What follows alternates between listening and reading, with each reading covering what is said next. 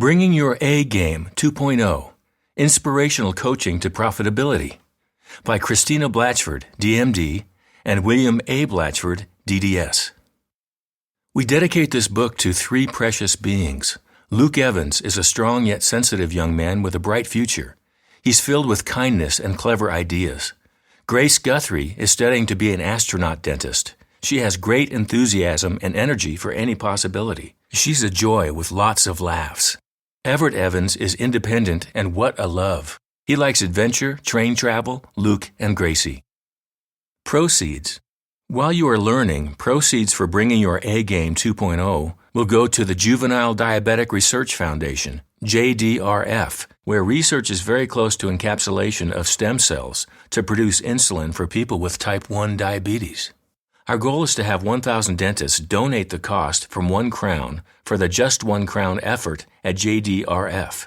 Every dentist knows at least one type 1 in their patient base or in their extended family. Blatchford Solutions would like to move from type 1 to type none. Tiffany Blatchford Evans is a type 1, wanting to be type none, as is our Blatchford consultant Nancy Granahan, who became a diabetic at age 11. Acknowledgements. We want to acknowledge all the many mentors enjoyed by the doctors in A Game. Many of these technical mentors have taken great risks over their careers to teach and share what they know. A dental school's mandate is to have students pass the state board, nothing more, nothing less. Upon graduation, continuing education choices are made, and these impact a person's life as never before. Thank you, Doctors Rosenthal, Dickerson, Coyce, Nash, Spoor, Whalen, Hornbrook, Pankey, Strupp, Baird, Spear, Mopper, Farron, Trinkner, Nixon, Reed, Eubanks, Dorfman, Garg, Mish, and so many more. You help doctors bring their A game and keep it moving forward. We want to thank the many people along our life's path who have made significant differences. Our Blatchford Solutions team of Carol Bogner, Jeannie Swenson, Kay Pachetti, Nancy Granahan, Carrie Warren, Daniel Pite, Duke Megan, Nancy Houston, and Dr. Brad Brayman. Our purpose is to provide inspiration, education, and motivation for dentists and teams to achieve their dream practice. The business of dentistry provides many unparalleled qualities of independence, entrepreneurial leadership, teamsmanship, total control, and so many choices. In North America, we were fortunate to be born on the right side of the planet. People do have discretionary income, their smiles and teeth are important to them, and you are respected and valued as that messenger. We enjoy the challenges of dentists who feel frustrated, unfulfilled, overworked, and underpaid, as well as underworked or out of control with debt and worry with business decisions. The successful business of dentistry is not complex or a secret. The real challenge is the owner and leader who is the top highly skilled mechanical operator, the only licensed diagnostician. The owner also wears a team hat and letterman's jacket. The team owner is also the head cheerleader. The dentist wears every hat and must know every position played on the team. It's easy to get lost in the crowd and not see the scoreboard. Herein lies the challenge and work to help the dentists find themselves, define their standards and values, and help them discover and define clearly the practice of their dreams and help them create a plan to arrive there. Using basic business principles of vision, goal setting, leadership, budgeting, communication, sales, and marketing, we coach them to achieve their dream. We understand and appreciate the science and technology. We also understand the debt burden of a young dentist, business choices and partnerships and associateships, as well as the real love many dentists feel for actually practicing dentistry, along with the extraordinary generational relationships that make a practice special.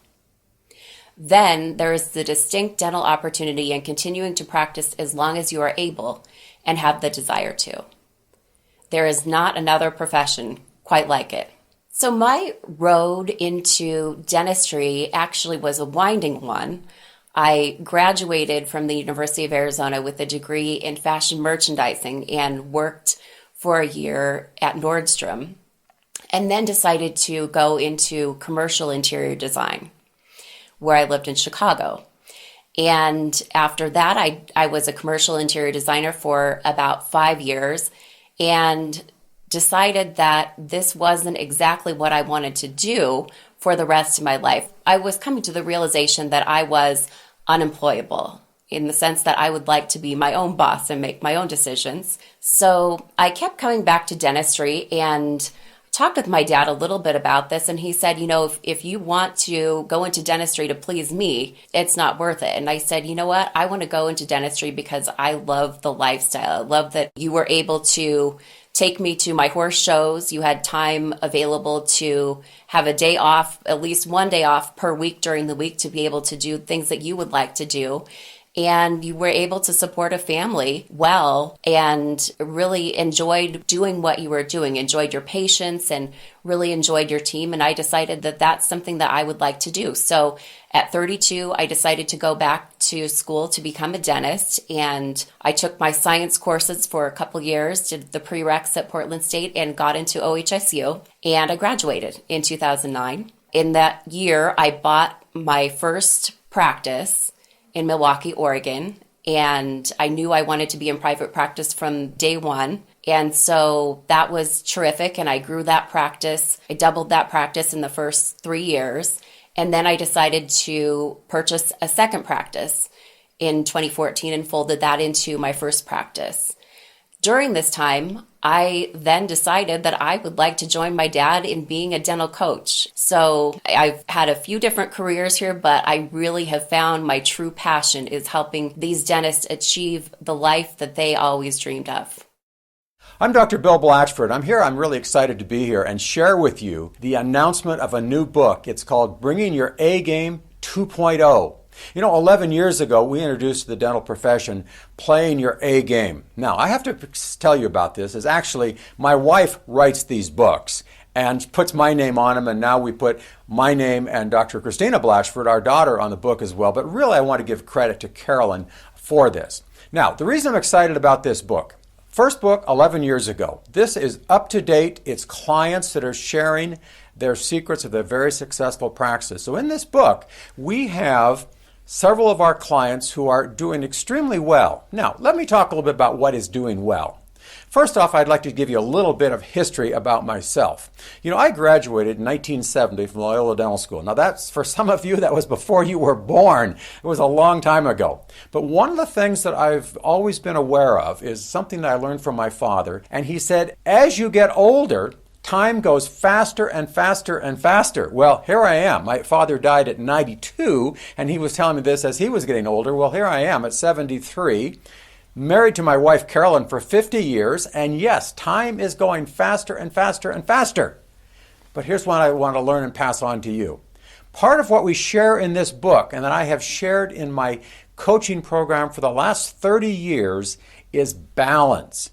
In talking about work-life balance, there's several things that I'm actually quite proud of that I'd like to get across to you, and I think we did that in this book. Number one, I've been extremely blessed. I married very well. I married Carolyn 50 years ago. Can you believe that? 50 years ago. We just recently went back to our 55th high school reunion.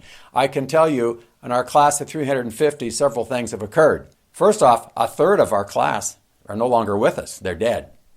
Another third is either physically, mentally, huge incidence of Alzheimer's disease, hard to believe, or financially incapacitated. So that leaves about a third of us who are still doing okay at 73. I'm very pleased to be in that group, and part of it is luck of the draw. The other part of it, though, is something that Carolyn and I worked on intentionally, and that was this part about balance. You see, the things I'm most proud of in my life are not how big our house is or how much money I have in savings, that sort of thing. But I'm proud of my family. I'm proud of my wife. I'm proud of our two daughters, Tiffany, who is a teacher and now has two incredible grandsons that I enjoy spending time with, Everett and Luke at 4 and 6. I'm just having a great time with them. And then Christina, of course, who is my partner in business, and she and her husband have Grace, who's also 6 years old. And the time we spend with them, to me, is way more important than how much money we have, and we have enough to be comfortable. Now, as I said, I graduated in 1970. I went to Corvallis, a small college town, home of the Oregon State Beavers. We won't talk about their football program at this time, but it's a great university. 40,000 people in town, over 50 general dentists. Now that sounds like a lot, but the educational level was high, the income level was high, and it all worked. By the mid-'80s, I was producing over $1 million. Now, that doesn't sound like a lot for some of you today, but remember, crowns were $275 to $300 at that time. So extrapolating that, we were talking at least $3 million. That's a lot of dentistry. But the thing that I learned about that was I could do that in a shorter period of time than most dentists. For example, 4 years into practice, I took 5 weeks at one stretch, and we loaded our Chevy Blazer with our fishing gear, our camping gear, and Christina Blatchford, who is now my partner in this business, was 18 months old, and we went to Alaska. We were gone 5 full weeks. You know what I learned from that? We could do that every year. And every year since, I took August off. I've never worked in August. Now, if I can do that, you can do that. You see, one of the things that I've learned in the years that I've practiced dentistry is I can get more money, but I can't get more time. And that is one of the real things that we teach in our coaching program at Blatchford Solutions, is how to get that time for yourself, for your family, your community, and have time to do things like Christina and I just went to Haiti for a week and did volunteer dentistry with a group of our clients, set up by Jason Tabor through the Mission of Hope. And you see, if you have time, you can do these things. So we can teach you, and by reading this book or listening to the audio version, we will share secrets with you to have more time in your life while having the income that you deserve as well. Enjoy the book. Chapter 1. Retire as you go. Dr. Richard Dunn. When Dr. Dunn came to Blatchford at age 58, he was disillusioned about dentistry with a staff of 17 and owned a management nightmare.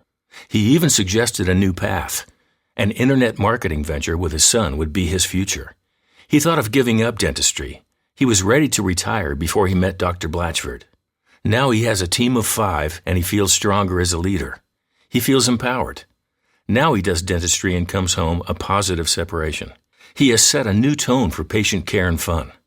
The team is more productive than ever, Dr. Dunn proudly proclaims. He makes strong points about Blatchford coaching. Falling in love again with dentistry and no longer stressed. Finding the reason for being a dentist. Became a better dentist by being more relaxed and focused. Being around so many outstanding clinicians and Blatchford coaches has been a positive force that encourages us to strive to always be better to ascend to the top of our profession. Became a much better leader and manager of my dental practice. I see items that need to be addressed, and now I do them. I do not procrastinate. I lead by example for my team and have established a positive atmosphere at the office. Team is encouraged to improve themselves through education and use their creativity to not only improve our office and patient care, but also be a part of the fixing issues at the office.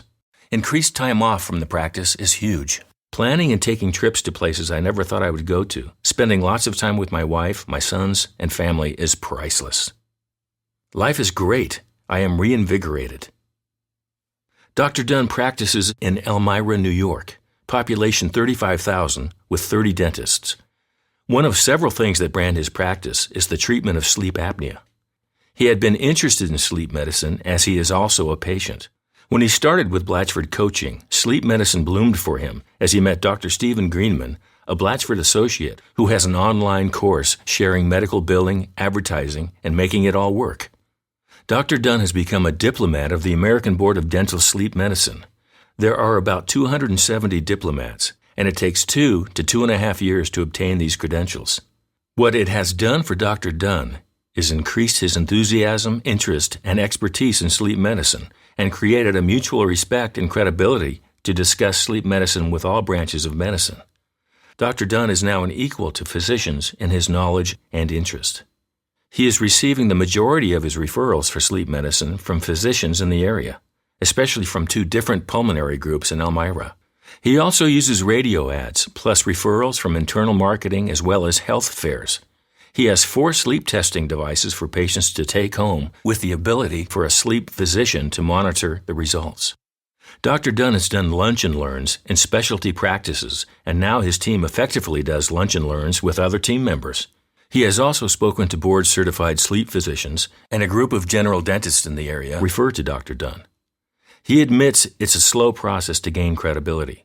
One has to expand referring circles. He now has a physical therapist who does TMJ work and is now referring to Dr. Dunn for sleep apnea. His goal is 20 sleep cases a month. For Dr. Dunn, sleep apnea has a $3,200 case value, and his team completes 95% of the work. He works on acknowledging referrals, and constant communication is key, especially with physicians. Dr. Dunn feels he is branded by how he and his team treat patients. They work on their phone skills. Doctor calls patients at night, and the night before a new patient comes in, Dr. Dunn calls to see if they might have some questions. The result is a quicker bond before they have ever met Dr. Dunn. The conversations start quickly. A merger was a positive result for Dr. Dunn. He did not buy equipment, and he did not criticize the selling doctor's work.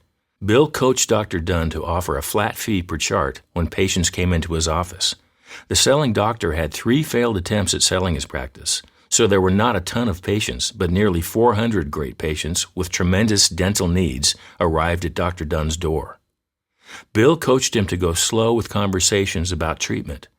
Instead, make a friend by evaluating patients and prioritizing treatment. The merging practice was on the opposite side of town, about a 25-mile drive from many of the patients.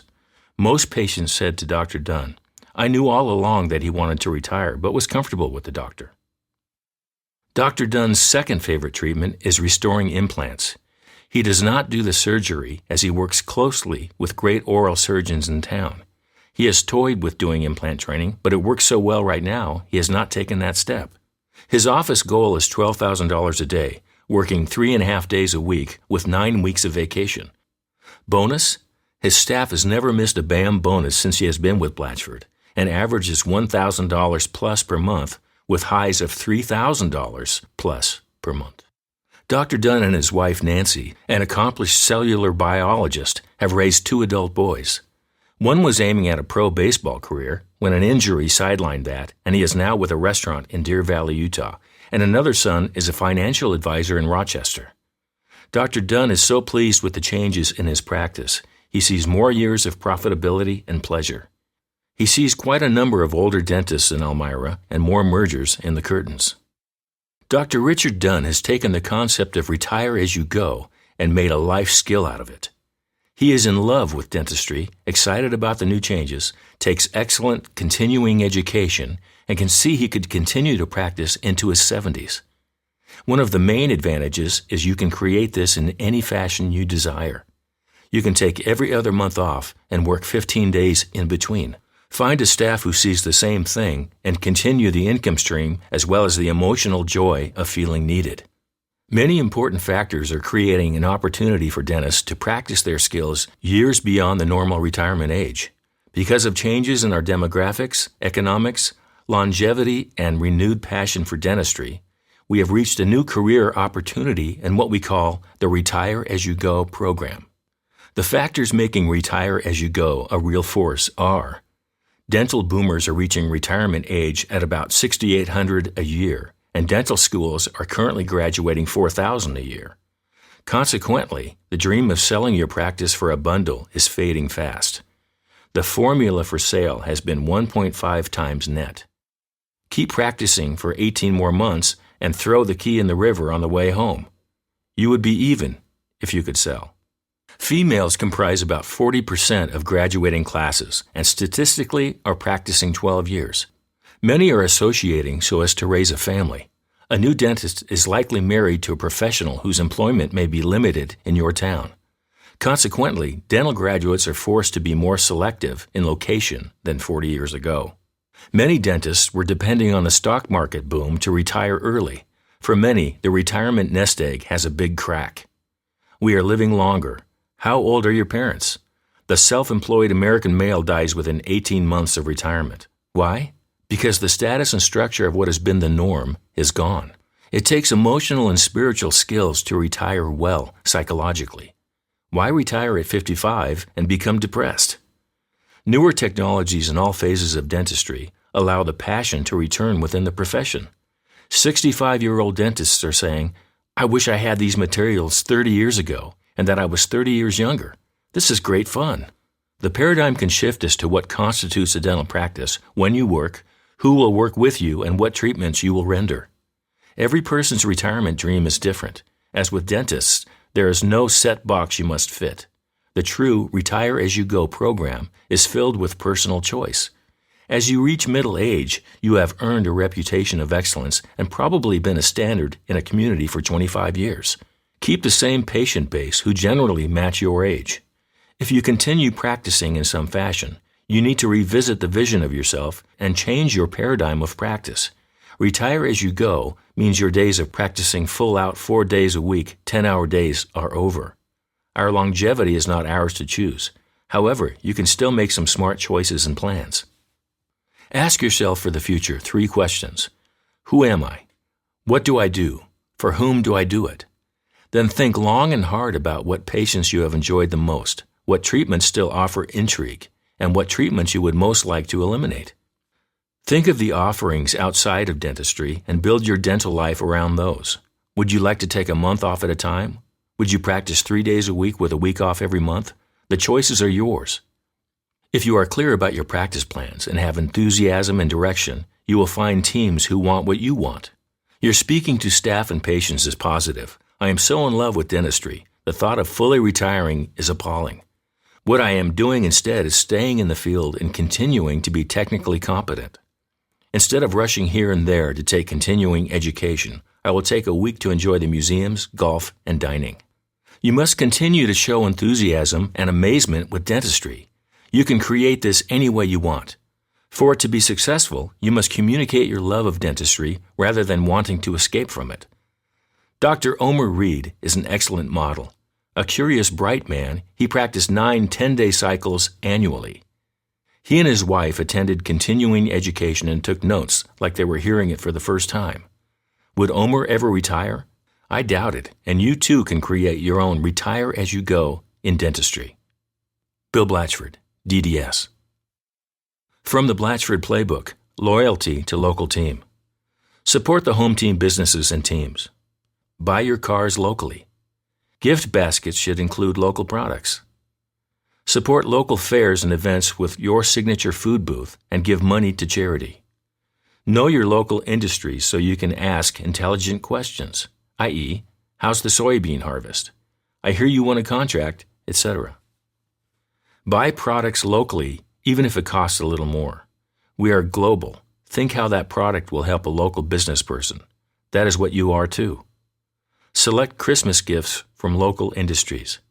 Be a cheerleader for your own town, community. Attend concerts, sports events, openings, Chamber of Commerce field days, fundraisers, potlucks, high school art shows, etc.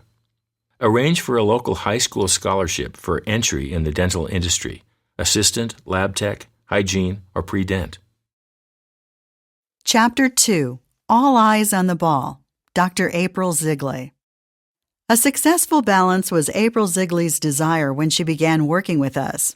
How to juggle a large, fast-paced practice in a small Washington town, keep being a great wife and friend to her husband, be an integral and influential part of raising 2 toddlers, be a grateful daughter and spiritually active? A graduate of Loma Linda, April wanted to associate for 5 years and then make some choices. In her first associateship, Dr. Ziggley saw beautiful dentistry being delivered in 12-hour days with everyone running ragged. She knew she was not giving her best and was very frustrated. She knew in her heart she had different goals of how guests should be treated and dentistry delivered. After 6 weeks, the owner took her to lunch and offered her the practice. Yikes! April was just out of school and naive enough to think $890,000 was the norm. Yet she realized her payments would be $14,000 a month, and she would be responsible for all bills, including staff. She had no idea how to make a practice operate with 2 full-time doctors and staff of 14. I was so afraid that I would end up bankrupt and my family would suffer for 10 years. I lost so much sleep, my husband John was afraid for me and shared that he thought we should not proceed with the sale. I asked my professors from dental school, and one said, "Run for the hills." The other said, "Go for it." A small rural lumber mill town, population 8,504 in 2000, is 35 miles south of Seattle and had tulip and daffodil farms. By a stroke of luck in 2001, Sumner became the starting terminal for the Seattle commuter train. Sumner is now growing at 6% a year. Yet in 1997, 4 months out of dental school, running a huge practice with no leadership experience was agonizing. A big case was 4 crowns at a time. Accounts receivable reached $220,000. In 1998, they sent 489 statements monthly, which took 3 days to process. The computers crashed and they discovered the backup had never worked. Dr. Ziggley went through 4 associate doctors in 4 years. Each seemed to want to work for a year and run the practice how they wanted when April was not present. April made a real point to honor and compliment her staff, but it seemed they too took more and more each day. Embarrassed to admit it, at one point she said to her staff, "Why don't you all just suck my blood out too and get it over with?" She wondered why she didn't go into hygiene. Dr. Ziggley took 3 weeks off to have Christopher in March of 1999. She was working 12-hour days and had an overhead of 78%. Patients and colleagues criticized her, but the pressure was there. Her second child was born in 2001 when the associate was not a great producer. He was content to do just the bare minimum and would send his patients home instead of doing the work. April was so frustrated as she was leaving for work before the babies were awake and arriving home when they were down for the night. When April met Lori Huber, a Blatchford enrollment coach, April shared she wanted to spend more time with her 2 babies. It was a very emotional meeting and a turning point for her to enjoy dentistry, become more profitable, and be a mother again.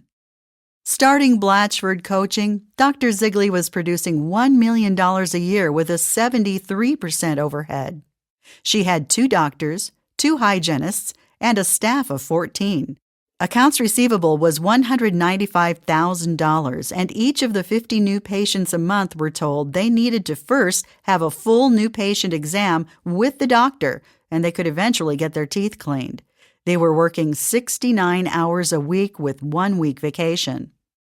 Now they are attracting 30 new patients a month, work 22 hours a week, and take 9 weeks' time off with pay, have 1 doctor, 2 hygienists, and a team of 2 dental assistants and 1 receptionist with overhead at 48%, and produce $1.8 million.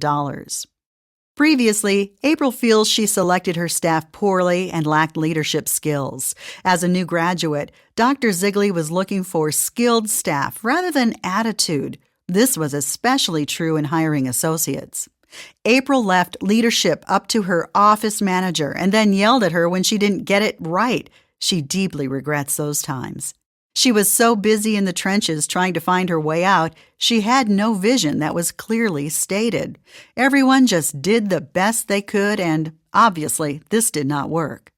April would go to a class and come home with great ideas. Monday morning, she would tell her staff, "This is what we are going to do. Do it now."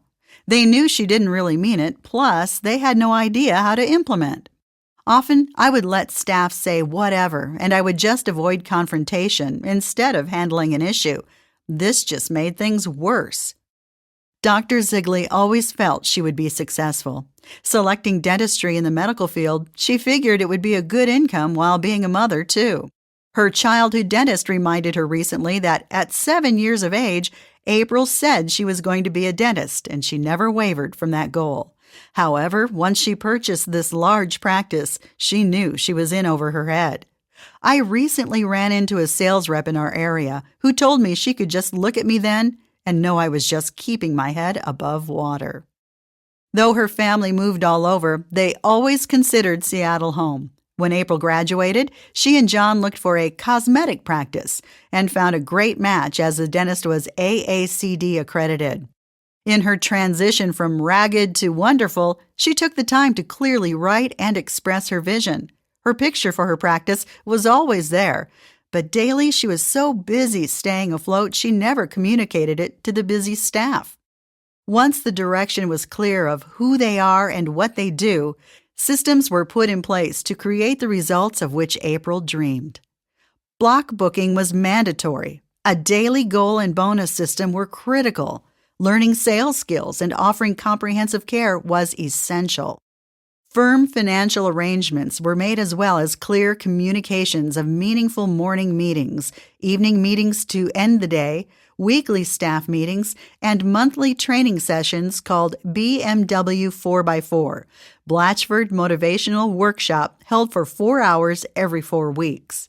These meetings have since progressed to BMW 2x2, 2-hour meetings, since their team has been together for 14 plus years. Guest protocol systems were introduced as well as marketing. April stopped doing the treatment she disliked, extractions and implants. Crabbiness ended. Simultaneously, April stepped up her leadership skills. When she made the decision to be coached by Blatchford, one of her 14 staff said, "We can do this ourselves. I don't think we need Dr. Blatchford." April's new leadership response was, "I have already decided the path we are taking. Your choice is whether you want to work here or not." I think it is really tough to be a woman in a leadership position. I struggle with it all the time. I want to be friends. April is a very high 1 on DISC test. With my team, hang out with them, etc., like they do with each other. I can to some extent, but not completely, since I have chosen to be the leader. This is hard for me. It is a very fine line. I really struggle with decisions that impact the staff, especially cutting positions. I am getting better, and I have learned that once I'm frustrated enough to think about letting someone go, I have already gone about 8 months further than I should have. And I have a fabulous team who encourage me on a daily basis. For example, recently John and I purchased a new home. 5 years ago, the staff comments would be, "It must be nice to have all that money to do that kind of thing." Now I hear, "Good for you. We're proud of you to make the decision. We can hardly wait to see it. How can we help?" What a difference! I know the biggest difference was just deciding to be the leader instead of waiting to see if someone else would. Just do it.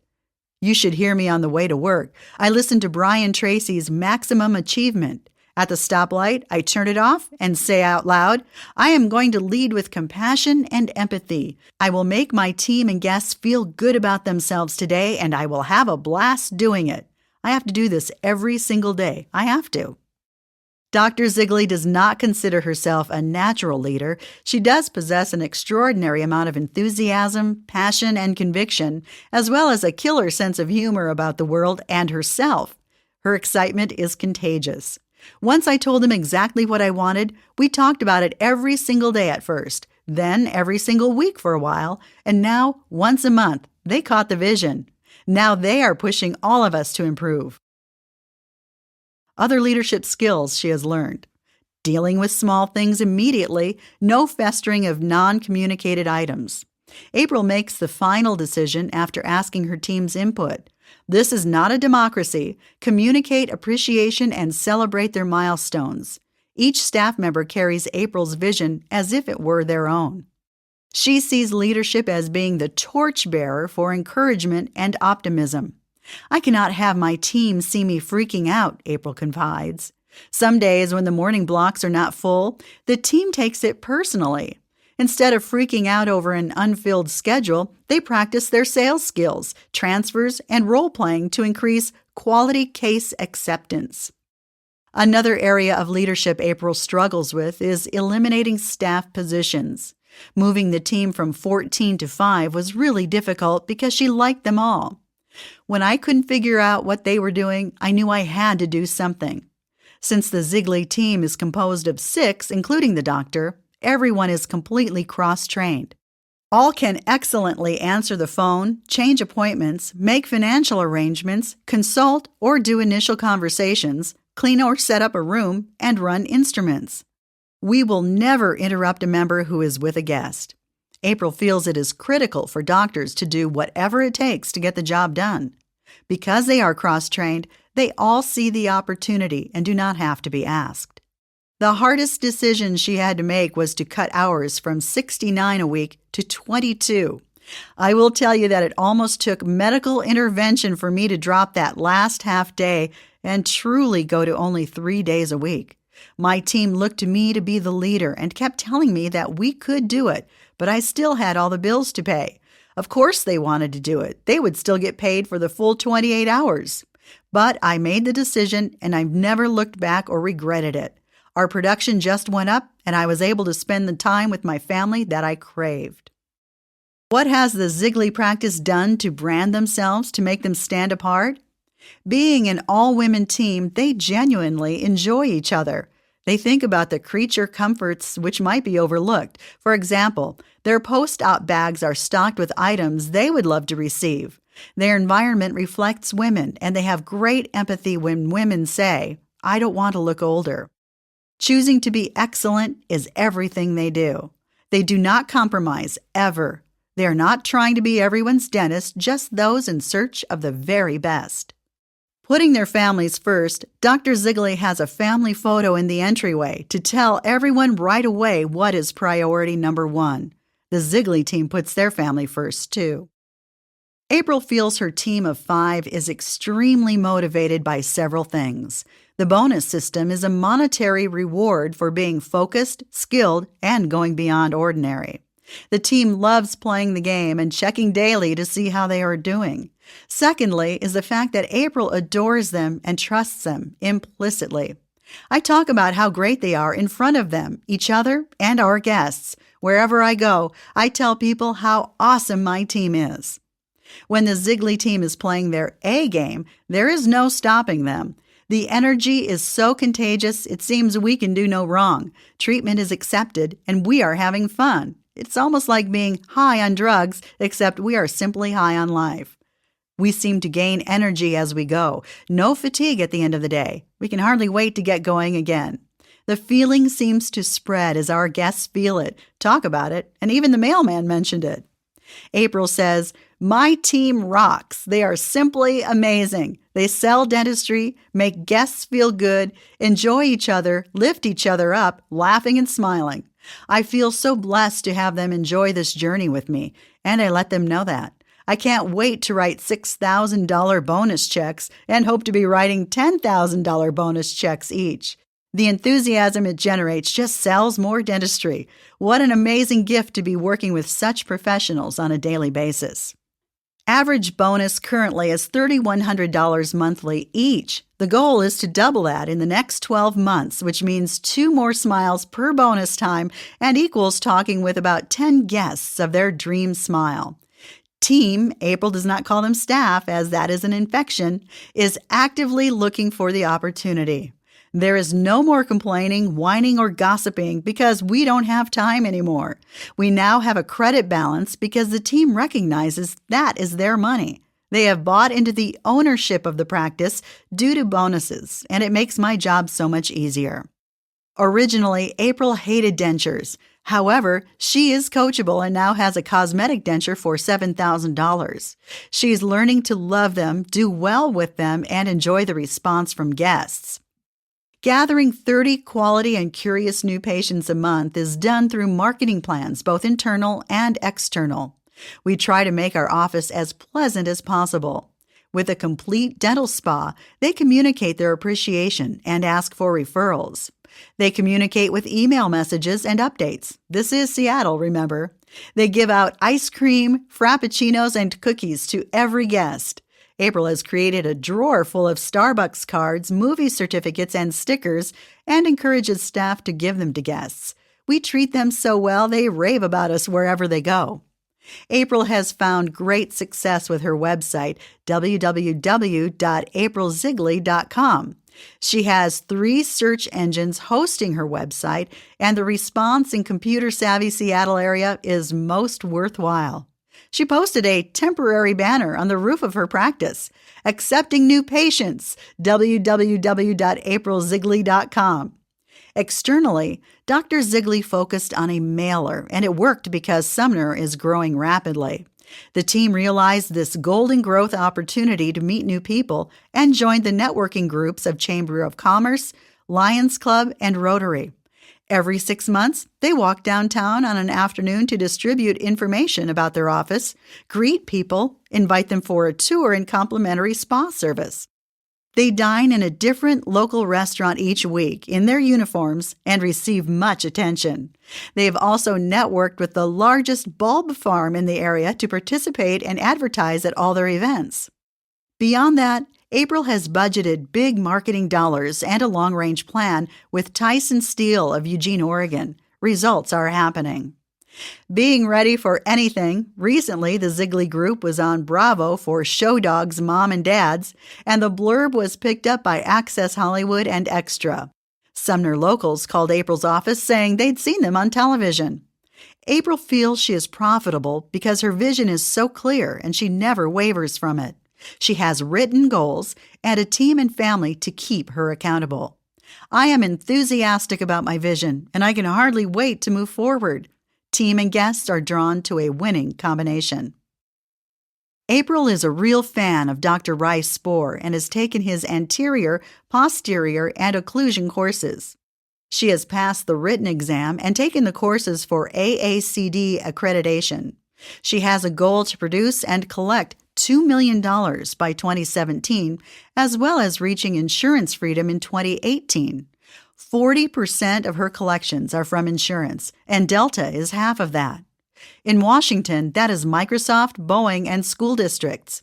The Ziggley team is mentally free of insurance as they realize insurance does not believe in the dentistry we believe in.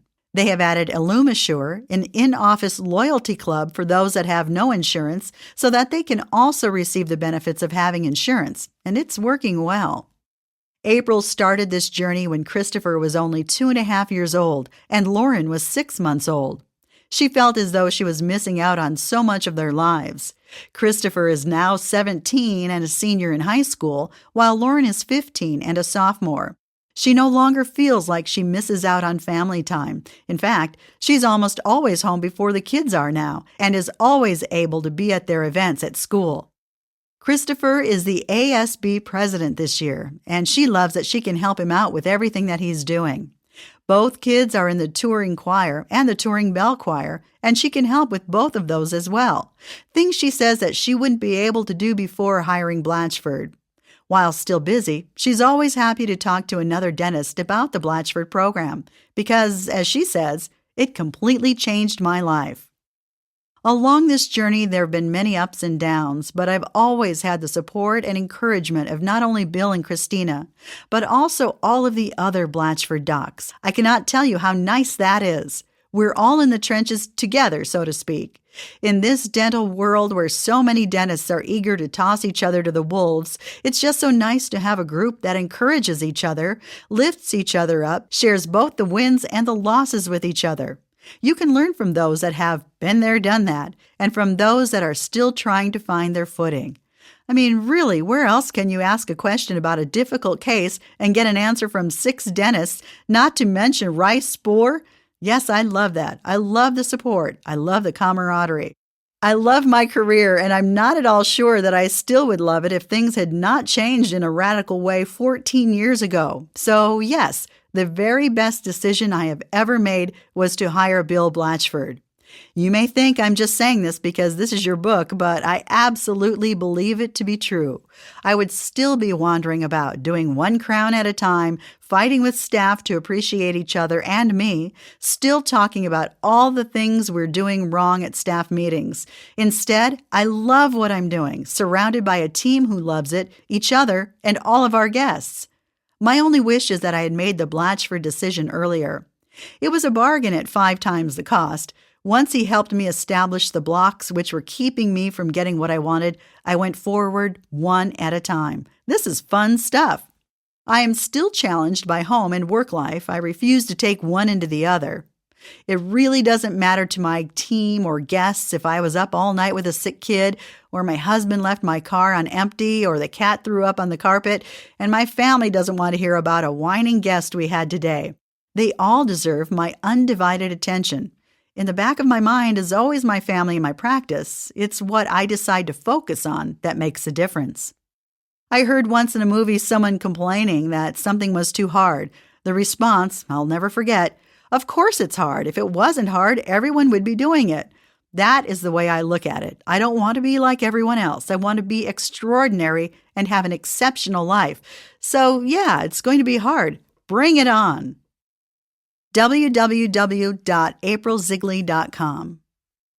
Playing the Blatchford game. Take action to sell. Dr. Ziggley was greatly inspired by hands-on participation in 2 of Dr. Rice Spohr's cosmetic courses. April and her team could see the possibilities of becoming accomplished in cosmetics along with a steady general dentistry practice. Hands-on cosmetic courses mix well with the Blatchford skills in non-pressure, patient-driven case presentation. Dr. Ziggley's team is mastering these skills, and their numbers demonstrate their commitment. The motivation and excitement generated when a dentist learns modern ideal dentistry is the new high point in her dental life. The enthusiasm a born-again dentist exhibits is undeniably contagious. We have seen dentists looking forward to retirement, take a live patient course, and now become so excited about practicing dentistry again that they develop a retire-as-you-go program. Taking a live patient course is a real renewal. A gap occurs when the newly regenerated dentist returns to practice and finds, for some reason, the patients are not eager to have the modern ideal dentistry. Patients seem to respond with, "But do I need this? Will my insurance cover this? I don't really want to change things. I just want my teeth to look just like they do now." The dentist gets stuck, reverts back to education and pictures on the bracket table. The patient's answer will probably be a stall. "I'd like to think about it," or "I'm not interested in cosmetics." The gap occurs because we try to use the old heavy pressure system of presentation, learned when needed dentistry was the answer to crisis care. Dentists are slow to accept the paradigm that dentistry is optional elective care. Patients know they do not need what we have to offer. Therefore, the old pressure system of technical education and "you really need to have this done" mentality needs to change. Because modern dentistry is a choice, an option, the sales approach needs to be one of creating dreams and offering choices. Education and technical drawings are not a part of the emotional sales process. Because the old sales approach of technical education is used to present the new modern ideal dentistry, patients are not wildly accepting of a new smile. What is needed here is a new action to accompany your new modern skills. Successful dental sales have moved into the ethical and emotional arena, leaving the technical area behind. The action necessary is advancing your skills in sales. Frustration can occur when a dentist learns the modern dentistry and perceives he cannot sell this beautiful dentistry on my patients in my town, in this blue-collar area, in this heavy insurance town, in this college town, etc. Our own paradigms of years in traditional dentistry hold us down. Change comes slowly in dentistry. Do you have modern dentistry in your own mouth to match what you're offering your patients? Does your staff believe in and have smiles which match what you have to offer? Patients will wonder why you're offering them beautiful optional smiles when it is very apparent you do not believe in it yourself. Walk your talk. Part of the action we need to take is a delving into our own mental psychology. We hold ourselves down with our own self-imposed lids to greatness. Fine dentistry will have a better chance of acceptance in your practice if you believe your patients deserve to know about these choices, that you are the dentist who has the technical skills to deliver, that it is all right for you to charge a fair fee. Another part of the mental game is for 30 years, we have allowed insurance companies to dictate our treatment, our fees, and our return. Dentists have also allowed the insurance companies to do our marketing and sales. Insurance companies brought in new patients, and patients learned about insurance maximums, accepting treatment to that limit. If you are fearful of breaking through the insurance barrier, not only is this a mental question, but also specific skills and financial considerations are essential to have in order before becoming a non-provider. It is exciting to coach a doctor who's taking technical classes in bonded dentistry to shift the paradigm from needed to optional and teaching scripts which have the patient driving the conversation. We coach our doctors to concurrently take action in the live patient process of learning. We can teach you how to sell the treatment of dreams.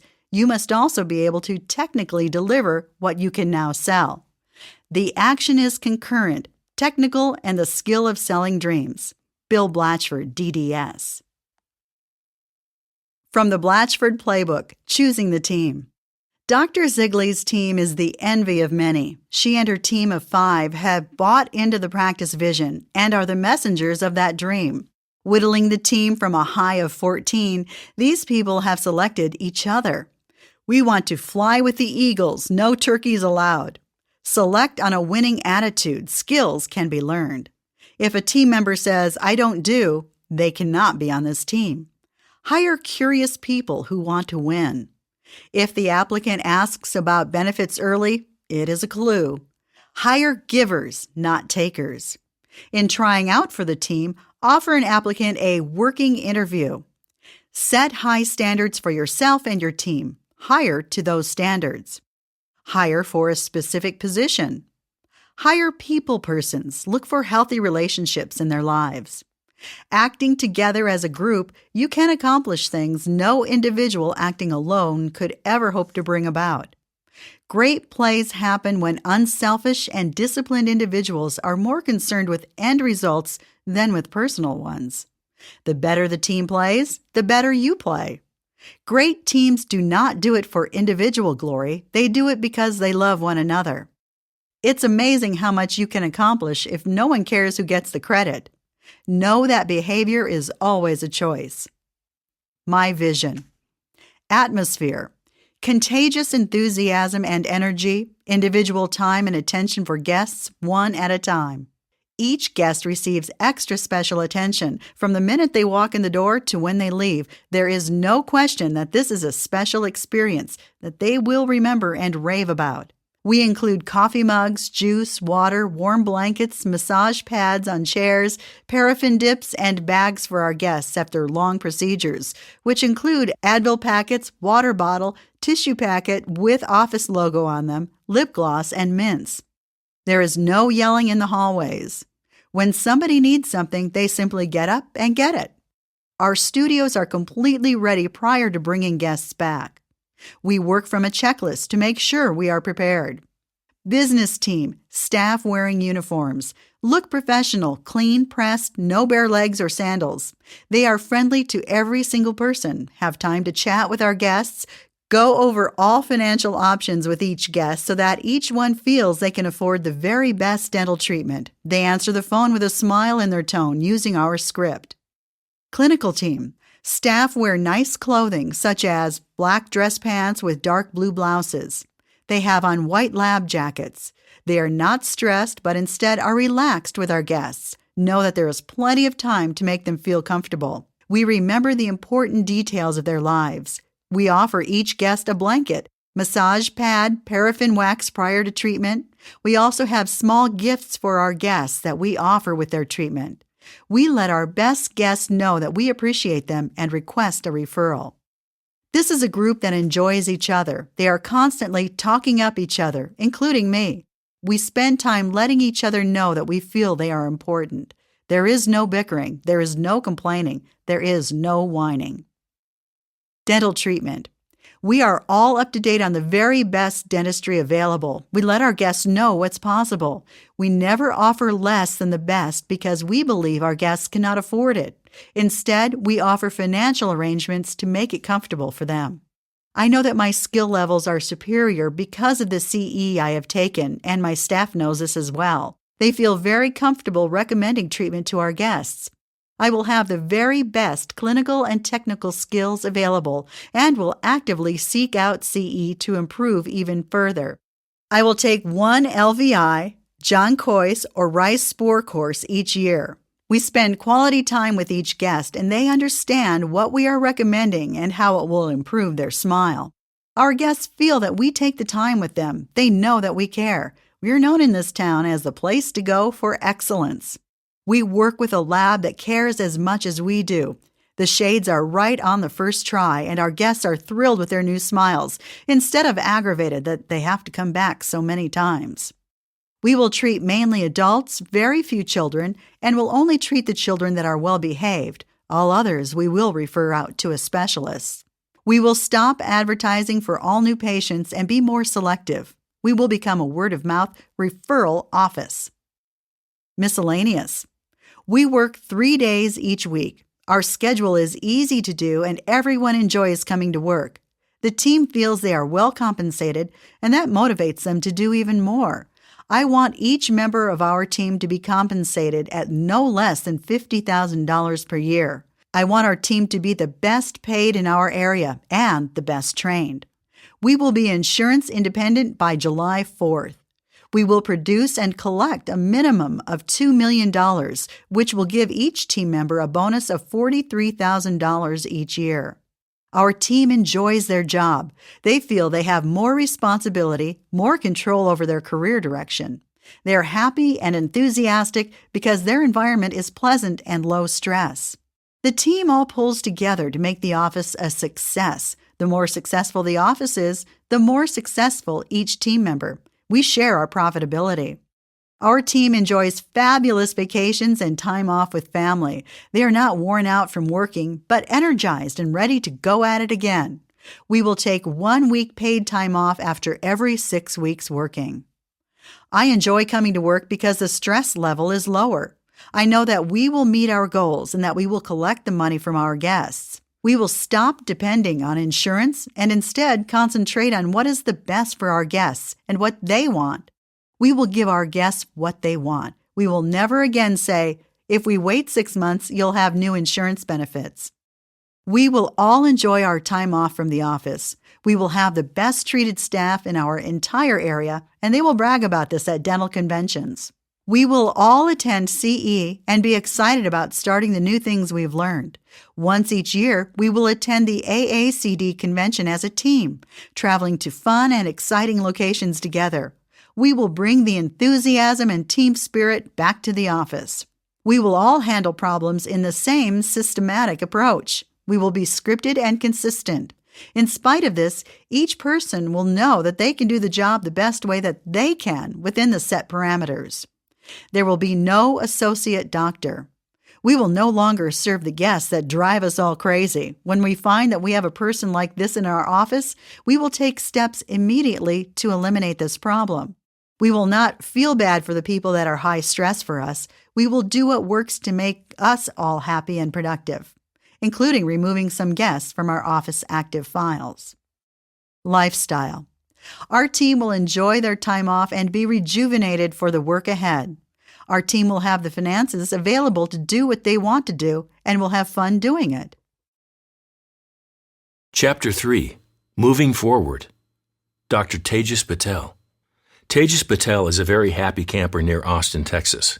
He is a bright boy and an excellent leader who sees a bigger picture for himself, family, and contributions beyond to help mankind. He is from very supportive families on both sides. He and his wife, Amy, a specialist in oil and gas acquisitions, are raising 2 girls, ages 10 and 12. From Blatchford Coaching, Tejas was seeking a balanced lifestyle and a larger net. He now works 190 days a year with 8 weeks off. He has breakfast and dinner at home with his family, takes his girls to school 3 times a week, and they have noted he has Fridays and weekends off. At Tejas' summit with Blatchford, he learned that life and family come first, and he can build a practice to support that lifestyle rather than having the practice run him, and then his family gets what is left. Tejas shared that with family and his extended family now, all the Patels are really forward-focused on traveling and goals. Plans are made 12 months out, and tickets are purchased.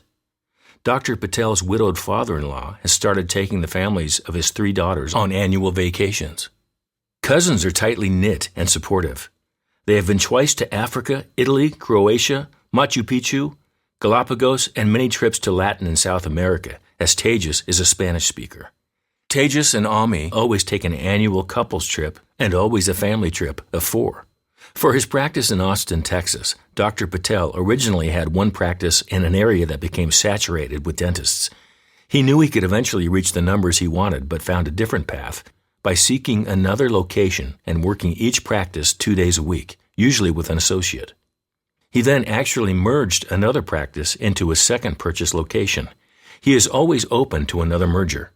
In staffing issues with his purchase and mergers, he learned he would be quicker in letting marginal people go. Some staff has been awarded an annual increase and were earning far above their pay grade for no increase in skills. Bill had coached him to make the choices for team as a leader and not feel an obligation to hire them for patient loyalty. Patients are fine with a new doctor and okay with a new team. Hygienists can be a connecting factor if they meet his qualifications. Dr. Patel currently has a one-day-a-week associate who works in the same practice when Tejas works. He has had 5 or more associates in the 5 years, and he has now learned he is seeking dentists who have 1. An openness to learning, 2. Little desire to own and operate their own practice, and 3. A self-starter personality. He has also learned if the team is trained well and has an ownership mentality, almost any associate can fit in. The team makes it happen. In his mergers, he wanted to keep as many patients as possible and did retain a lot by having hygienists continue to see patients to present more comprehensive dentistry. Both practices were older dentists who referred a lot of work out, as well as underdiagnosed for today's dentistry. They had no web presence, and just by starting a Crown of the Year club, they were moving forward. After several hygiene visits, the patients were then diagnosed with a more comprehensive treatment plan. Austin is the state capital, has the huge UT Austin campus of 60,000 undergraduate students and graduate and professional schools. It is an art, tech, and real estate center near the Texas Hill Country. Austin has a personality all its own and is not as affected by the petroleum industry as Houston. There is a clear choice in Austin, and their advertising helps all dentists. In Dr. Patel's 2 practices, he is specializing in cosmetic dentistry and all on 4 procedures. He is certified in oral sedation and works with an anesthesiologist for IV. Dr. Patel is a fellow in ICOI for implants. He did his early cosmetic learning at LVI and followed a path of international implant training as live courses were available in the Dominican Republic, Nicaragua, and Brazil. He studied implants with Dr. Virgil Mangallo of LiveImplantTraining.com and felt the opportunity to actually participate in surgeries gave him confidence and expertise. Dr. Patel started maximum use of the internet and social media early on. He has hundreds of YouTube videos which he filmed as selfies and were oriented to the emotional side rather than the technical dentistry. He is very conscious of marketing. He has 3 websites and currently is making some professional videos for use on television and the 30-minute wellness hour in the Austin area. One of the many gifts he feels he received with Blatchford Coaching is being a member of the Big Docs Group, those collecting $1.6 million and above as a solo dentist. Tejas met for the first time at the Big Docs Group, Dr. Jason Tabor of Tennessee, and was impressed with his work and volunteering at his home clinic as well as in Haiti. Dr. Tabor gave a passionate speech at a Big Docs meeting on the need for volunteer dentistry, and before the end of the year, Tejas was on his way to Haiti. It was a life-changing week to be with such dedication of about 6 dentists, working hard and sharing beliefs and promises in life. Tejas is going again this year, and he and Dr. Tabor have developed a strong friendship. Tejas also mentions the value of the closed Facebook connection with all Blatchford clients and how compassionate and helpful others are in lifting you to greater heights. Playing the Blatchford game, dental mobility. Dental practices are available in the areas that you want to move. Dr. Tejas Patel is a good example of dental mobility. It used to be your first choice for location was it. You planted your feet and stayed. Now dentistry matches the transitions of America. Moving can be a renewal of energy and focus. Is it the right thing for you? One of the standards in dental practice has always been decide where you want to live and hang your shingle. The set rule was that once a dentist established a practice after dental school, he was a definite fixture in that community through retirement years. This paradigm, or way of looking at the world, is now passé. One of the main reasons is that 44 states now have licensure by credentials. You can move. Dentists can sell their dental practice and move to another area of town, another area of the state, or another state. Dentists are not stuck in an area just because you own your practice, own your office, and a home. Remember, all of these things were for sale when you established your practice, and all will sell again. I applaud situations where dentists have selected desired areas and after 30 years are still finding the population and economy is stable. Where I'm encouraging change is when the dentist established a practice 10 or 20 years ago and he feels it is no longer as desirable an area but feels stuck. The idea of utilizing his well-honed skills somewhere else wouldn't occur to him because of this old dental paradigm about moving. Just as America is more transient than ever, dentists can move too. A variety of situations could occur. 1. Population mix of the area is changing. 2. Change in family situations requiring your presence in another area, like older parents. 3. Economic base is changing. 4. Area of concentration, cosmetics or family practice, would be more successful in another area. 5. Frustration, apathy, and boredom are occurring in the practice because of the above. And 6. Desire to practice in a recreation area or new hobby. Benefits of moving could be finding a more promising economic situation where patients see value in your fine work, being close to family in times of need, and selling your practice to someone who now perceives value from his perspective. A change in scenery for a dentist could actually stimulate thinking, growth, and positive energy. Mental barriers to moving are passing the state boards, selling your practice, finding a suitable practice in the desired area, and the stress of moving. Passing another state's board seems like a huge barrier. In actuality, a competent practicing dentist can pass a board. 44 states now have licensure by credentials. A valid dental license in one state is acceptable in another state. In addition, there are 5 regional boards which create opportunity in other states. Feeling stationary or stuck is now a state of mind rather than an actuality. The whole transition from preparing your practice for sale to purchasing another practice can be nicely done in 24 months. It is important to know what creates value in your present practice and how you can prepare it for the best sale.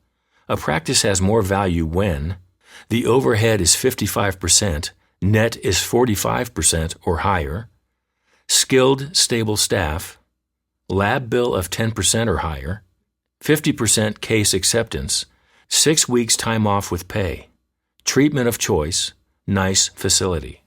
Change. Bulk of the dentists are over 50, having graduated when dental schools expanded their numbers in the early 1970s. Some may be looking to retire. Some may be wanting to add an additional smaller practice to their existing patient base. You may perceive your present practice as a declining value because of a changing economic base or population mix. Just as we do not want to prejudge patients, do not prejudge the value of your practice. It is valuable to others for different reasons. Just as you, practices may be for sale because the doctor is going back to graduate school, has family needs in a different area, or feels it's just time to sell. Some doctors may be feeling frustrated at the changes in the dental marketplace and are unwilling to participate any longer. Some practices may be listed with a broker while others are not officially for sale.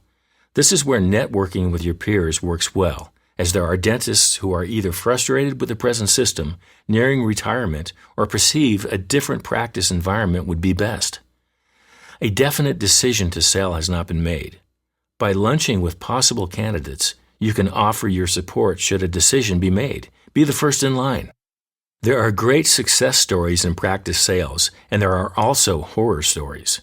Our purpose is to help the dentist who wants a move to avoid the heartbreaking pitfalls of some purchases.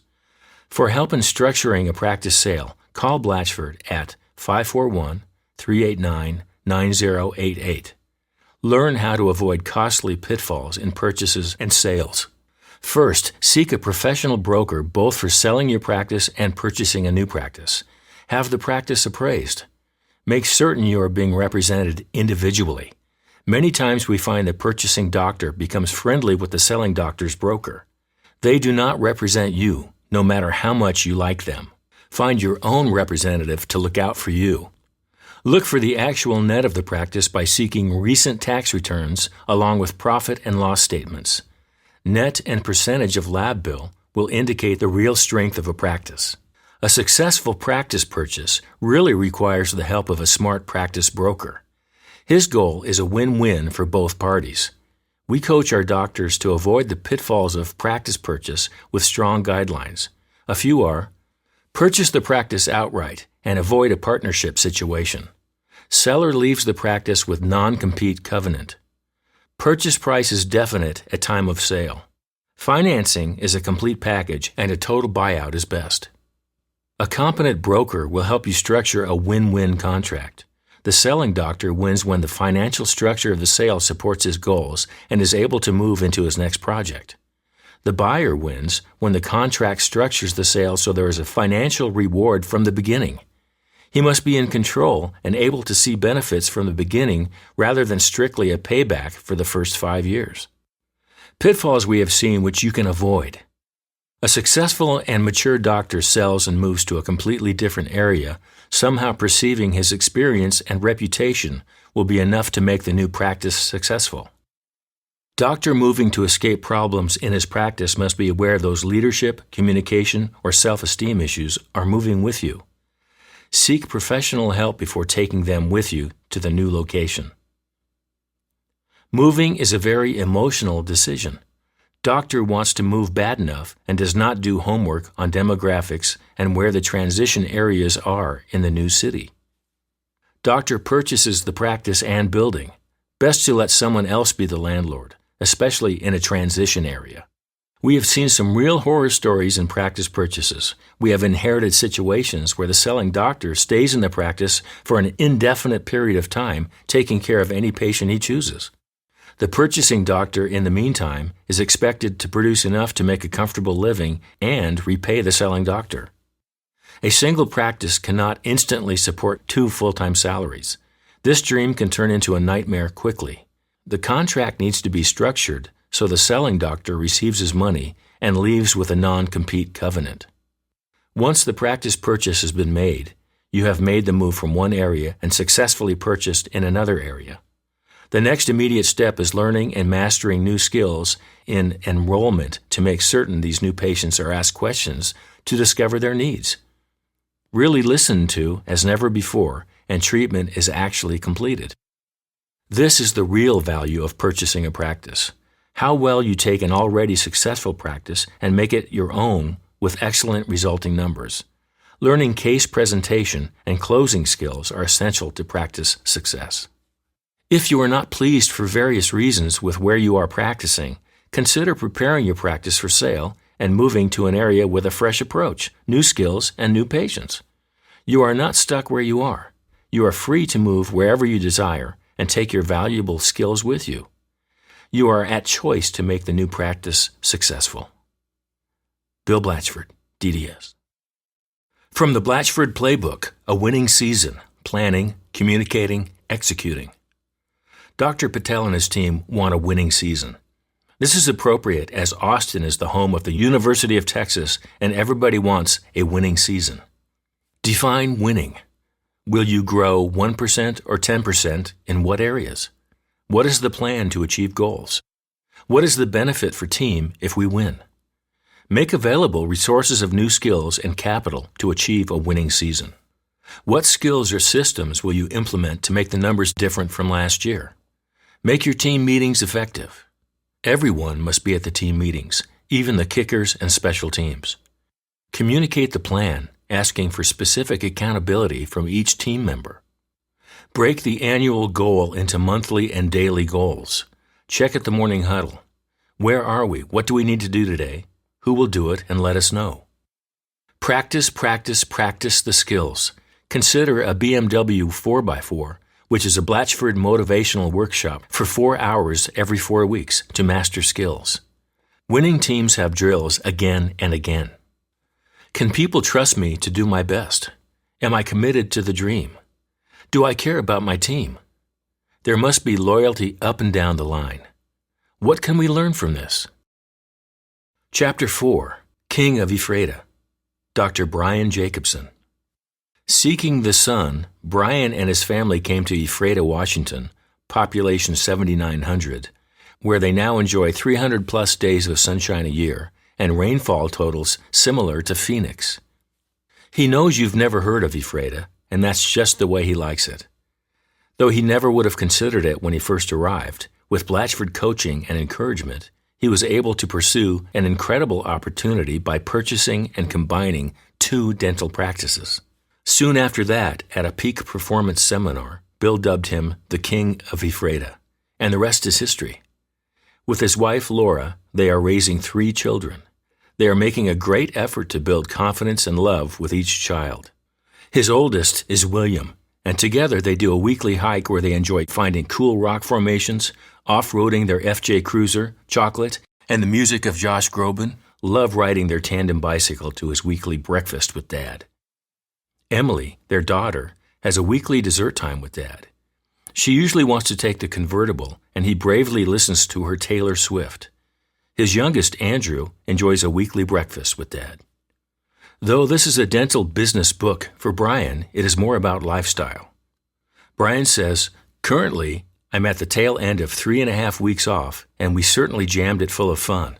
The family and I headed to Florida, went to Legoland on a 4-day Disney cruise with 4 other Blatchford docs and families, went to Kennedy Space Center, did 3 days of Harry Potter and other rides at Universal, came home, made 2 trips to a Great Chelan water park, visited a new museum, hiked into Columbia River Gorge and Lava Canyon at Mount St. Helens, and went to a concert." Following Blatchford's advice on time off has really helped me to reconnect with friends, family, and places I've loved in the past. I have really changed my mentality and my perspective toward work and time off. I've put a lot of work into having the right team, and we work hard and efficiently when in the office, so we can thoroughly enjoy other aspects of life when we're not. In many ways, it's like I've gotten my relatively carefree pre-dental life back, but better in so many ways. Brian is continually a surprise. He is quiet and thoughtful, but also has a fun sense of humor and a wide variety of interests. Brian grew up in rainy Astoria, Oregon, and he returned there for 8 years as an associate. Although he is a Goonie through and through, Brian and his family tired of drear and dampness and sought sunshine and a change of pace east of the Cascades. A practice became available in Ephrata. He initially was pleased with working 180 days for $700,000 in collections and 6.5 staff. Brian felt like he was running by the seat of his pants, though, with inconsistent customer service and frequent difficulty staying on schedule. He felt his patients owned him. He took CE, but it usually didn't convert into financial success. He was scared and worried he might have the wrong mindset for success. He was playing the lean game not to lose, rather than thinking big. Brian has always felt you become like the people you hang with, so he decided he wanted to hang around with busy, accomplished dentists. In spite of the hour commute each way, he joined a Spear study club, even though he had not taken any Spear classes. One doctor, Matt Flugie, quickly stood out to him. He arrived via a variety of cool trucks and motorcycles, seemed to have many days off and lots of different hobbies to pursue on them, and he had impressive confidence, knowledge, and dedication to his family. Brian says, "It was my pursuit of happiness moment with Matt playing the role of the stockbroker in the Ferrari. When I asked, 'What do you do and how do you do it?' his reply was, 'Hire Blatchford and do what he says.'"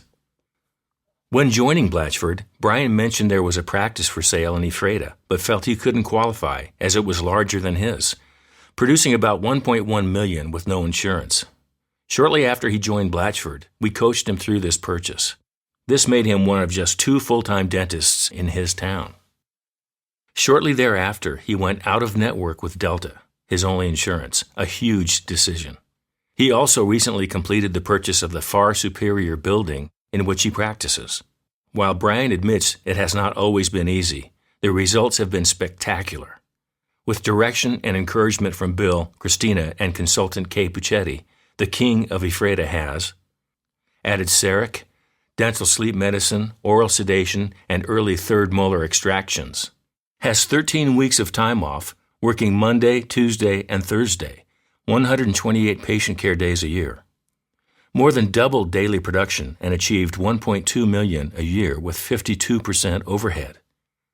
Created goals of greater efficiency per hour and increased health and fitness. Dr. Jacobson embraces the Blatchford philosophy. If something is being done, it is probably possible, meaning I can do it too.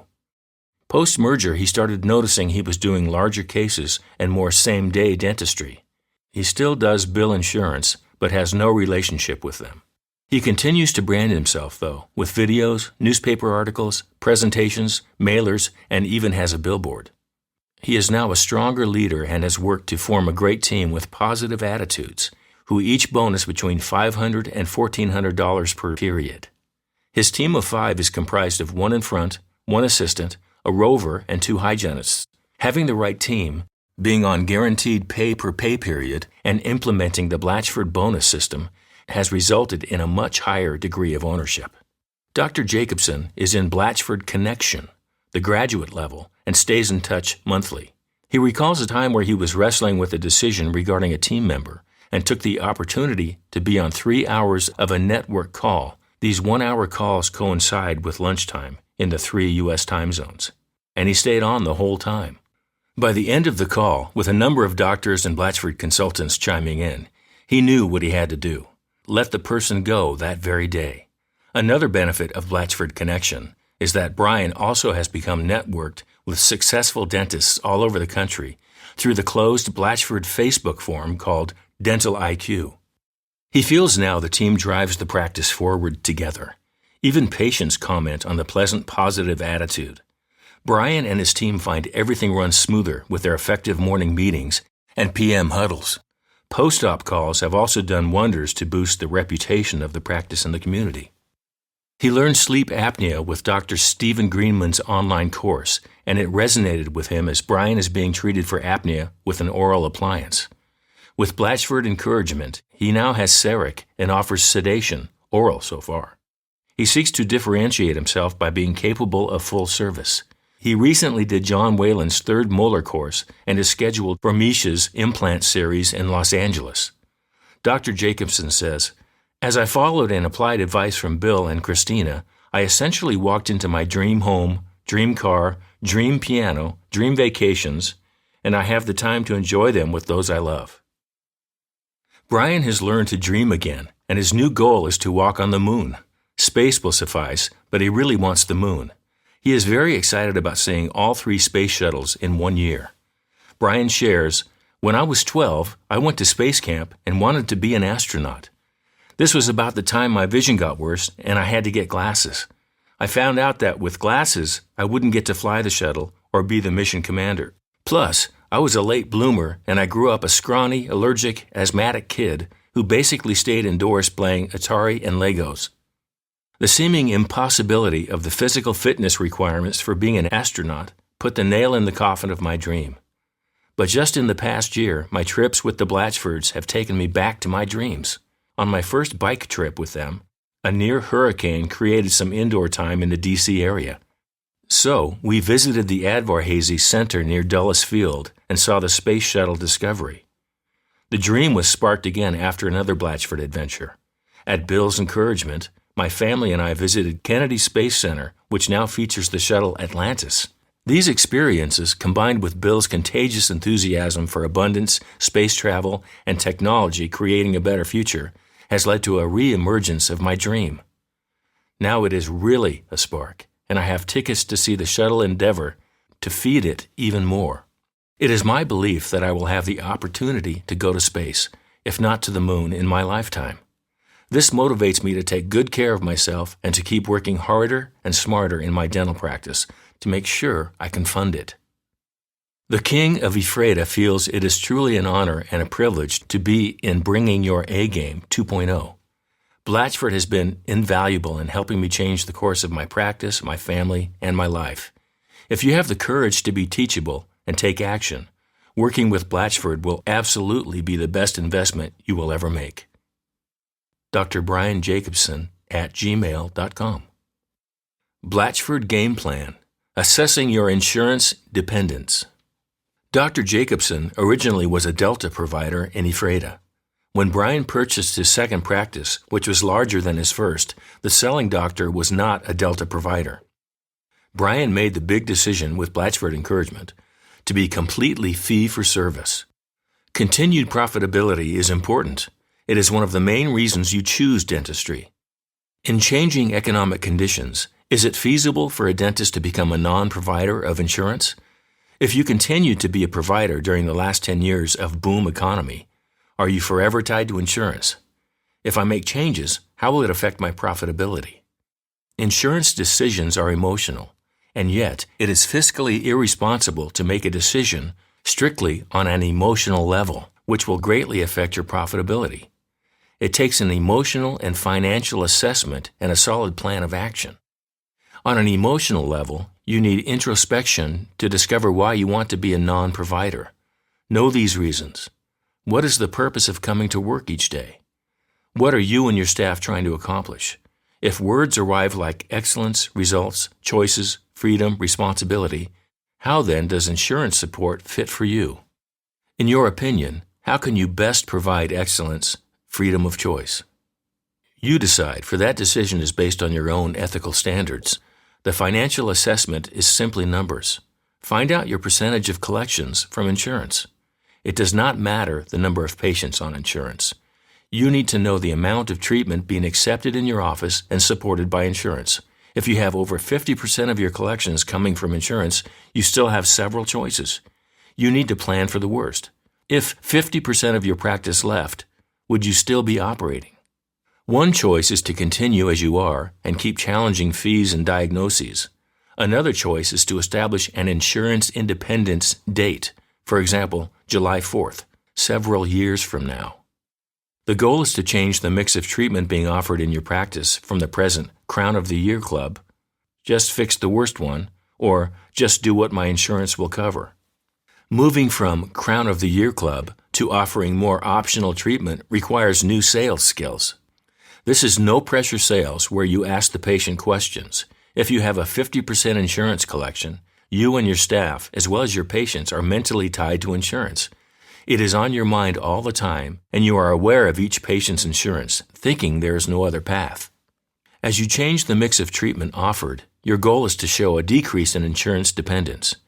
You need to become more skilled in relationships, selling rather than telling and attracting patients to your practice who see value in work beyond their insurance maximums. Learn how to create value for treatment not covered by insurance. Ask your patients what benefits or advantages they see in healthy teeth and smiles. If you choose to become a non-provider of insurance, your plan for profitability must include the increasing of your marketing and sales skills and budget. You must fill the void for insurance companies that have marketed for you by signing with employers who encourage their employees to seek your regular care. Insurance has provided your sales. If you use the same sales technology when selling optional care, it will not be successful. An insurance sale is, let's pre-authorize this. Let's fix the worst too, with the expected response of, I'll do what my insurance covers. Evaluate your ability to become a non-provider by examining your own numbers. Plan for that percentage of your practice to leave. If that percentage of treatment left your practice, where would you be? Change the mix of treatment to more optional care and make a plan for learning marketing and sales. Bill Blatchford, DDS. From the Blatchford Playbook, Creating a Fan Club. Because Dr. Jacobson is fee-for-service, he continues to brand his practice to create a fan club. Yes, even the King of Ephrata. Doctor and hygienist, call your patients at night. Respect your guests' time, in on time and out on time. Develop deep relationships with your patients, which creates trust. People will buy from you because they trust you. Show your guests you care, an important element in building friendships. Ask questions of them. Make them focus on the conversation. Sadly, people aren't really interested in you, your political opinions, or your cat. Be generous. Give guests a nice bag of goodies from their dental visit. Think of guests often on birthdays, different holidays like Thanksgiving, New Year's, Flag Day. Create email newsletters to continue contact with your guests. Fill newsletters with human interest stories, not about your new laser. Have all the creature comforts of a spa. Have a full complement of juice, coffee, soups, teas. Think about serving espresso with hot cookies. Know the latest events in guests' lives like graduations, births, travel, etc. Photography is a real practice builder. Create a photo studio in one operatory or consult room. Learn case presentation skills to involve your guests in sharing their dreams. Give latte gift certificates. Chapter 5. Successful Merger. Dr. Steve Siren. Dr. Steve Siren and his team did the ultimate merger. In 2015, Steve originally heard Bill speak at the AACD's annual gathering, hosted in San Francisco that year. The salient point Steve heard Bill make is that mergers are the least expensive way to acquire new patients. Consider how much one spends on marketing, where no one can really be sure how much good it's doing. If one takes one's monthly marketing expenses, plus a little extra, and uses that money to instead make payments toward the purchase of another practice of the right size, a dentist can acquire new patients while being able to discern the actual costs that are considerably lower than if one acquires patients through traditional marketing practices such as direct mail and assurances by online marketing companies that they know how to game search engine algorithms. Steve knew he was spending a lot on marketing, yet was not really moving forward. His practice is fee-for-service, so he was aiming at a select group. When Steve returned home to Elgin, Illinois, he called brokers and found that a dentist whom he had met at a professional gathering more than a year earlier was wanting to retire. The aspiring retiree needed only to find a dentist to whom he would feel comfortable turning over patients with whom he had career-long relationships. Dr. Siren confided in Bill Blatchford that he felt his practice had excess capacity. Steve had more chairs than patients to keep them full. Steve's first practice had 4 data treatment rooms in an office condominium. The practice Steve was considering was in a freestanding building 2 miles away. The building was comprised of 2 suites, and the selling doctor owned them both. Perfect, Steve thought. Steve bought the entire 3,200 square foot building and now has 6 operatories and a concept in the works that features 8 operatories plus a consult room that would give his patients a private place to discuss their care with Dr. Siren and their financial arrangements with his office manager.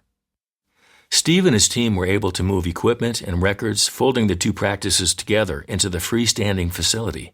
Steve anticipates putting the vacated office space on the market within a year. After a few anxious moments in the first couple of weeks, Dr. Siren said, "The merger worked better than I ever dreamed."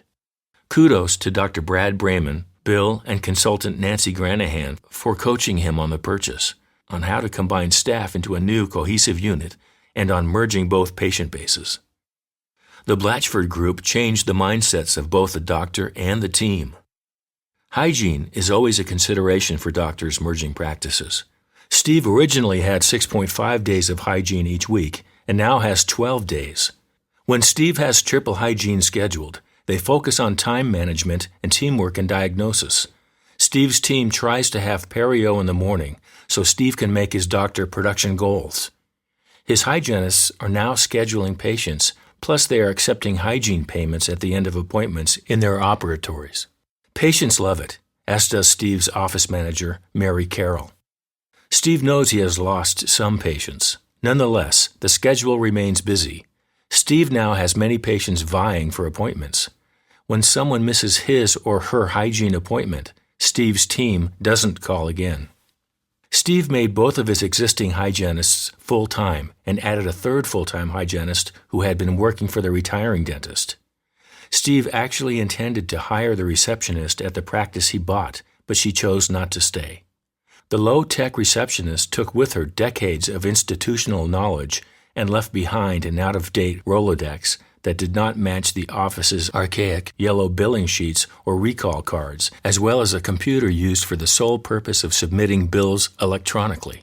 Steve's talented office manager, Mary Carroll, accepted the challenge to pull all the patient information together and was exuberant when she eventually prevailed.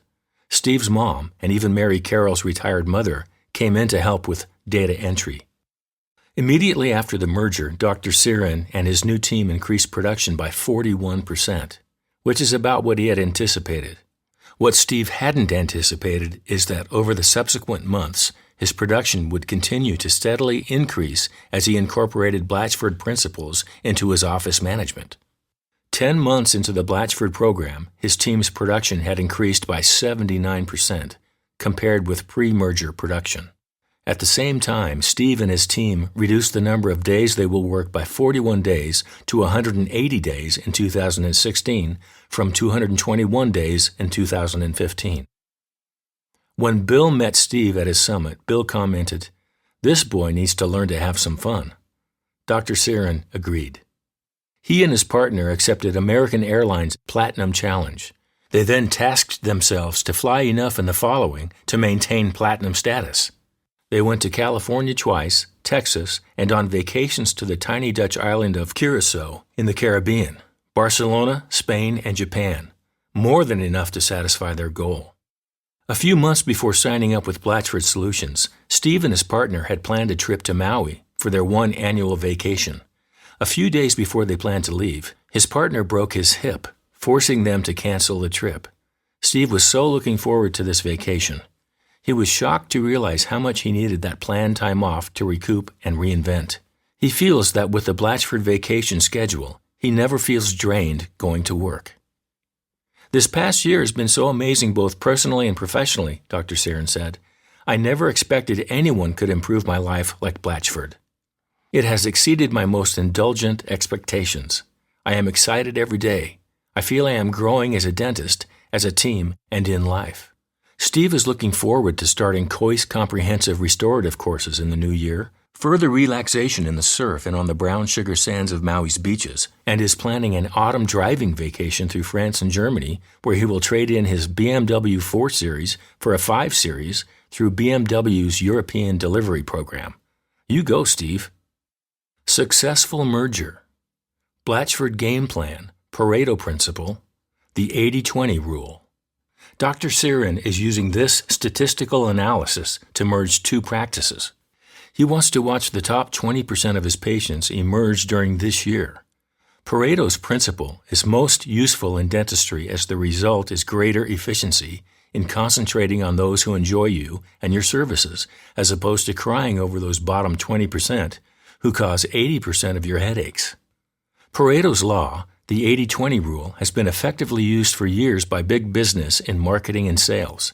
The 80-20 rule is a fascinating percentage which applies to so many areas of our lives and which nobody can explain why it continues to occur. It really is the secret to success by achieving more with less. We coach our doctors and staffs in sales to ask questions so your guest or patient speaks 80% of the time. Conversely, if staff and doctor are educating 80% of the conversation, you will talk your way out of a sale 80% of the time. We receive 80% of our headaches, complaints, and cancellations from 20% of our patients. These are patients who don't see value in what we have to offer. We create office policy for all because of the problem few. Your worst patients have then helped you create a pessimistic practice rather than one of optimism and trust. A computer survey will show you produce 80% of your production from 20% of the patients. Look carefully at the top 20% of those patients last year. Who are they? What did they elect to purchase in your office? Why are they attracted to you? What can you learn from this exercise? Be curious and study this magic 20%. Focus and concentrate on replicating that behavior. The 80-20 rule of marketplace consumption is in every industry. Airlines know they make 80% of profit from 20% of flyers. These business travelers and frequent flyers are awarded with extra perks, bigger seats, upgrades, and service. Airlines know they do not make their profits from a family traveling to Disneyland once a year. Dentists tend to ignore the 80-20 rule because we are trying to please everybody all the time. Our percentages are reversed. We want patients to accept what we feel they need. We work hard to reverse the thinking of the emergency patient who is demanding of our time every 3 years. We struggle to diagnose above insurance maximums. Frustrated, we quit trying. We fill our hygiene schedule with any meat in the seat. Upon cancellation, we give them other immediate choices. We devalue our own work to cater to the 80% who are not our best patients. In our custom coaching program, we designate patients as A, B, and C. The majority of your patients are A patients who faithfully remember your birthday, bring tomatoes from their garden, keep their appointments, pay on time, and refer people just like them. Conversely, C patients are the unfaithful who have no tomatoes, only come when it is convenient, and refer friends just like them. These are the bottom 20% who create practice pain. B patients just take up space. Their attention is sporadic. We want all A patients, but tend to create policies and treat people as if they are Cs. Watch for indications you and your staff may be catering to the B and C patients. Is insurance mentioned by you in the initial phone conversation? Health history in mail prior to first appointment relationship opportunity? Is money mentioned in the initial phone call? Is respect for time a problem in your office? Does a new patient sit alone in the waiting room completing forms? Is one of your first questions, do you have any concerns today? Is finding insurance information a priority before doctor sees a patient? Are you insurance experts on codes, fee structures, and maximums? If you answered yes to above, you have geared your practice for average. In order to cater to the top 20%, a clear sense of leadership and passion for change must be communicated and demonstrated. Stop doing the things that make you average and shift to being extraordinary. Attitude is a big factor. If you see yourself in the average 80%, unable to break out, stuck in a scheduling quagmire and insurance diagnosis paralysis, you will stay in the 80%. Find yourself a coach who can turn that attitude into winning. As Lou Holtz says in a commercial, "Son, there is no such thing as just a sales call. You need a fight song." Another way to discover the top 20% of your patients is to ask each staff member to list their 100 favorite patients based on attitude, relationship, fun, commitment, etc. Then merge the list into the team's 100 top patients. Check this 100 list against your computer survey of the top 20% who account for 80% of your income. There will be a great correlation of the two lists. Then study those people. Who are they? Where do they work and live? Why do they see value in your services? These are the top 20% of people who make your life wonderful. How can you thank them and honor them? Also, how can you duplicate them? How can we attract more of them? Bill Blatchford, DDS. From the Blatchford Playbook, Winning Play. Dr. Siren is the leader of a winning team. Winning teams practice for any possibility and go full out all the time because they never know which of the 100 plays or more in a football game will be the deciding play. There is no such thing as a sure thing. Play hard and focus on every play. This may be the one. Hard work makes dreams come true. Time and efficiency is important. Time your procedures. Learn efficiency. Practice, practice, practice. Let staff enroll the dentistry. Doctor tells the patient the fees. Stop blaming others. Take responsibility for your life. In learning new skills, it will always feel downright phony at first.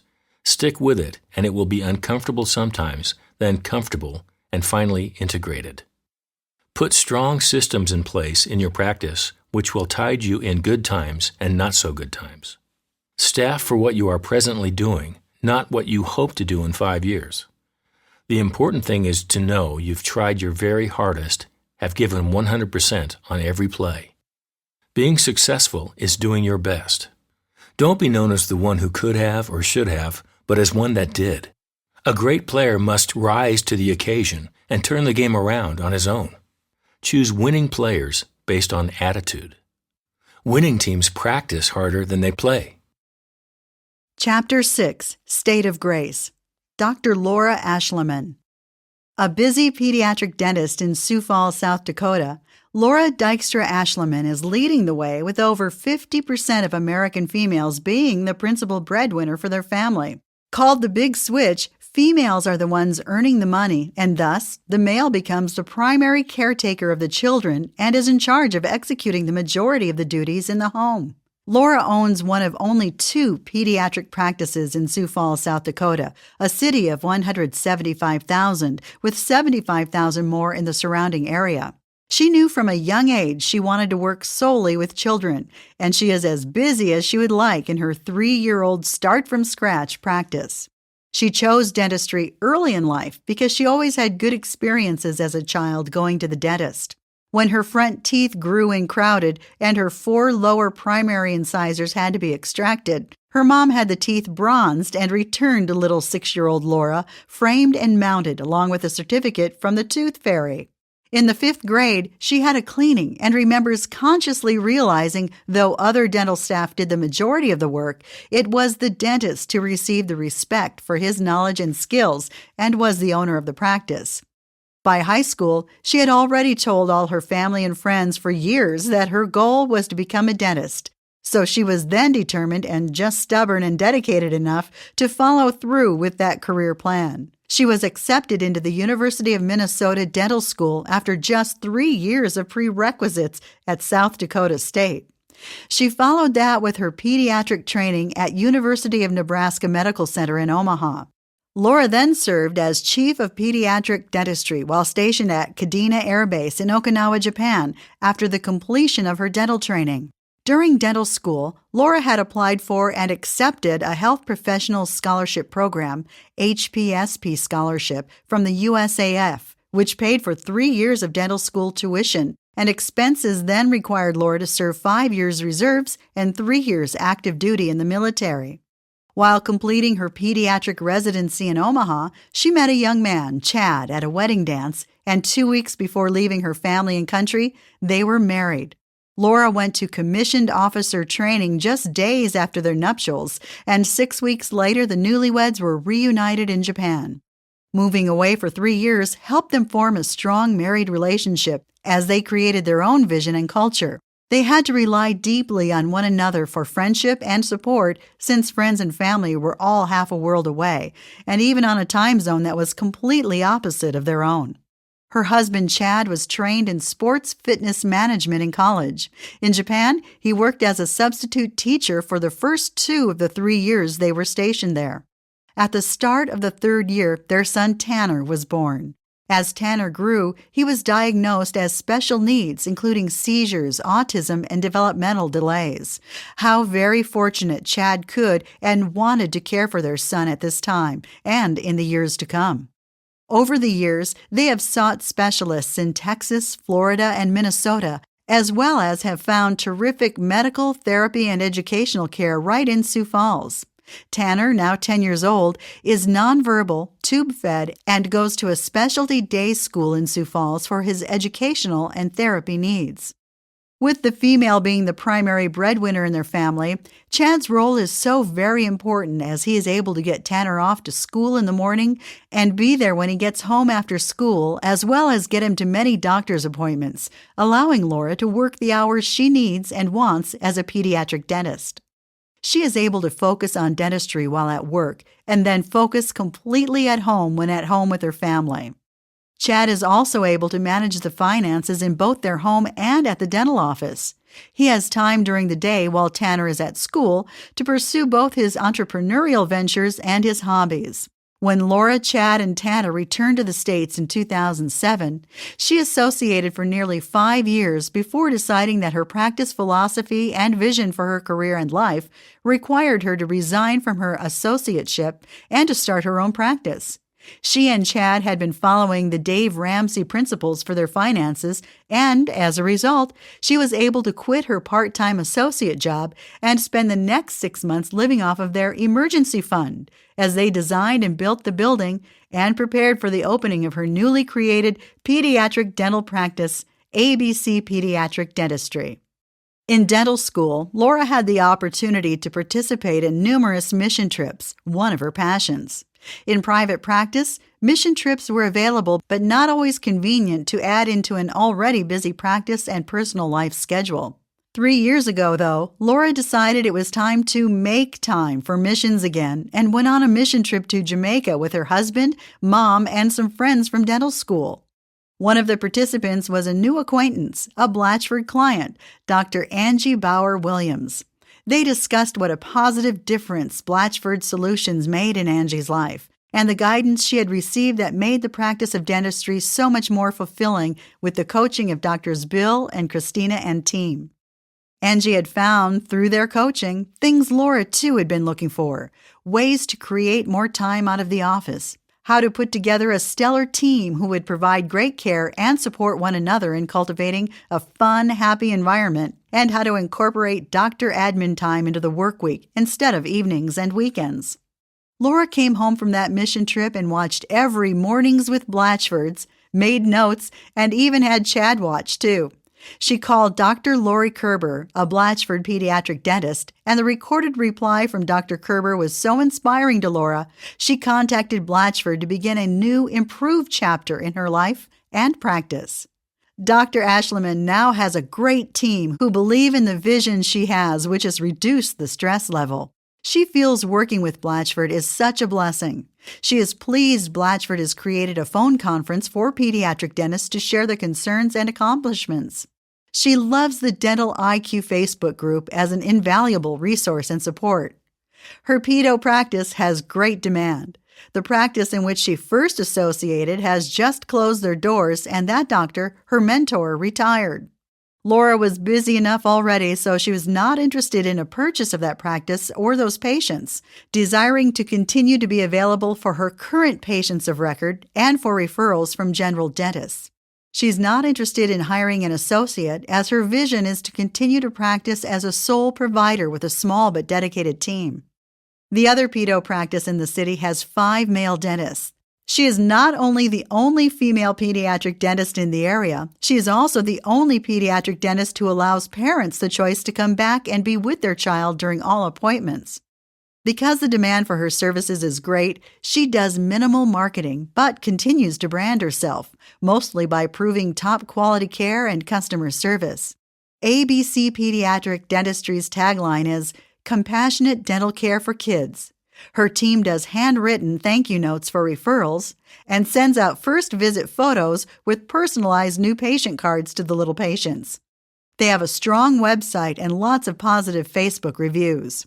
When she first moved back to South Dakota, Laura realized she missed the dental school camaraderie of like-minded dentists, so she created a group of female dental peers to gather on a regular basis. They now know her well and refer to her. It was not her motive to create such a group to generate referrals, yet it has naturally created positive, sincere relationships within the local dental community. Laura's goal is to enjoy the practice of pediatric dentistry her entire career and avoid burnout. She'd like to have the financial freedom in her mid-50s to have the option to retire early if she would choose someday, or to be able to provide more donated dentistry later in her career. The Ashlemans are strong in their Christian faith and want to use their resources, gifts, and talents to serve others. They choose to live like no one else so they can live like no one else, to quote Dave Ramsey. She and Chad know life can be short and are not waiting into retirement to live a full life. They are just finishing building their dream home and have years ago paid off all of their combined 13 years of school debt. Laura is most appreciative of Blatchford's business coaching, which has reinvigorated her to continue to strive ever onward with her visions for her career and life goals. www.drabcdental.com. Blatchford Game Plan, Romancing the Patient. In changing times, people are seeking security. They want to feel known, needed, and that you care about them. Building these relationships is a factor of caring, time, and respect. In a way, building a relationship with patients is like a romance. Relationships are the most important quality which keeps clients and friends mutually attracted. It is that element of trust which bonds two people together. Because each being is so precious, high priority should be placed on building solid relationships. Many books have been written about romance and attracting the positive attention of that special someone. To be an interesting person, very simply, you must be interested in others. Ask questions. These social skills, communication, and curiosity can be learned. Because 20% of Americans move each year, your new patient goal needs to replace that 20% plus a factor for growth. When we find a practice gathering 5 new patients a month, the question is, what are you doing to keep people away? Where is the romance in your dental office? Demonstrating genuine caring, quality time, and real respect can start with the initial phone call. This is where the romance starts. A warm personal response before the second ring will gather notice. Stop whatever else you are doing and focus on your new friend. Though you answer the phone 200 times a day, recreate newness. Try, "Thank you for calling Vitality Dental. It's a great day to be pampered. This is Tony. How can I help you?" This is a surprising and excellent way to start a new relationship. Your job is to find their name early and use it often. Upon making a timely appointment within the next several working days, ask of their expectations for the appointment. As in a romance, a definite no-no would be to ask, "When was the last time?" or "Do you have insurance?" Ask your new friend, "Who may we thank for referring you?" Have printed directions to your office ready to fax or email. In preparation for the appointment, invite the patient to visit the office's website. To further enhance the new relationship, you can ask them for a favor. The response is always positive. Your question might be, "Between now and next Tuesday, will you think about what you like best about your smile and what you dislike about your smile?" Upon arrival at your office, how would you like to be treated on a blind date? How do you make them feel important? How do you acknowledge them for their brilliance in calling your office? When your new friend arrives, greet them at the door by name with a warm handshake. On a first date, you would not want to gather information which sounded like you were interested in their financial history or family medical secrets. Ask person to person only the medical information you need to complete a prophy in hygiene. They have not asked you for any other treatment at this time. You can create a practice culture where strangers become friends and friends become clients by enveloping them in a sincere and immediate friendship. You are the receptacle for their thoughts and feelings. Very little is shared about yourself. In demonstrating care, time, and respect, create new agreements for patient protocol, which are akin to rules of romance. Never leave your guest alone. Follow through by doing what you promised you would do. Create a renewed respect for time with patients being seen and able to depart on time. Think of these first appointments as opportunities to romance your clients. Review the atmosphere and logistics to shift from clinical orders to an atmosphere of romance.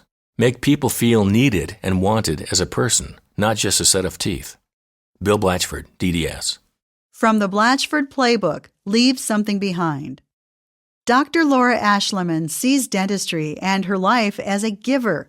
Yes, she is profitable and she is grateful. She is also conscious that she has skills and financial abilities which others do not possess. Dentists and teams can make a difference for others by being a mentor, creating an opportunity for someone less able and to have choices for themselves and others. Help young people get started. Be a mentor in something you have passion. Share your knowledge and experience. Helping others helps yourself. Consider teaching in some form. Be a giver, not a taker. Be a hero to someone. Set a lofty example as a rich bequest of scholarships, endowments, trusts. Do something meaningful for others. Look for ways to share your skills in the community of man. Encourage your team to volunteer. Establish quarterly giving days to do dentistry for those who are in the gaposis between insurance and welfare. How much is enough? How will you give back? What is your plan? Chapter 7. From the Beginning. Doctors Tom and Tamara Fernandez and Dr. Adam Kirkpatrick. Doctors Fernandez. It is such a pleasure to work with newly graduated doctors before different decisions and paths are chosen. Tom and Tamara are University of Pacific Dental School graduates and have benefited greatly from Blatchford coaching. Tom and Tamara originally met as undergrads, singing in the premier undergraduate choir at the University of Arizona. They practiced together in South Lake Tahoe, California, and now actually have an additional practice in State Line, Nevada, which is right across the state border and only 6 miles away. They initially worked with Tamara's father in a high-end Sedona, Arizona practice and eventually realized there was not enough work for 3 doctors. Their U of P classmate is Adam Kirkpatrick, who said, "Before you make a move, call Blatchford Solutions." They did, and it has been a real pleasure to help these two find their niche and be on a path of prosperity from the beginning. Mom and dad to 2, a toddler and a baby, Tom and Tamara initially purchased 2 smaller practices in the area and continued to work in them for a year, knowing they were going to merge into one. Soon after merging the original 2 practices into one, along came another practice opportunity across the state line, and they now have 2 thriving practices 6 miles apart. To the locals, 6 miles seems like a long way, and crossing the state border represents a mental hurdle. Eventually, they want to find a single facility in between and operate out of one location. Their practices are fee-for-service, though working with all insurances, if possible. The last practice purchase was perfect, but it was right practice, right price, wrong time, as Tamara was 6 months pregnant when they found the practice. Tamara was planning on taking 8 to 10 weeks off with maternity leave, and the selling doctor was willing to stay for 6 months to make it work. Tom and Tamara introduced the Blatchford concepts and systems slowly with the new team. They did find most of the staff in this second practice eventually retired with the doctor, and this was beneficial for everyone. Both work Monday, Tuesday, and Wednesday, trading practices. Patients know both doctors and are comfortable. They have a different drawing area for each practice. They are on the same page for leadership. Tom is more vocal, yet they feel they have the same answer. They are interested in more denture patients. Their new patient numbers are an impressive 30 to 40 a month, as Tyson Steele does their marketing. They have a vision of being the dentists for families in the area. They want to do the best dentistry people can afford, and they want to be experts in helping people afford the care that they want and need. The Fernandez office is one of the most up-to-date in the area. They envision a one-stop shop where they refer very little. Their vision for their brand is for every patient to have a phenomenal dental experience, regardless of the level of care they need. Tom was one of 5 Blatchford doctors who took an IV course from Dr. John Wayland, westernsurgicalandsedation.com, and they were a positive force in the course and made such an impact, one of their classmates became a new Blatchford client. They are taking 8 weeks off this year and 10 to 11 weeks next year. They love that they have dinner together every night and have the ability to set their own schedules. Tahoe is new to them too, and they enjoy discovering all things about the area with small road trips and adventures. They are involved in community planning, so everything is possible in the future. Tom and Tamara love Tahoe and want to foster change. There are new businesses and updates. It is a tough housing market with many good properties tied up with rentals. Because Tom and Tamara started with Blatchford Coaching from the beginning, they have observed some classmates making their way through some purchases, PPOs, and dental mills. They feel very fortunate to be together, working on a definite path of debt reduction with practice success. Dr. Kirkpatrick. Adam, his wife Kelsey, and 3 little Kirkpatricks have found their dream home on a hobby farm of 5 acres, year-round creek, forest acreage, a hill with a tremendous view, lots of fire pits, and a full shop. What could be better? Dr. Kirkpatrick is a University of the Pacific graduate who is in love with his dental school. Dr. Art Dugani instilled a culture of respect with humanism as a basis. Even as a first-year student, Adam says, you are called doctor and told repeatedly you are smart and worthy. This helps set the professional stage for me and what kind of doctor I want to be. He is grateful that they also fostered a supportive environment for his wife while he was in school, and they even have a psychologist on staff. Adam gave an example of a time in school when he gave the $20 he had earned by tutoring another student to the Alumni Association. For that, Dr. Dugani took Adam to lunch in a very nice San Francisco restaurant, and a year later, Dr. Dugani stopped Adam in the hall and asked about his wife, Kelsey. I was so impressed that such a busy and important man would remember details about me and my life. Adam continues to be impressed with Dr. Dugani and the progress of his alma mater. Another mentor for Adam has been his father, Dr. Kim Cooch, who practices nearby in Albany, Oregon. When Adam was 12, his mother married Kim. Adam says, he is a good man, loves dentistry, is smart, kind, and inquisitive. He took Adam to a lecture, and Adam could see Kim's passion for dentistry. Adam went to OHSU dental camp in high school and caught that passion for dentistry as his own. Adam loves that he can use chemistry, physics, and his nerdy science side at work, while also developing leadership skills, team building, and being continually challenged. He loves working with people and finds joy in his profession. Cooch Kirkpatrick family gatherings always have a dental component with his brother Carson, also a dentist, and other dental connections in their family. It's such an interesting profession. There's always something new to talk about. And Adam and Carson have more than the normal amount of family gatherings together, as these brothers married sisters Kelsey and Haley. Adam is the first dentist to seek Blatchford counsel straight out of dental school. He was encouraged by family members, and Adam is a very optimistic and enthusiastic being. I knew I wanted to be the best dentist and have the best practice I could have, so I figured I would just start out with the right coaching team to help me get there faster. Many of the things that I have learned in working with the Blatchford team would have taken me my whole career to learn. I was lucky enough to be able to avoid some of the pitfalls that some of my classmates have made. He himself has referred 3 or more dentists to our program, people he sat next to in lecture and was wearing his seat out with enthusiasm. Lebanon, Oregon is mid-Willamette Valley near I-5 with a little over 16,000 in population. It is a former mill town, written off at one point as a has-been town. 10 years ago, a resurgence started.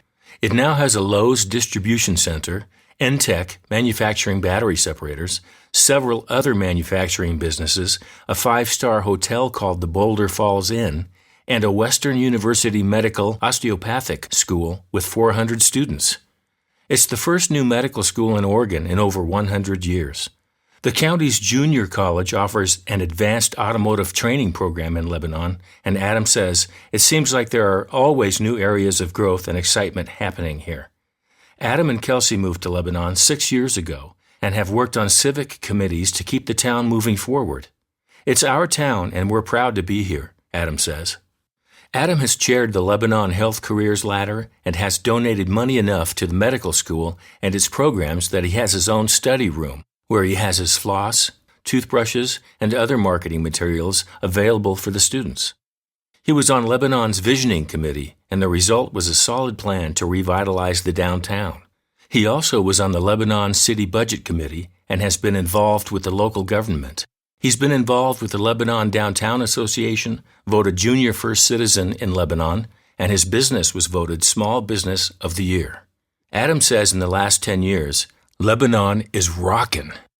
Adam has 5 on his dental team, and 2 are a married couple. His hygienist, Mary Ann, is married to his assistant, Ted, and amazingly enough they get along well and take great care of people. His team lives the vision and makes many decisions following Adam's vision. At their morning meeting, they orally recite their office purpose, lending voice to their commitments to their guests. They recently changed from 3 days of 8 hours to 4 days of 6 hours each. It is the same number of weekly hours, just a different configuration for more family time every day.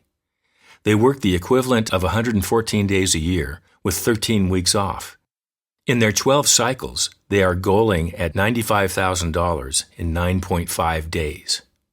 Adam is accomplished at wisdom teeth, endo, implants. U of P had an extensive implant course, same-day crowns, and dentures. He has completed 7 of the 9 courses in the COIS continuum. Dr. Kirkpatrick has a minimal sedation certification now, and he wants to become IV certified as he presently uses a traveling dentist who does his IV sedation. He feels with IV training, he would be using it weekly rather than once a quarter. His patients love that Adam does not refer out very often. He wants to learn to treat sleep apnea.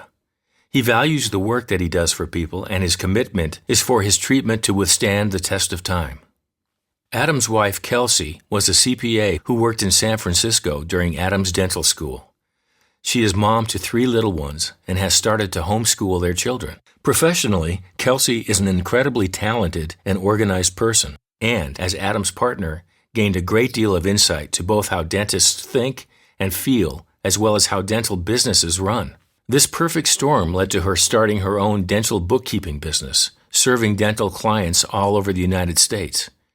Adam is grateful for the fact that she takes care of so many of the things that he really doesn't enjoy doing, so his energy is directed to the things that he does enjoy. Now, with her business well established and 3 little ones at home to take care of, she has teamed up with other financial professionals to allow her to spend more time and energy at home. Adam is grateful for getting to practice dentistry with such advanced technology, where people are so much more comfortable and we can do unmatched quality. He is happy that he gets to live in a great town, and he adores time he gets to spend with his family. Without the Blatchford team, he writes, none of this would be possible. Thank you so much for helping me achieve my dreams. www.kirkpatricksmiles.com. Blatchford Game Plan, 2 hours to the future. Doctors Fernandez and Kirkpatrick epitomize the necessary change from dental technician to manager, and then the struggle to really lead. You can taste their struggle and see their emergence as strong winners who know what they want. Reading E-Myth Revisited by Michael Gerber demonstrates many of us in dentistry are stuck at the technician level and are frustrated. Life can be different. We have all made a choice to be in dentistry. For many of us, the fulfillment of our days is in the intricacies of developing the perfect treatment plan, the challenge of creating a dazzling smile, the reward of the radiant result. These are the technical skills at which some dentists excel. This is what dentists love to do. That's why the decision was initially made to become a dentist. In dental school, the techniques and skills were taught so that upon graduation, the new dentist could immediately begin helping mouths to become healthy and smiles to be beautiful. Upon graduation, many thought that their skills and a sign on the door would be enough to gain patients. For many, while their technical dental skills were excellent, their ability to run a dental practice would become a continual struggle. Statistics show that 95% of businesses fail when technical skills alone are relied upon. In this era, good or even outstanding technical skills are not enough to ensure success. Merely fixing teeth for 40 hours a week will give a dentist a slim chance at financial success and a rewarding life. This grim statistic is balanced by a simple solution. Choose to do treatment 28 hours a week and spend an additional 4 hours per week on management. Staffing, budgeting, brainstorming, and training with the team, scheduling for profitability, and associated factors all play a vital role in the success and profitability of the practice. These 4 hours are well spent as they can actually double the gross of the practice. The 4 hours. In these 4 hours, the doctor performs as a manager. The time is spent on the needs of the practice, not the patient's. As a manager, the finances would be reviewed, the profit and loss statements and monitors checked. What aspect of the practice is doing well? Where is help needed? Team meetings would be prepared. Who's in charge of the meeting? What is the topic? What areas are challenging and need addressing? What areas are doing exceptional and need recognition? Analysis of the marketing would be done. Is it effective? Are targeted patients being reached? Does it need updating? With good management, these 4 hours a week can result in an incredible increase in the annual gross. It can double.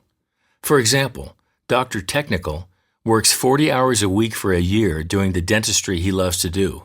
He grosses $125,000 that year. The doctor next door, Dr. Manager, adds another 4 hours a week in efficiently managing the practice plus 28 with patients. This doctor is aware of his finances and is proactive with their information.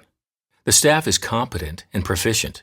They work well as a team, offering excellent dentistry. The patients are scheduled profitably.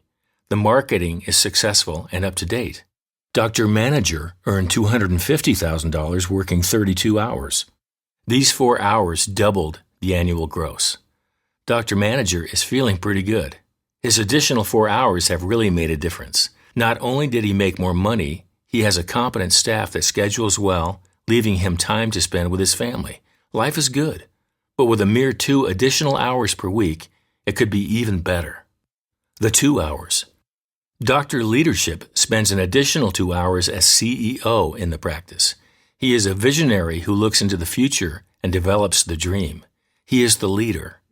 It is his vision that inspires the team.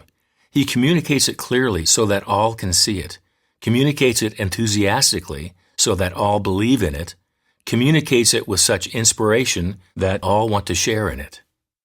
The CEO is the master of the future. These 2 hours bestow the possibility of earning substantially more. What is the goal? $500K?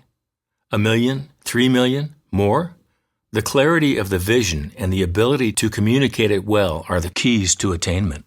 A leader's job is providing the vision.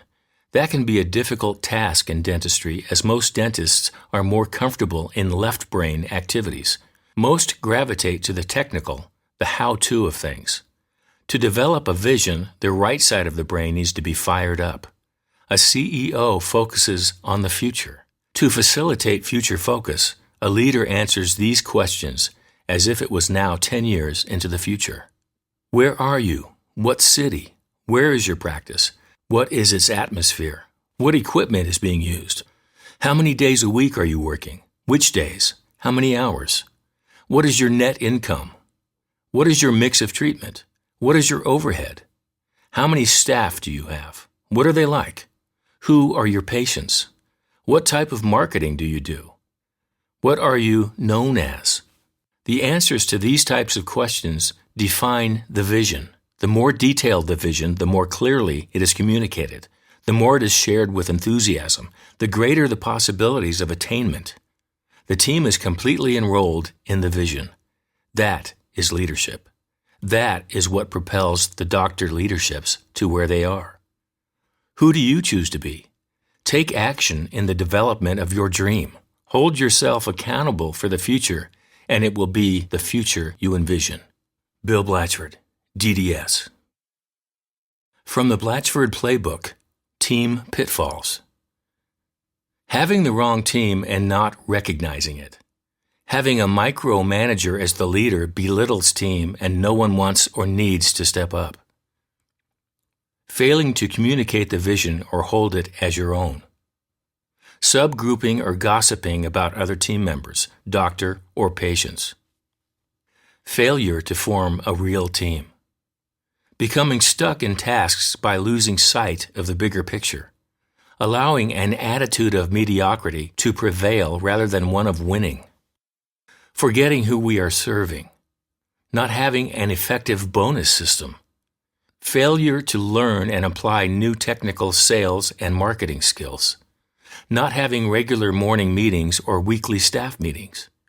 Working overtime and blaming it on someone else. Continually running late in hygiene and doctor schedule will decrease new patient flow.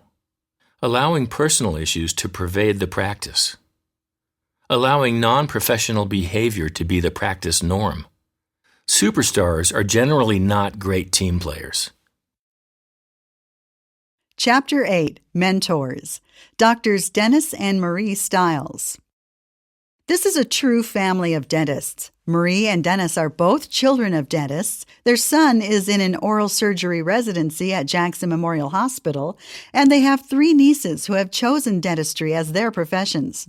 Marie's 2 brothers are dentists, and Dennis's sister is a hygienist. They both teach on Fridays at the University of Maryland and are committed to continuing to promote the advantages of private practice with solid skills. In Gaithersburg, Maryland, 25 miles north of Washington, D.C., they share a general dental practice. Marie is certified in IV sedation and Invisalign, plus practicing pedo and restorative dentistry. Dennis enjoys restoring implants, sleep apnea, and cosmetics. Dennis teaches at the GPR program at U of Maryland, where there are students from Saudi Arabia, Kuwait, Egypt, and South America, as a high demand to become credentialed. Some students are 2 years, some are 3 and 4 years.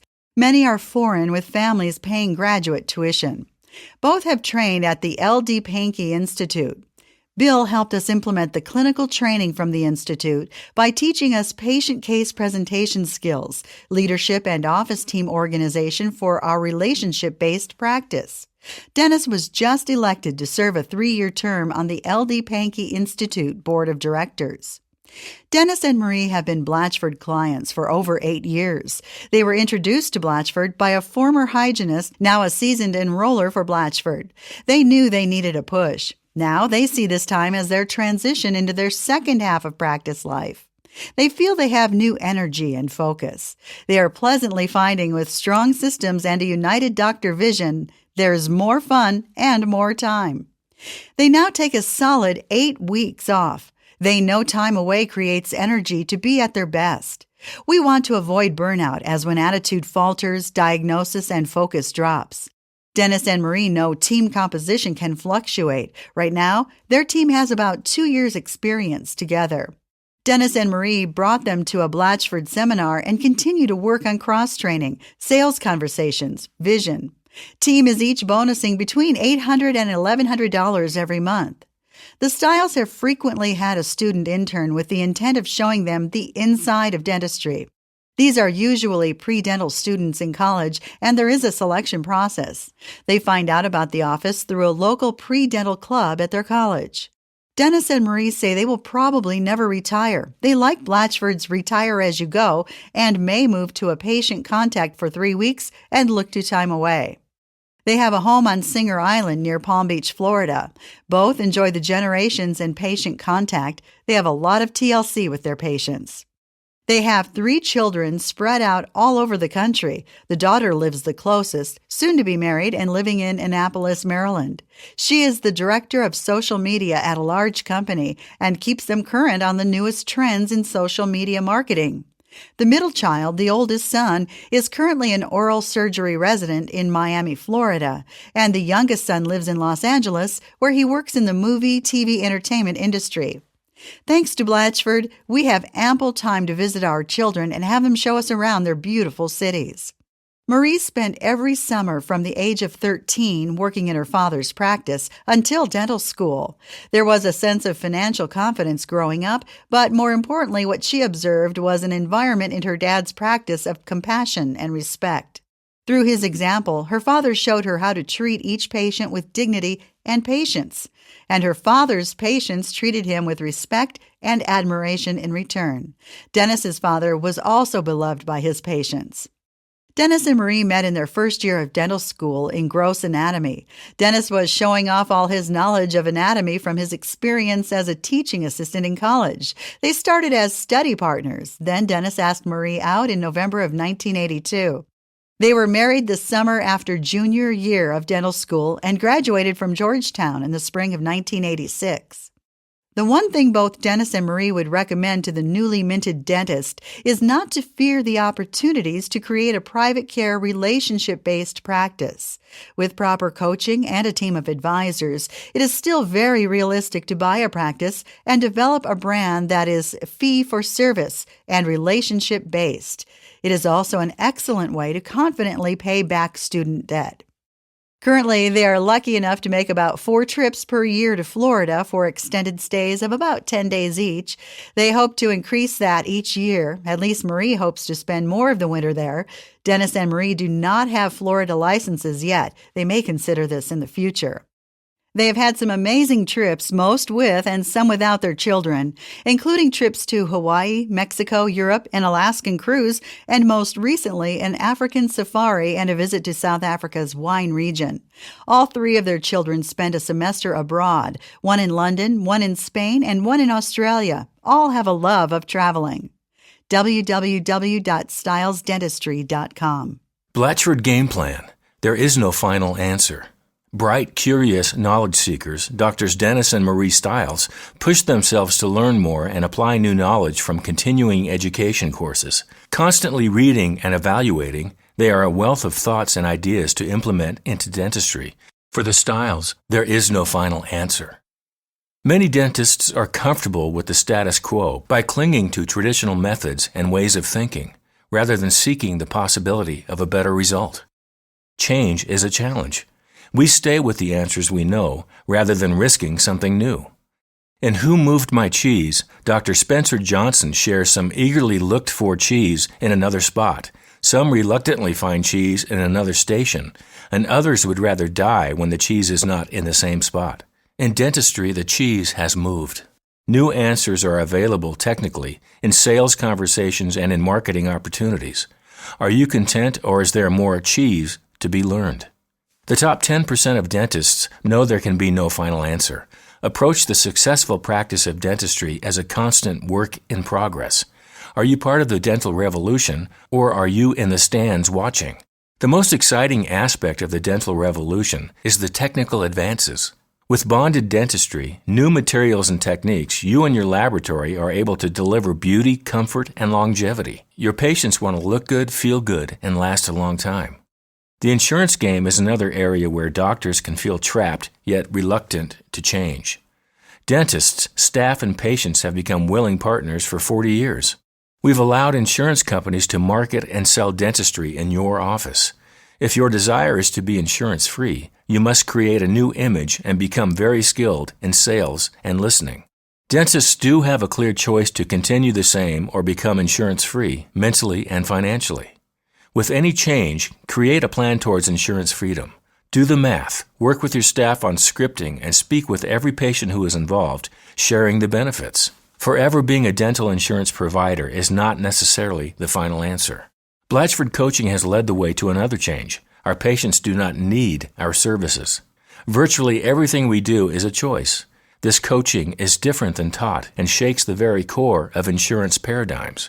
When the need paradigm is resolved in dentists' minds, it creates the opportunity to help patients develop dreams of good-looking smiles. There is no final answer here either, for as the marketplace changes, the skills and attitudes in dentistry will shift too. Learning sales skills is a real change. Stop the pressure sales of talking patients into fixing things. Learn to ask questions about their long-term goals. Take a dental sales course like Blatchford Coaching. Have right-brained conversations. Start a sales library. There is definitely no final answer in the sales arena, for just when you think you have it, the marketplace changes and dentistry takes a different position of choice. In dental marketing, there is no final answer.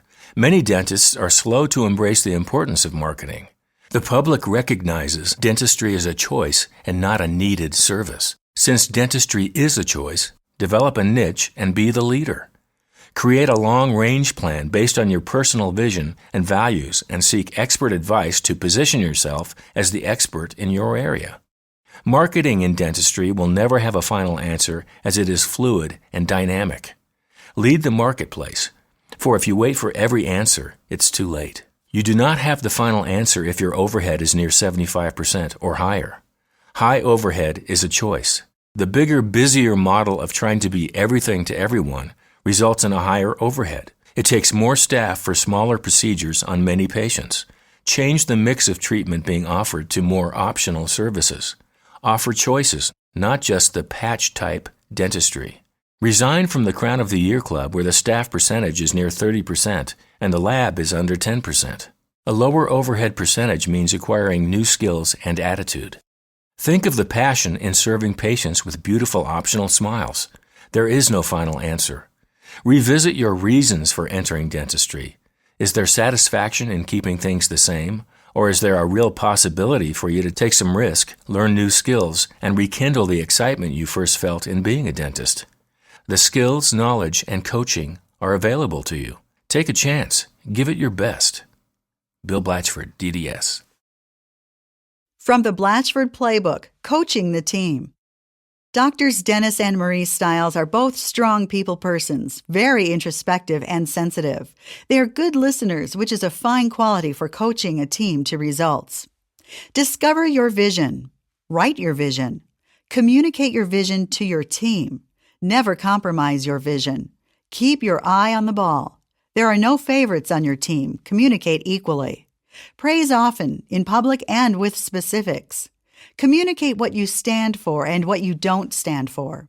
Don't allow anything less than 100% from yourself or your team members. Don't let a bad apple spoil the team. Throw out the bad apple. Constructive criticism is done privately, timely, and with specific requests for change. Make the hard decisions. Be the leader who walks the talk. Team expectations of conduct are the same for you, the leader. Do not have any business dealings or loans with your team members. Dress appropriately, speak well, and carry a positive attitude at all times. You must have respect. People do not have to like you, but respect is an absolute. Allow staff to grab responsibility and run with it. Avoid micromanaging like the plague. Hire great staff and let them be accountable when it works and when it doesn't. A World War II story showed President Franklin Roosevelt visiting an aircraft manufacturing plant and boosting morale. The first worker, when asked what he was doing, replied, "Placing screws in the wing." The second worker, when asked, replied, "I am cutting the sheet metal for the tail gunner section." The third worker, when asked, replied, "I am preserving our freedoms." Moral of the story, coach to the bigger picture. The details don't matter. Chapter 9. Teeth Tomorrow. Doctors Claudia Patch and Michael Tischler. Dr. Claudia Patch and Dr. Michael Tischler now own separate practices in the same building, each focusing on dentistry of their passion. Claudia was truly inspired by playing your A game. I am so pleased to be part of the Blatchford 2.0 book featuring young women who are working toward a better life balance of motherhood, professional dentistry, and business leadership. I love that I was asked to help other women who want to have it all, says Dr. Patch. Claudia is the leader and owner of Tischler and Patch Dental, a restorative practice in Woodstock, New York, population 5,800. The implant and surgical practice is owned by Dr. Michael Tischler, a friend and mentor to Claudia for nearly 7 years. Together, Michael and Claudia helped to put into place a very successful full-arch implant solution utilizing the Pretaw implant bridge, called Teeth Tomorrow, at their practice. Claudia lectures with Michael and teaches the prosthetic components of this implant solution. Claudia was previously working as Michael's associate, along with 2 part-time and 1 full-time associates, and the practice was producing $6 million. Now, as 2 separate entities under one beautiful roof, each portion is doing very well with renewed focus, efficiency, and productivity. Claudia has 2 children, Scarlett, age 3, and Logan, age 1. Her husband is a New York police officer serving for the City of New York Department of Environmental Protection and Counterterrorism, guarding the city's water sources. Claudia and her husband met in high school, and he's always been an unwavering source of support for Claudia. Claudia became interested in dentistry early as she had an admirable female orthodontist who touted the field of dentistry for its ability to provide tremendous personal satisfaction and the rewards of patient care, while allowing for balance with one's personal life. Dr. Patch graduated from UConn in 2009 and then did a 1-year AEGD at the VA.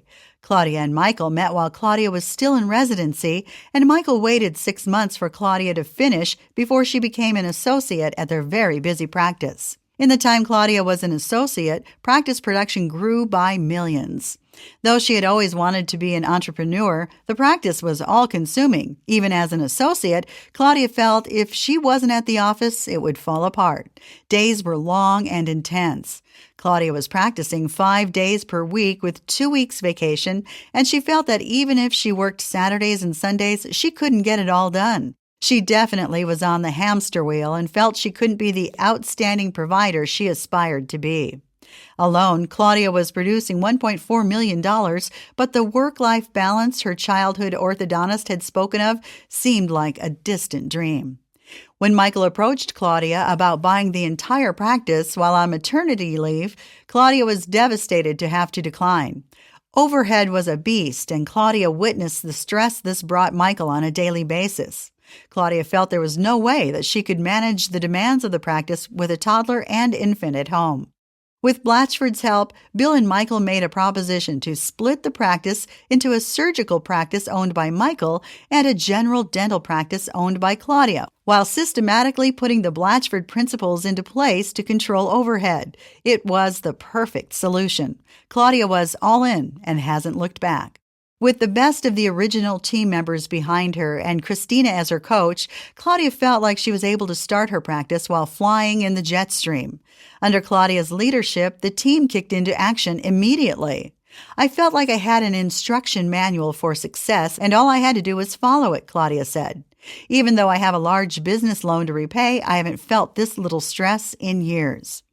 When Claudia became an owner, she expected that the Blatchford systems would take time to show results. The results, however, exceeded her expectations. With her smaller team of 1 full-time, 4 days per week associate, 1 part-time, 1 day per week associate, and 2.75 hygienists, production exceeded $580,000 in the first 2 months of practice. Of course, this was all while working 1 less day per week than before, and in spite of taking an 11-day vacation during this period. The team is getting huge bonuses, and I couldn't be happier to write those checks. I am so proud of them, says Claudia. Dr. Patch feels she is so fortunate and grateful she cannot believe the results have been so rapid.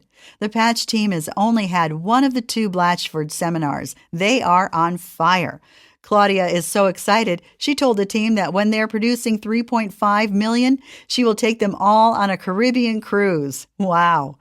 Claudia at TischlerDent.com. Dr. Michael Tischler. This talented dentist is first a husband of 26 years, a father of 2 nearly adult girls, and a passionate implant dentist. It was his practice in Woodstock which he grew to $6 million with 5 dentists and 25 staff members. Now Dr. Tischler's practice is all surgery and implants. He is passionate about implants and teaching. Before Blatchford's coaching and dividing the practice, he had worked 5 days a week with 3 weeks vacation for 25 years. One of the dentists was his 83-year-old father, who continued to love dentistry. Michael was the responsible dentist for this whole practice. He was ready to relinquish some of the leadership. This very successful practice had reached a point of total frustration for the owner. He loves implants and surgery. All the other procedures, including hygiene checks, had lost the thrill for Dr. Tischler. When Bill offered the opportunity to sell the restorative prosthodontic and hygiene as a separate unit and in the same building, Michael could see the possibilities as both practices are being coached by Blatchford. There is more time and a greater net for both doctors. Now, Dr. Tischler's passion is evident. He believes in what he is doing, lives it, and loves it. He loves to do full arch surgery. To that end, his goal is $60,000 a day, 3 days a week. It takes him 2 hours for upper and lower, which equals a morning. He does not make his goal every day, but it's a realistic vision, and he and his team are trending towards it. Dr. Tischler feels setting goals for him will create a balance between career and health. He has always worked with his team in training and rewards. He wants to make his team the very best. Michael is like a Renaissance man with many talents and interests. He loves what he does and wants to share it with others with a program called Teeth Tomorrow, which has 230 more franchises available for dentists to deliver the kind of dentistry being accomplished in Woodstock. By the end of 2017, 125 dentists will be delivering Teeth Tomorrow, and in 2018, there will be the full 250 dentists. These are franchises with full arch focus, training for doctors and team, branding including web, print, television, support, and mentorship. Michael passionately shares there is a need for this quality of dentistry everywhere. It is ubiquitous in America. According to the CDC in New York State, 22% of those over 65 are completely edentulous. The average patients are between 50 and 60. Both Claudia and Michael are teachers and so enjoy the opportunity. Each franchise has a 1.15 million population base. The Tischler Dental office is incredibly beautiful, and Michael feels the office decor is part of marketing and setting a high standard. This facility is beautifully furnished, 12 treatment rooms along with a training center, lecture hall, and lunchroom for 50 people. Dr. Tischler is also an artist and had a gallery in Soho, and now has design groups representing him. It is an unusual, very special HDR, high dynamic range with printing on aluminum. Michael also has Tischler Dental Lab, which is blending his passion with several businesses.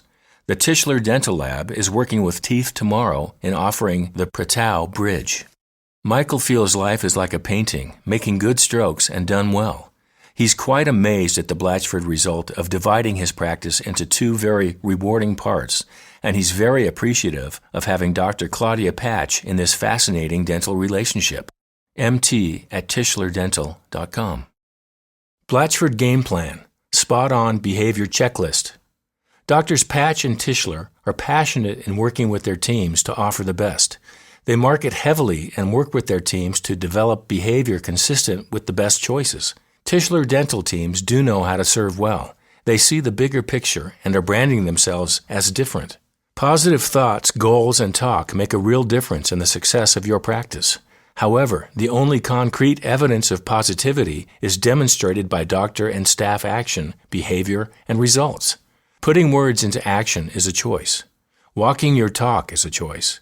Our behavior and results are a choice. Turning goals and lofty dreams into reality is a choice every minute of our day. Our doctors call it spot-on behavior. It is a moment-to-moment choice to play the game and play it well. In Maximum Achievement, Brian Tracy says, everything counts, everything counts, everything counts. Knowing our behavior is a choice, how well do we choose every minute? What systems are in place to ensure our goals are met and exceeded? Spot-on behavior is reaching down deep to accomplish your own maximum achievement. Spot-on behavior is avoiding sending in the mail an extensive health history to a new guest who will be entering our practice with a pro fee. Rather, sit with the guest and complete a shorter health history together. It is time and commitment to make a new guest comfortable. Spot On is having meaningful conversations with guests about their dental dreams, rather than waiting until the appointment end. A choice in behavior is to ask questions, listen with intention, and helping your guests build their picture of a smile. The other choice in behavior is to be too busy and avoid the conversation completely. Spot On behavior is utilizing a state-sanctioned opportunity for hygienists to administer anesthesia.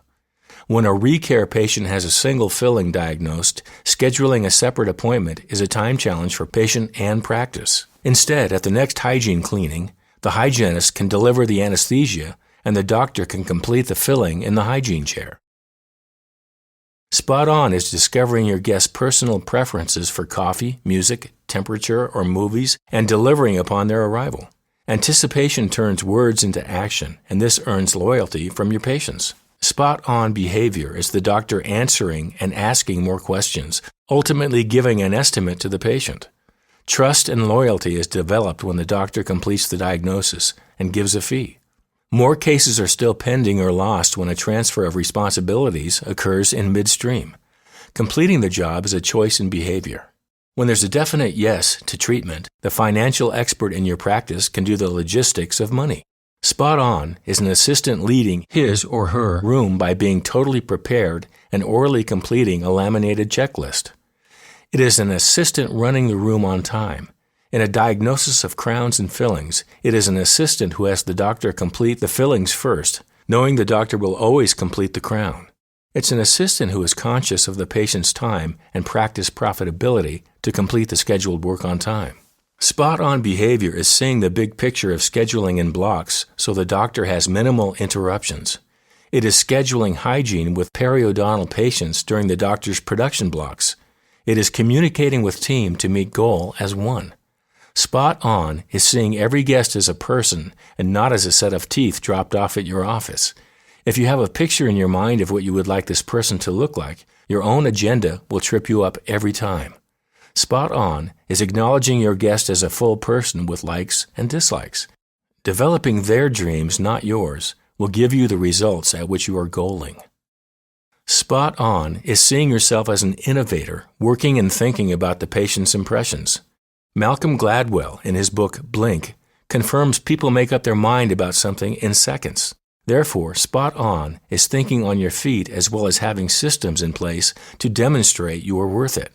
Spot On behavior results from systems of communication, skill building, scheduling, and most of all, a leader who sets the direction which motivates a team of people who see the doctor's vision as their own. Bill Blatchford, DDS. From Blatchford Playbook, Extra Effort. Doctors Tischler and Patch are helping dentists create a new higher standard of care. They are both passionate in their lessons. It does take extra effort to achieve the result of which you dream. Reach down deep for that something extra. Want it bad enough. Learn to play with a relaxed concentration. I want my team and I to make that second effort. We have more potential than we realize. Use it. A winning team has dedication. They will not accept defeat. They will make that extra effort. You need to have a motive which has extraordinary appeal. Set a goal to be the very best and then work every waking hour of each day trying to achieve that goal. Condition yourself to master case presentation by reading a book on sales or marketing every week. Practice with a video camera. Watch it yourself and eliminate movements or expressions you do not like or are distracting. Avoid the word need in conversations with your guests. Connect on some level with everyone. Don't be overly concerned about what other dentists think. Always dress the part. Chapter 10. Retiring in 10 Years. Dr. Dale Schisler. 11 years ago, Dr. Schisler was questioning if he could continue in dentistry at the pace his practice required. He was 60 and had 17 people working with him, producing $650K. That February, he and his wife took no salary but paid all other bills. He knew he needed a real change. He was looking for a way out. Dale attended a Blatchford seminar, More Profits, More Time Off, with Dr. Bill Blatchford. 20 minutes into the lecture, Dale chose yes, went to the back of the room and asked how he could sign up. He so related to the Blatchford philosophy and Bill, Dale jumped on it. After just one Blatchford year, the team of 7 produced $1.2 million because, Dale says, the team started selling both the practice and dentistry. He feels Blatchford helped create a new culture of success. He is the leader and sets the vision. The team carries him. 80% of their patients come from referrals, and the team is constantly promoting the practice wherever they are. His assistant has been with him 42 years, and others 35 and 25 years. Dale loves the Blatchford bonus system. The team will go the extra mile as they like the monetary reward they earn and have adopted an attitude of ownership. They have the spirit to make profitability happen, which means more time off with pay. Today, his team knows they need to produce $150K in a 15-day cycle. An ideal morning would be 3 to 4 patients and inserts in the afternoon. He does a lot of multiple units. He does not have a cone beam, as the Royal Dental College of Ontario regulates their purchase, so he uses close-by radiologists. He also has a denturist who pays rent when there. Now at 71 and in good physical shape, he has told his inquiring patients for years, "Yes, I will retire in 10 years." Dr. Schisler says that reply allows him to acknowledge their kind inquiry and also allows him always 10 more years. He embodies the Blatchford concept of retire as you go. Dale says Bill explained to him, "When you sell your practice, it will be about 1 year's net to you. You have a good thing going, Dale. Eliminate the treatments you are not in love with and add those which intrigue you. Keep practicing for 10 years and enjoy the net of 10 or more years." Now taking 10 weeks off a year, Dale has a personal trainer, keeps his weight under control, is a cross-country jogger, and when we talked on the phone, he was fly fishing on the bank of the Grand River, enjoying life. He feels his hobbies require him to be in good shape, and that feeling of good health carries over to dentistry. Dale was the first in his family to go to college. His father was a steel worker, and his parents' dream was for the children to be educated. They were very proud for Dale to become a dentist.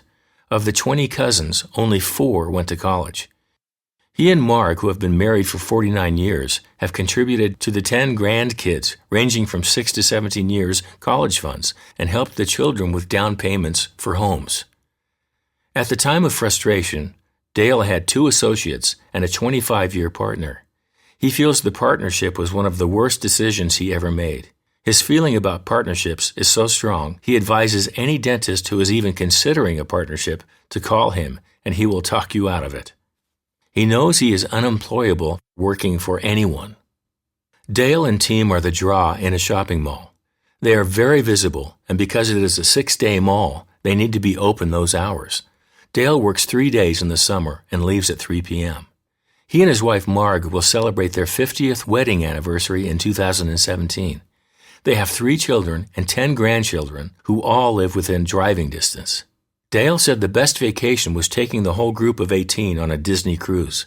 He confesses he was a pirate sensation. This year, they are renting a home in Florida for 2 winter months. Marg has been an integral part of Dale's success, as she was the patient services confidant and mother hen. As Dale shared in his Blatchford introduction peak performance, he confessed he was sleeping with a teammate. Seminar participants did not know how to react. Then he said it was Marg who embraced the Blatchford solution and supported Dale every step along the way. LOL. Through Crown Council, Dale has done 10 volunteer trips to the Dominican Republic cane fields with a mobile dental unit. He remembers one local patient asking him about the rumor that Canadians actually feed food to their dogs. Dale can speak French, so can communicate with Haitians who are badly neglected in the Dominican. He feels volunteering changes your life. 5 years ago, the team pushed him to learn to place implants.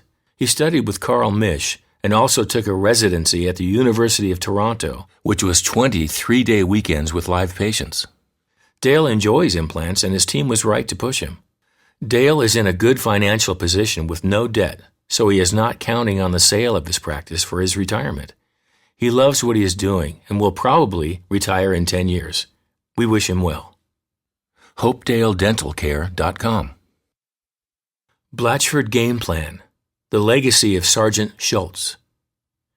In these changing times, people are looking for solid relationships and comfort close to home, especially in dentistry. Your patients need to feel they know you and can trust you. In dental sales, we have long held the idea that building patient trust is explaining and educating the patient on the technical aspects of treatment. Great acceptance does not result. Sergeant Schultz on the old comedy Hogan's Heroes had the real attitude for successful dental sales in these changing times. His most often response in a fabulous German accent was, "I know nothing." In successful dental sales, we need to have our minds be like a blank canvas, ready for the patient to paint the picture. We must assume the attitude that, "I know nothing about this person. I am here to learn." If you begin the sales process, the time before the patient says yes, with your answer for them without involving the patient's desires, we miss the whole point of sales. The sales process is the emotional right-brained portion where we ask about dreams, desires, benefits, results, not how fabulous our preconceived answer will be for them. A dentist is so technically trained, we inhibit the sales process. Our mind is constantly designing our idea for a perfect smile for the new patient, the grocery clerk, the waiter, or our karate instructor.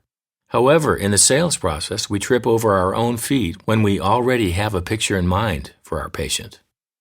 Lou Holtz said, "I never learn anything talking. I only learn when I ask questions." Imagine if another football great, Vince Lombardi, was a new guest in your office. Immediately, you see your ideas of how to change the diastema, the spacing, and flat yellow teeth. Without finding what Mr. Lombardi wants, you begin describing what you would do for him. In telling him about your plan for his spacing and diastema, he replies, with some indignation, "What do you mean, change my smile? My smile is a Lombardi smile.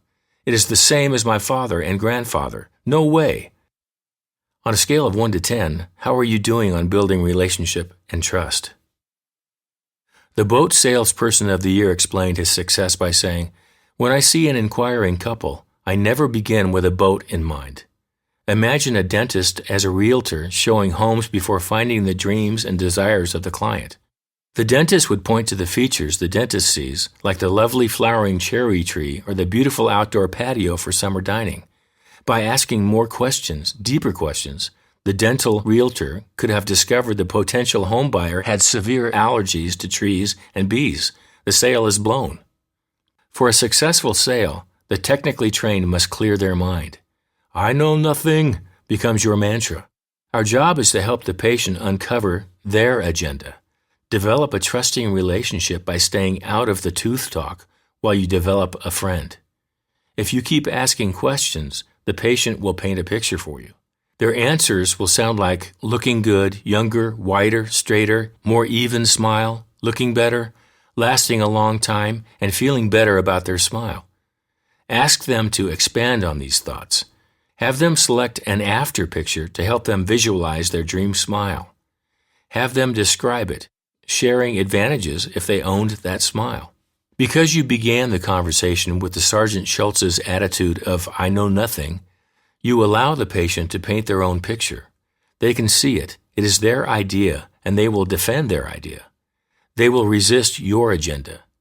You put unwanted pressure on them to accept what you had in mind. Create the opportunity for your new friend to dream into the future about their smile.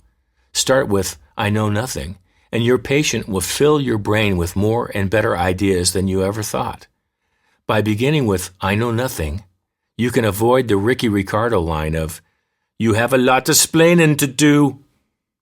Bill Blatchford, DDS. From the Blatchford Playbook, Keeping Score. Dr. Schizler and team are very conscious of numbers, time, and efficiency. To achieve a balance, knowing the score is essential. Know your numbers and what they mean. Know which numbers can change and how to change them. Reward your team monthly with an easy-to-figure and understand bonus. Let your team understand the bonus math so they can increase their ownership. Hire 10s on your team and be a 10 yourself. Use Pareto's 80-20 rule. The top 20% of your guests deliver 80% of your profits. Who are they? Find out and nurture them. 20% of America moves each year. In a practice with 1,000 patients, 200 will probably move. In order to grow 10%, you will need to attract 300 new patients or 25 a month. Who is in charge? Have a daily goal for doctor and hygiene. Diagnose 3 times your daily goal. Know your overhead per hour and schedule to exceed it every hour. Create a game plan when numbers are not met. Who is the source? What is the plan? Know your percentage of lab. National average is 8%. Are you above or below? What does that mean? Create a system to celebrate when numbers are met. Team members know the score at all times. I do not know is unacceptable. Be curious about the score. If you are not asking questions, it could seem you do not care about the score. Chapter 11. The Team. All doctors have strongly indicated that excellent team players are a must. Doctors have shared their agonizing over staff who appear to be on a different path. Should I train them better? What if I lose the best team member I have? Doctors rely on great staff to form a team and get the job done. Several team members volunteered their ideas on how they bring their A game. Dr. Christina Blatchford, Amanda Nash, dental assistant. How did we get started with CEREC? I remember the day I got a text message from Dr. Blatchford saying, "I bought a CEREC." I had barely just found out the day before that she was going to a CEREC Accept class. The thought that was going through my head at the time was, yes, bring on this new adventure. I was excited to see what kind of impact this would have on our dental practice. I knew that Dr. Blatchford and I were already a great team, and we would make the CEREC experience excellent. We received our CEREC computer, milling unit, which we fondly called Millie, and oven in March 2015. We immediately hit the ground running. Together, we have attended 5 classes for CEREC. In the year and a half since we first started CEREC, we have learned so much. It has had a very positive effect on our practice and in the lives of our patients. It usually starts with our hygienists, who present the treatment plan for the crown/crowns. Most of our patients that get a CEREC crown cannot believe that they get their permanent crown all in one visit.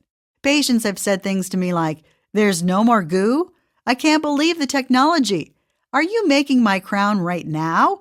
It looks just like a tooth. It is amazing that you're making my crown right in front of me. It's like a 3D printer for my tooth."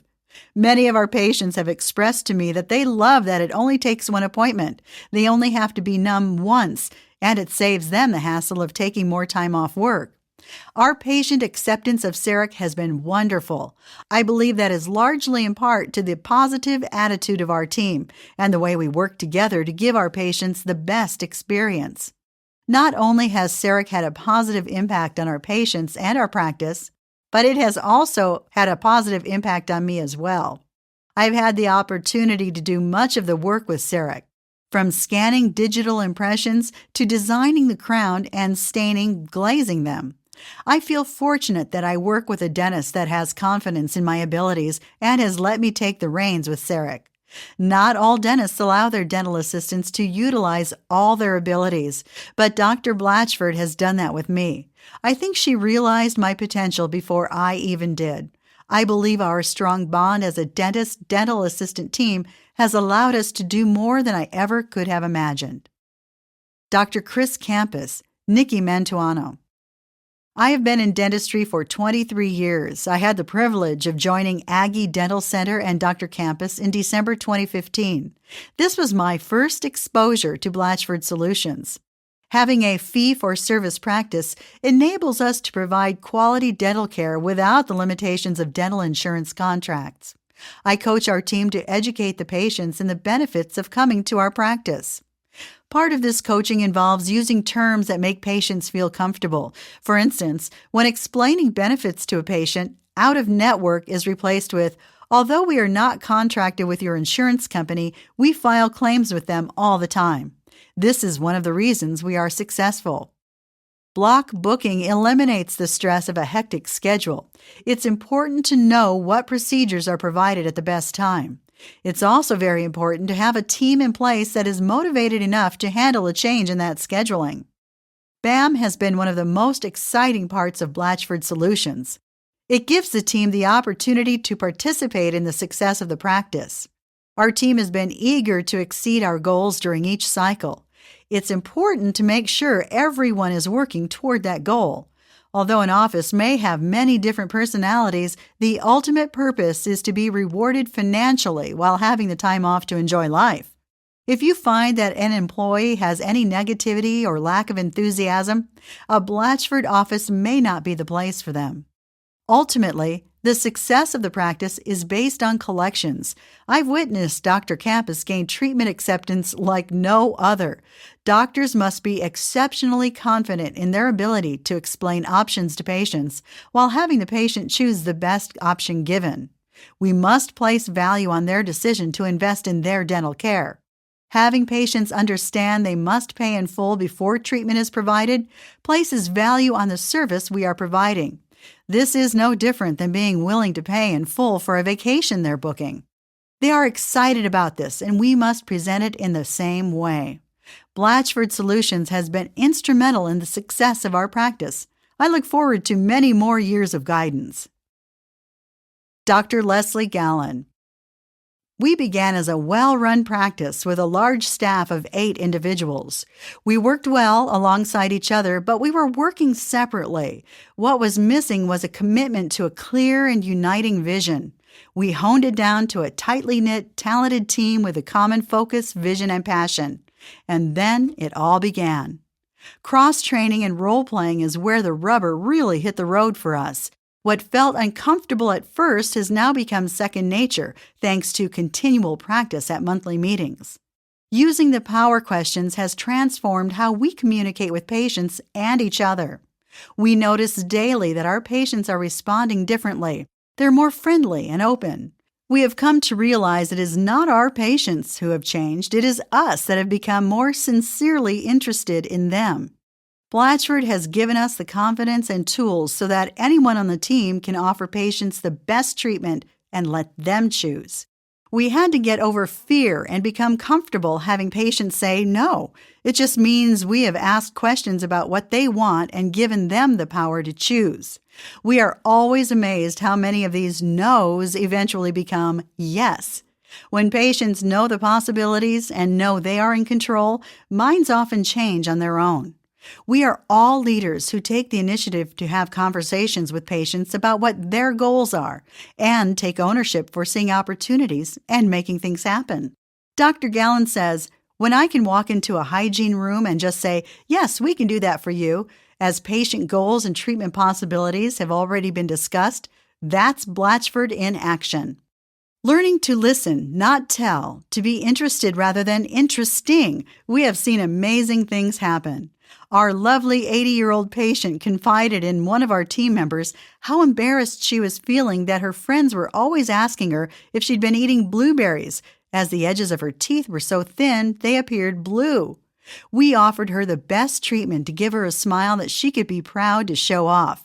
Her daughter thought extracting the front teeth and making a removable partial denture was the better option.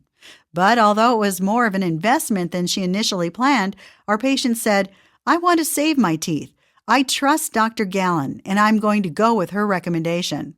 Seeing how her whole disposition changed, how bright and cheerful she was with her new smile, was a poignant reminder to always give someone the opportunity to choose the best treatment. It can be life-changing.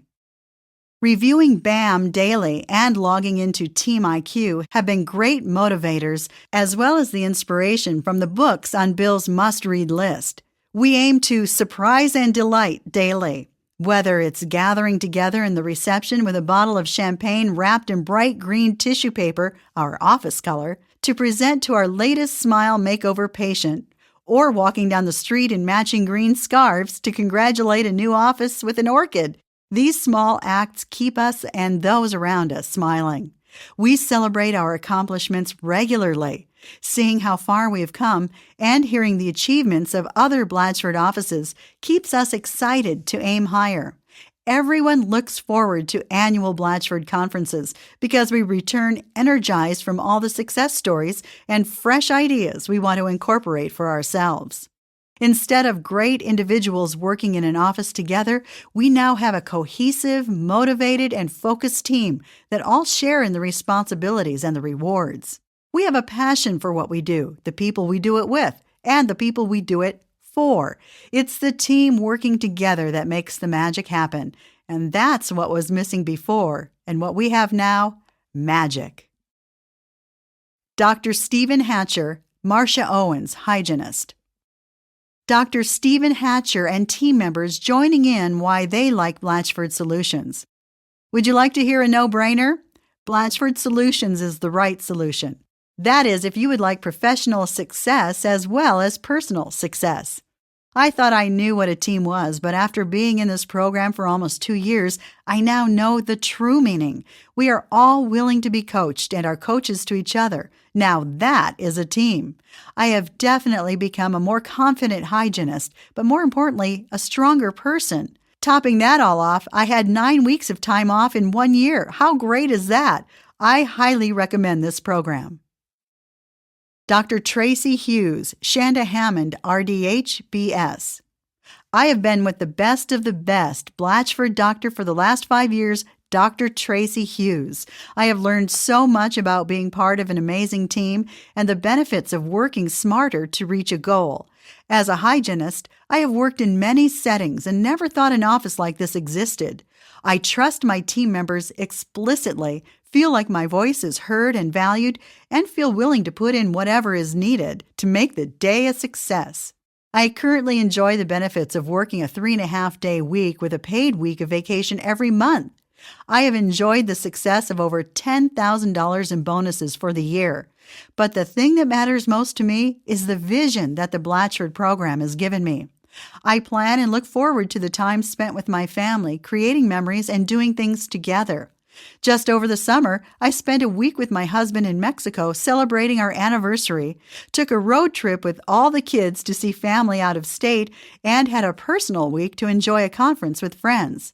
This time to regroup, refocus, and enjoy has brought a balance and passion to my life I didn't know was possible. Thank you, Blatchford, for the opportunity to thrive on this journey. Dr. Stephen Siren, Mary Carroll Office Manager. Our practice started with the Blatchford Group a month before my doctor decided to take over another practice. Joining 2 busy practices and moving hours to another building was a great undertaking since nothing was on a computer at the practice Dr. Siren purchased.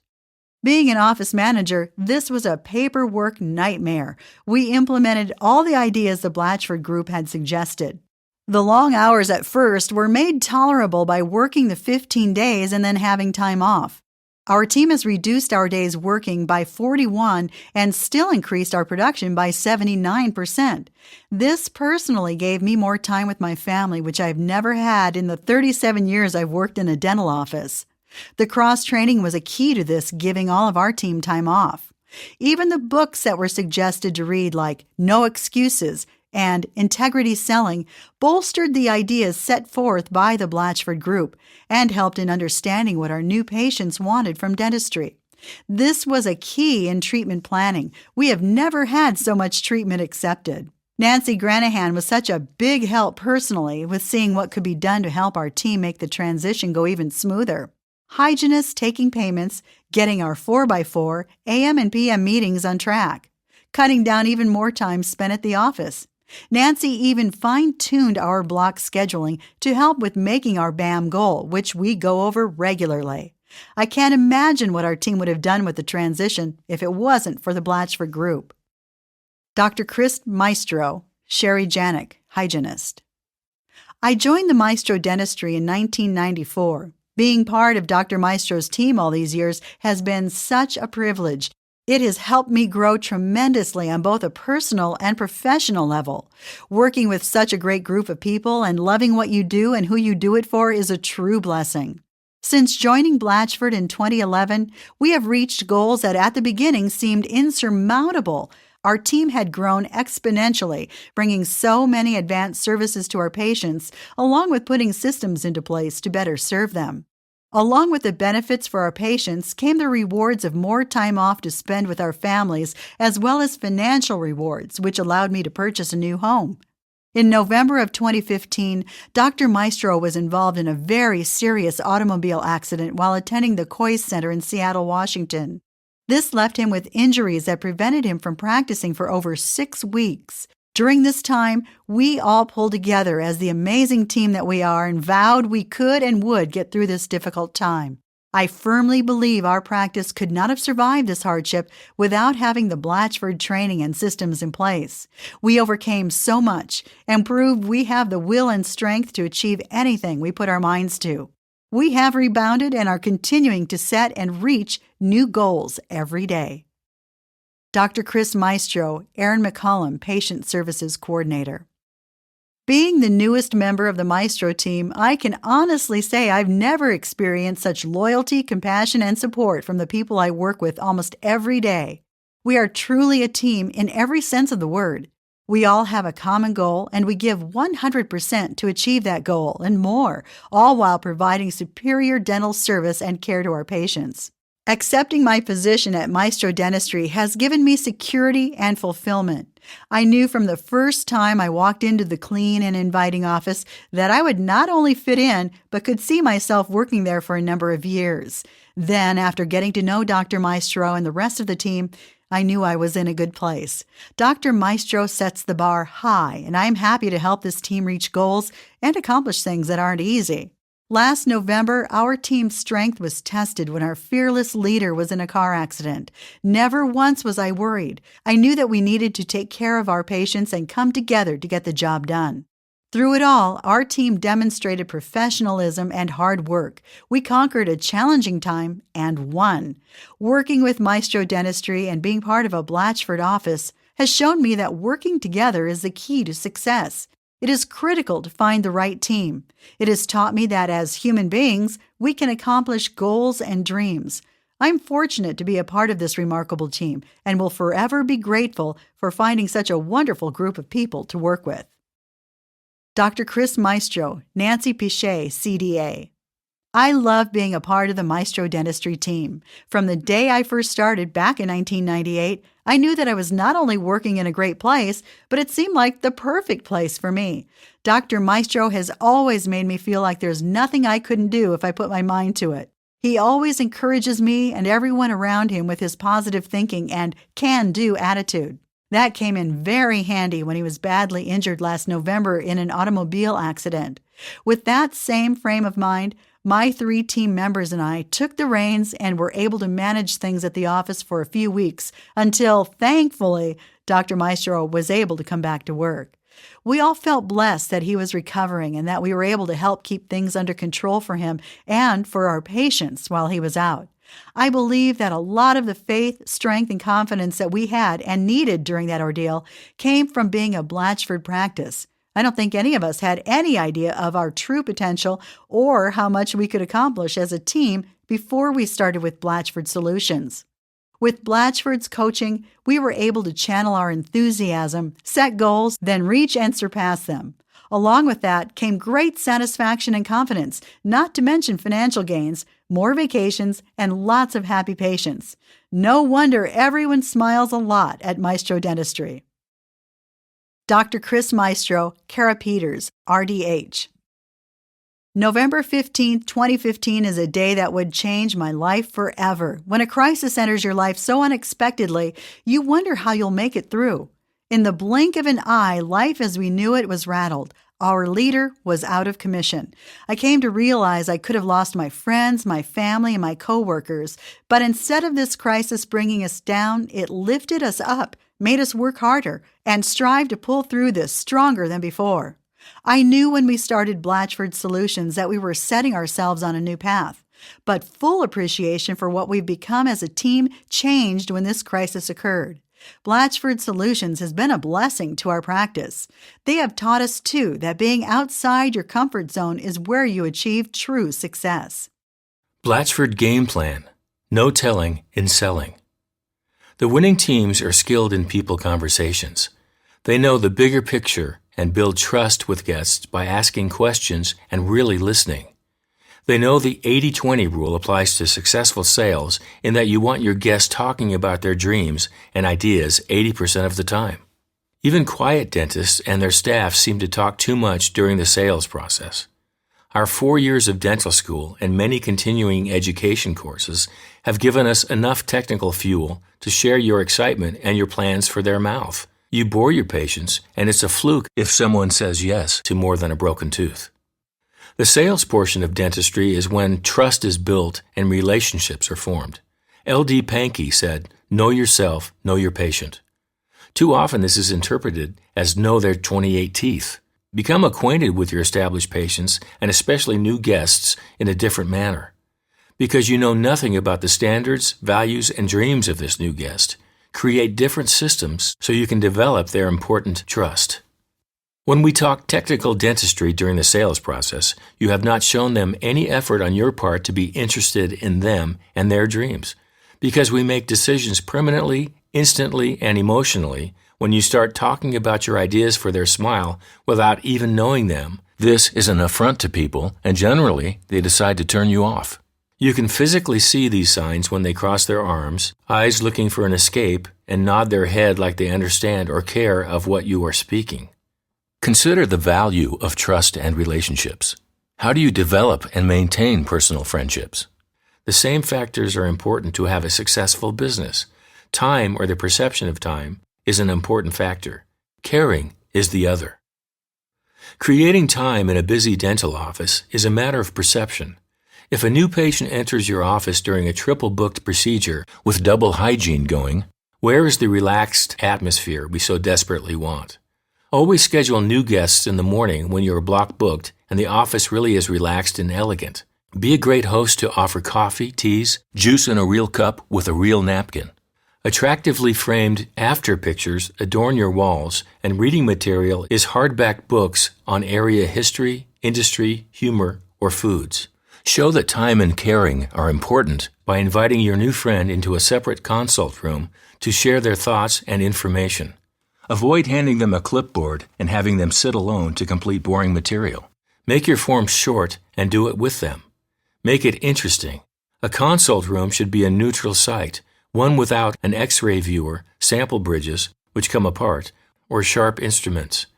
If it was once the doctor's office, unload all the old magazines and dental items. Your attitude and skill during these first 10 minutes is to discover a new friend. Your job is to connect with them at some level. Interestingly, they do not care a lot about your family, experiences, or thoughts. Focus on them. People think you are a terrific friend when you ask questions about them, their thoughts, and ideas. Show you care by asking them questions and more questions.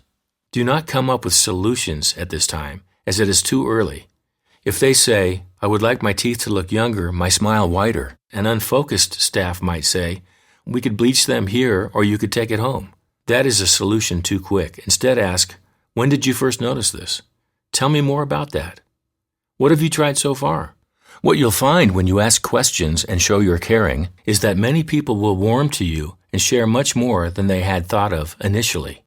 Someone who initially inquires about whitening could have thoughts of never liking their smile, being laughed at in junior high, not having a lot of teenage fun, all based on their perception that their teeth didn't look so great. All this still influences how they react to others. You will discover much about your new friend because they trust you.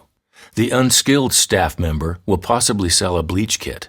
The focused staff member who asked more and more questions with little or no dental tech talk may sell an unknown quantity of resulting satisfaction. Cut out the tech talk and ask them questions. It is a win-win. Bill Blatchford, DDS. From the Blatchford Playbook, Team Rules. Coach calls the game. Be on time. Lombardi time is 15 minutes ahead of regular time. Wear your uniform. Be proud. Look your best and make your team look good. Prepare yourself mentally to play the game. Wear your game face proudly. Play full out as you never know which play will make the difference. Start your day with an effective morning huddle 15 minutes before your first play. Be accountable for your actions. If the ball comes to you and you miss it, create a plan for that not to occur again. Accept responsibility and move on.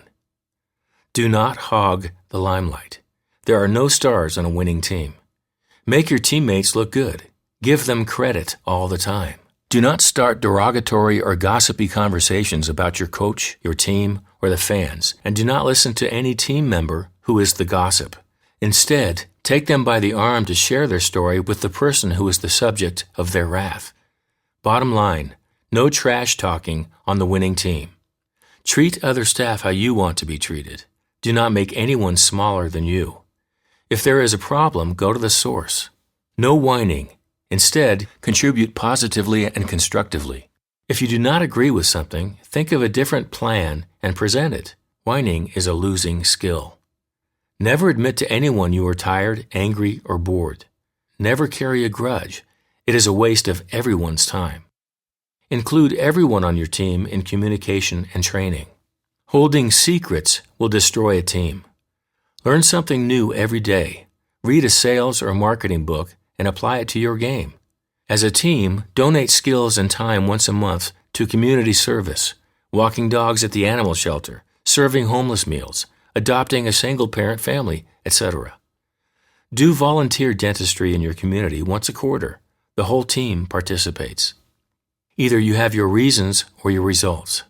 Be a team player 100%. During the game you are focused. Home or relationship concerns are not part of your work conversations. Do not consume food in the work areas. The winning players are those who think and know they can win. Learn the most important skill in sales, listening. Chapter 12, A Balanced Life. Dr. Ben Wong. Dr. Ben Wong practices general dentistry in downtown Portland, Oregon, and is married to Dr. Liz Lee, who offers pediatric dentistry in 2 locations east of downtown.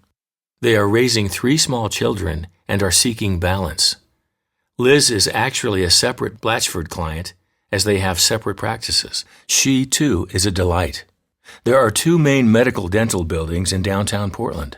Ben is not located in either one of the medical dental buildings, but being in downtown Portland, everything's within walking distance. Ben was encouraged by his coach, Dr. Christina Blatchford, to find a practice to merge as downtown Portland is very competitive. The dental school is within 2 miles. The retiring doctor initially did not want his patients to merge into another practice, as he was concerned for his staff. A couple of offers failed, and the doctor called Ben. Though the practice was equal size, he only hired 1 extra hygienist. The merger helped him to eliminate many PPOs. He started at $800K, working 208 days, with Blatchford, and moved his practice to $1.2 million, and with the merger, it is $1.5 million, working 144 days. It has helped with cash flow. Before Blatchford, he was drowning in debt. With Blatchford, he's established a solid system to pay down debt and now pays himself regularly. He works Monday, Tuesday, and Wednesday. He is working 144 days. I was contemplating moving the practice to the new location since it has a way better view than my current location. I was negotiating with the landlord of the merger practice for tenant improvement and lease term. I ended up deciding to stay put, and the lease for the other space will expire shortly. On his 4th day, he does some administration and volunteer dentistry with Medical Teams International. In his family, he is the cook. He and Liz make a point of involving their children in their errands and prep for cooking. They aim to have positive, POFO, for positive conversations. Their weekends can be devoted to family. Piano lessons and Taekwondo are the main kid activities. Liz is the musician. Because both dentists leave at 6:30 a.m., they have a full-time nanny who runs errands, picks up dry cleaning, and takes kids to activities during the week. But Ben looks forward to cooking and eating together. He feels his leadership is a work in progress. He admires the leadership of Drs. Josh Lute and Matt Fluge. Ben feels they are firm in their statements. Ben finds there is still some drama with his team, which occurs when the team does not reach bonus. Their highest bonus has been $1K, and they average $500 to $700. When the team misses it, that's when it's tough. Dr. Wong feels Christina opened his eyes to possibilities. He has set a future vision. They both continue to improve themselves with readings and seminars with Tony Robbins. Before, he felt he was wandering aimlessly. He knows that hope is not a good growth strategy. Ben shared one of the best benefits of Blatchford coaching is an increase in net return. His family of 5 was able to go to Taiwan for 10 days to visit his aging, we are all aging, mother and father. Ben was born in New York, while his father earned a PhD in chemical engineering. The young family then returned to Taiwan, where Ben and his brother went to school. At age 16, Ben felt he was doing poorly in the rigorous Taiwanese education system, so his mom took the two boys to Fresno to complete high school, and then to UC Davis, and the rest is history. His wife, Liz, had much the same progression. She was born in Kansas to Korean parents who went back to Korea when their education was completed. She returned to California for high school. She and Ben met at Temple Dental School in Philadelphia. Interestingly, Ben's Fresno gang went to UCLA and became friends with Liz before she met Ben. We love these stories and wish the Wongs the very best. www.centerportdental.com. Blatchford Game Plan. Cosmetics anywhere? Many dentists live for cosmetics and reconstruction. The cosmetic home run, which will make a huge monetary difference in their monthly bottom line. How tightly niched can you be in cosmetics and still make a living? Can it work in every area, as touted by some? Consider cosmetic work is not covered by insurance. Good, because it then becomes your patient's choice. Because cosmetics are not insurance-driven, a certain sophistication of skills and mastery in psychology and sales is necessary to have a general dentistry patient say yes to treatment not covered by their insurance. If your practice is insurance-driven, mentally you and your staff are tied to insurance fees and maximums. It is a real challenge for optional cosmetics to have a great impact in your practice. If your staff knows each patient's insurance coverage by heart, it is an indicator insurance is in the air in your office. It would be rare for a 10 veneer case to happen in this practice, even if the doctor and team are highly clinically trained. Because cosmetic and largely reconstructive work is non-insurance in a $40,000 estimate, how much will be covered by their insurance?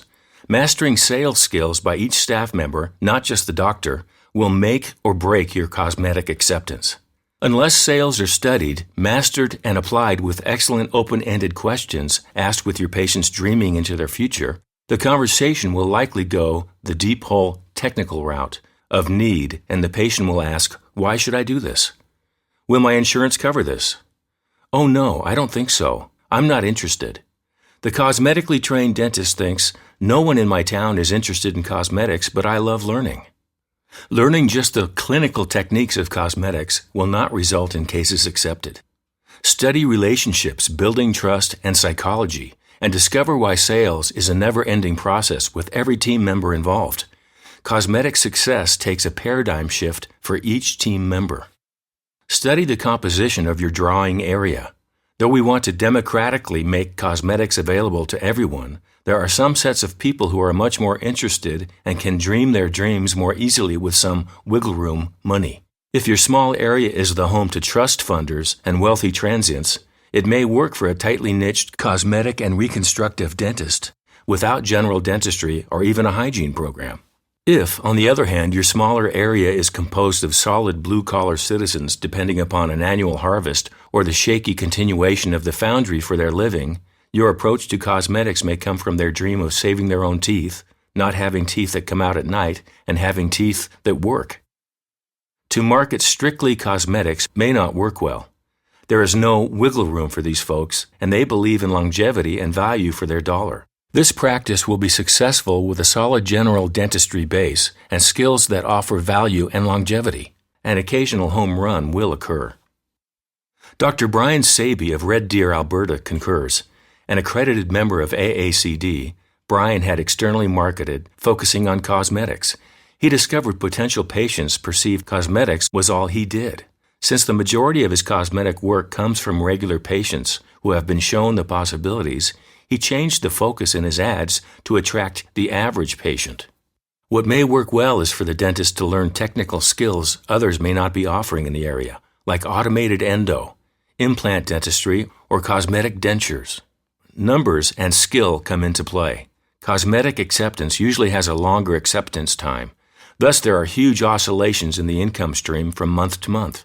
Dr. Rice Spohr of Seattle advises, "Cosmetics will naturally occur in a happy general practice. Pick the easy ones and feel great. Referrals will come. Leave the hard ones for the dentist equipped to handle this and all the headaches which can result. Can you do cosmetics anywhere? Yes, but if that is exclusive, you may only work 2 days a month. Cosmetics anywhere? Yes, and usually with a solid general dentistry base. Study your demographics before you niche your practice too tight. Make cosmetics a part of what you offer, mixed with other services. Bill Blatchford, DDS. From the Blatchford Playbook. Leaders work with the team to discover why there was success, or if we failed, how can we create systems or conversations to not repeat that mistake? Dr. Wong feels he has a community practice. He is not anonymous in a big city, and learning from successes and failures keeps a winning team moving forward. Post-game. Create phone skills, a tagline and message that set you apart. It is your first opportunity to impress. Be bold. Be different. Cross-train each team member, including the doctor. Learn to answer the phone, make firm financial arrangements, have meaningful conversations about patients' dreams, clean a room, run a day sheet, sharpen instruments, make appointments, and operate the computer. Practice introducing guests to staff members, sharing what you have learned, and making your guests feel special. Analyze plays which have not worked in your office, make changes, build skills, and reconstruct confidence to move forward. When you've had a great game, replay it. What worked? Why did it work? How can we do it again?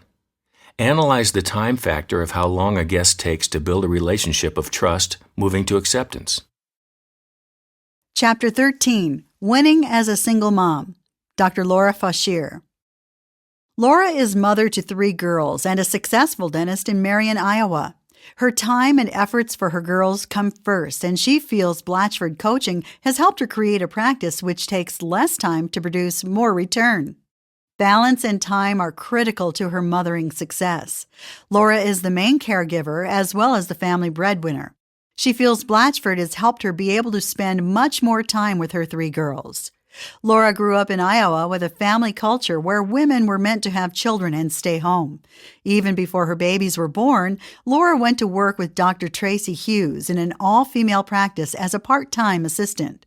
These were the first female dentists Laura had ever encountered. Tracy told her she had curiosity and talent and she should go to dental school. Laura never had career aspirations, and her family history was well established and being repeated. Laura has 4 sisters and 2 brothers where everyone is a parent and women stay home. To fulfill her creation was to become a mother. To do something different would detract from her motherhood. Laura, as so many, did not realize how poor was the family situation. She had grown up in a family with economic instability, and this lack of funds continued into her own new marriage. By the time she realized she aspired to be a dentist herself, she already had 2 very young daughters. A third was born during dental school. Dr. Fauchier was married through the year past her dental school graduation. During those school years, her husband was a student also, and they lived on less than $1,000 a month. For childcare, she took out student loans and paid her sister to take care of the children. 50% of her class was female. She thought she would be one of a few. She found all the women to be smart, lovely, and kind. In the first week of her second dental year, she had a baby, and the school told her she could take a week off or take the whole year off. The baby went to school with Laura. She has a picture of her oldest daughter in the simulator clinic with mannequins. She graduated with $200,000 in student debt. The school awarded her a needs-based scholarship. She did not apply, but the school must have noticed. Laura felt very guilty for bringing debt into her family. Her husband was very supportive of dental school and was a real hands-on dad. When Laura graduated, her husband was in the National Guard and was deployed twice overseas. Laura became an associate and promised buyer for a practice in a small town 8 months after graduation. The year was 2008, and not many practices were on the market. Immediately, she had disposable income and she had family close by. Now, she usually produces $100,000 to $100,000 monthly. Hygiene income has remained the same. I used to have an associate. We now collect just a bit more than we did when we had him, plus 1 extra employee. Also before, Laura worked 4 to 4.5 days per week and rarely took off more than a week or 2, plus a few days here and there. In 2016, they will have taken 9 weeks. We have added CAD, CAM, COIS training, laser including LANAP, sleep apnea, Invisalign, eliminated amalgam, increased our denture cases and fees, and most recently added minimal sedation. It is her daughters whom she is most proud. Sally is the oldest, and she feels dentistry is gross and wants to investigate neuropsychology at the University of Iowa. The middle daughter is Emma, with a learning disability associated with depression and anxiety. It is a nonverbal learning disorder, similar to autism. She is in a special school in Idaho, and Laura feels blessed that Blatchford Coaching has helped her have the extra funds to help her daughter. Emma is very talented at music and language and is working on managing her worries at her private school. More time and more money is what Laura has to spend with her daughters. Mimi is the youngest. After training on treating sleep apnea, Laura had a hunch and decided to have her 3 daughters tested for sleep apnea, and now 2 wear CPAPs and are so much more attentive and positive.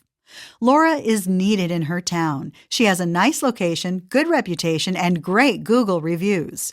She does not pay for SEO, as in Iowa, she feels, is a very favorable place to practice. She does not need to market heavily. She takes Delta as well as Blue Cross Blue Shield. She looks forward to being out of debt and letting the rest of the insurance contracts go. Her team is all from the area, have excellent attitudes and high standards. The changes in team she made were hard.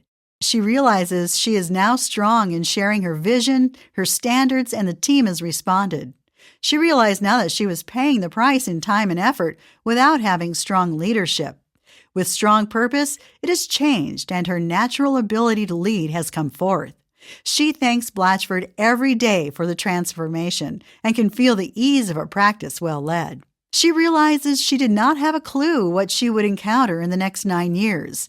2 deployments, a divorce, Emma and her special needs, and an abusive rebound relationship with an opportunist.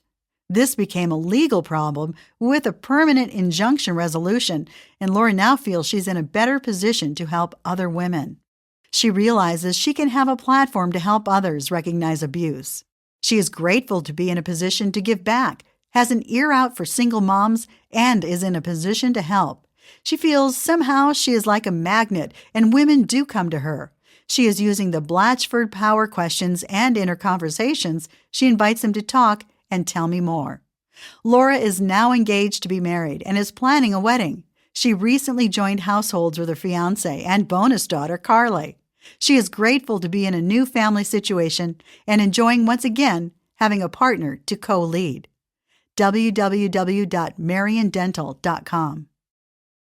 Blatchford Game Plan, reinventing your practice with double the results. When Dr. Fashier purchased her practice in the area near her family, she had the opportunity to reinvent the practice. What does she want to be in 20 years? Who does she want to be attracting? With Dr. Blatchford's help, she is moving from point A to point B and is doing very well, thank you. What if your business burned down and you had the opportunity to reinvent it? Knowing what you know now, is there anything you're doing now that you wouldn't get into? Are there any relationships you would avoid? Answers change, but questions don't change. Therefore, today, 70% of our past decisions have been wrong or below standard. There's a story of Albert Einstein while teaching physics at Princeton. A student noticed the questions on the physics test were the same as last year. When confronted with this, Einstein said, "Yes, the questions are the same, but the answers are different." We must be masters of change, demonstrating great flexibility. What it takes to successfully reinvent your business is intense future orientation. You must develop clarity for a 5-year fantasy. With clarity, you increase the likelihood it will come true. Make a dream list. We must be strong in where we are going and flexible in the how. The future only matters, not the past. You cannot jump across a canyon in 2 jumps. In other words, it's not possible to hang on to the past while looking to the future. Any investment takes time, money, and emotion. To achieve the fantasy, we must differentiate between facts and problems. Facts cannot change, but problems can be solved. Focus on which are the most important solvable problems. How will you solve them to reinvent your practice? Most major changes should have been made sooner. In other words, we have known of the problems in our practice for a while, but failed to focus and make the appropriate decisions to create a different result. Andrew Grove, former president of Intel Corporation, said, "Change should be done about a year before it is." To reinvent your practice in the next 5 years, decisions need to be made now. Brian Tracy, author of Eat That Frog, had been selected to speak with over 100 graduates of Blatchford Coaching. We requested Mr. Tracy orient his remarks specifically to dentistry and presenting larger optional treatment. Tracy created an electric presence, and his talk was so meaningful. He said the three functions of an executive, you, the dentist, are to innovate and market, set and achieve goals, perform and get results. Results are everything. Set a goal to double your net income next year. You must be clear about the goal and flexible in the process.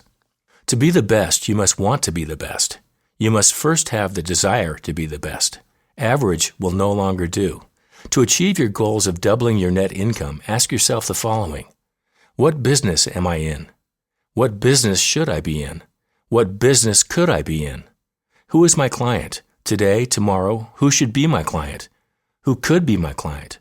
What does my client consider valuable? To feel better, to be happy. What do I do especially well today? Could? What should I be doing well? What are the constraints on doubling my income? Tracy oriented his remarks to dentists who want to be in the top tier of dentistry. These dentists not only want to be the best, they want to be recognized as the best.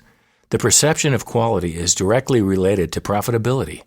Everything counts, and in creating the perception of quality, 20% is service and 80% is in the way that service is delivered. In other words, dentists can be excellent clinicians, but the patient's perception of your clinical quality is based more on the delivery of that excellent service by you and your staff. What is stopping you from doubling your net income next year? Obviously, increasing revenue and decreasing expenses is an answer, but the focused use of our time makes a greater difference. Everyone believes his or her dance card is full. If we could change 10 to 20% of what we are doing, it can achieve an increase of 80 to 90% profits. What should I discontinue doing?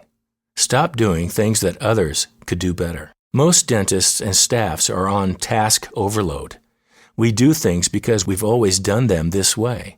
We fail to look outside the box to examine what is most important and how we could do it more efficiently. Tracy said to fire clients from hell and focus on positive people. If a patient's visit doesn't go well, they tell 13 others. If it is good, they tell 5 people. Since everything counts and nothing is neutral, we must work to position our practice and ourselves in the marketplace.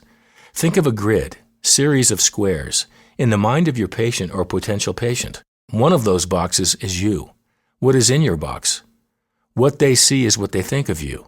What are they thinking and saying about you?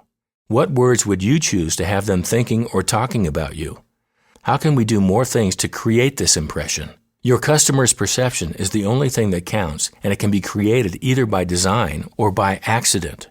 Everything counts, and it takes continual mental preparation of each event. Keep asking yourself, what else? What else? When modest and humble Wayne Gretzky retired, he was asked to share the secret of his success. He said, "Maybe what separated me is that I had a passion for the game. Secondly, I was dedicated to it. I prepared for every game, and I always felt like I hadn't done enough. If I had 3 goals, I wanted to get 5 goals. If I had 7 points, I wanted to get 8. I approached each game as if it was a Stanley Cup game." In sales, think of yourself as a consultant and partner to the patient. Ask good questions and listen. Make recommendations by including the patient, like, what we should do next is, our next step is. Working as a partner and including the patient create urgency. Listening builds trust, which constitutes 40% of the sales process. Listen attentively, pause before replying, question for clarification. How do you mean? And give feedback by paraphrasing in your own words. Bill Blatchford, DDS. From the Blatchford Playbook, keep on keeping on. With all good things going on in Laura's life, she is one to keep on. She is persistent, and this is paying off for her financially and emotionally. You do not know which is the winning play of the day, so play full out all the time. As Winston Churchill said, never, never, never give up. Praise, monetary bonus, recognition make a huge difference in moving forward. Any change in practice environment improves productivity according to the Hawthorne study. Reupholster the furniture, paint the walls, new pictures all gain the team's attention. Keep reading a new book, CD every week. Don't quit until you've accomplished your goal. Face each problem, solve it, and move on. Each roadblock makes you a stronger person. Keep knocking on the door of opportunity. A man is never beaten until he thinks he is. Life is a grindstone. What you're made of determines if it will grind you down or polish you up. Chapter 14, Small Town Dentist, Dr. Angie Cody. Dr. Cody practices in a small town of 8,000 southeast of Madison, Wisconsin. Though she and her husband live in Madison, Mount Horeb is important to her and her team, and she makes a real effort to be involved in their town. Taking the Blatchford creed to heart to avoid being the invisible dentist, she and her team make a real effort to be present all over town at festivals, community events, patronizing local businesses with their team jackets and logos, and being active members of the local Chamber of Commerce, Optimist Club, and American Legion. Angie is a graduate of Marquette Dental School with about 50% females in her class and is the first dentist in her extended family. She has inspired several female cousins and nieces to be pre-dent majors. Her Marquette class was inspiring to create a culture of support and sharing, which continues to exist today. Angie always thought she would be a physical therapist in college. However, after a mission trip to Jamaica working with dental students, she happily changed her focus to dentistry. When in dental school, she took the same Jamaican mission trip as a dental student. Giving back has been important to Angie, and she continues with mission trips and local charity events. Angie was selected for the Navy Scholarship at Marquette and served in Japan at a smaller base with 5 dentists, just an hour away from a much larger base. She and her husband were able to really travel while in Japan, an aspiration which continues for them. For Angie's birthday this year, she and 2 dental school classmates and travel buddies spent 2 weeks in Vietnam. After 3 years of military service, Angie and her husband wanted to return to Wisconsin and a smaller town. She originally thought she wanted to work for someone else, so became an associate in a corporate practice. She was working 5 days a week and found she was unable to have Fridays off to take CE courses. She sought a classmates' counsel, and Carson Kutch told her, "Angie, you will only achieve your goals having your own practice. You can do this. Call Bill Blatchford and do everything he tells you." She wanted to purchase a smaller practice and make it grow. By joining a local study club, she networked and looked at many practices. However, she was unsure the best way to evaluate a practice. Blatchford helped her find the perfect practice for her. It was producing $400,000 at purchase, and in 5 years, she's at $800,000. Angie felt she had very little business preparation. She felt it was overwhelming for a new female business leader. What she likes about Blatchford and coaching is it keeps her on track and accountable to make progress each month and improve leadership skills. She feels Blatchford encouraged her to have strong, big goals and to dream about what might be possible. The seminars inspire her and her team to reach for higher goals each time. Angie loves that she feels supported and not alone. She likes to bounce ideas off other Blatchford doctors. To make it work in her smaller town, she offers many procedures. She was the only female dentist until recently. She is only contracted with Delta Premier Insurance, which is the policy of the education system in Mount Horeb. All 3 of her employees grew up in and are residents of the local area. In hiring, she looks for good ethics and self-motivators who want to better themselves through goal setting and hard work, not those just looking for entitlements. Her friends and family ask, "When do you ever work? And why do you continue to take so many CE classes?" Angie is a COIS graduate, a big deal. She does implants and just purchased a cone beam.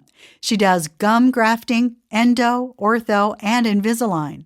Dr. Cody does surgery and extractions. She is just completing a 2-year program at USDI and has started to offer regular ortho to children in her practice. Word moves fast in her small town, and she does not really need to market. To gather orthodontic patients, the word is already out there, and they're getting many internal referrals. She has made a real point of showing local art in her practice. She and her team have a strong esprit de corps by celebrating any and all occasions in their practice, dressing up, and having a fun environment. They enjoy their connections with patients and their community. She feels Blatchford set some pretty high standards for achievement.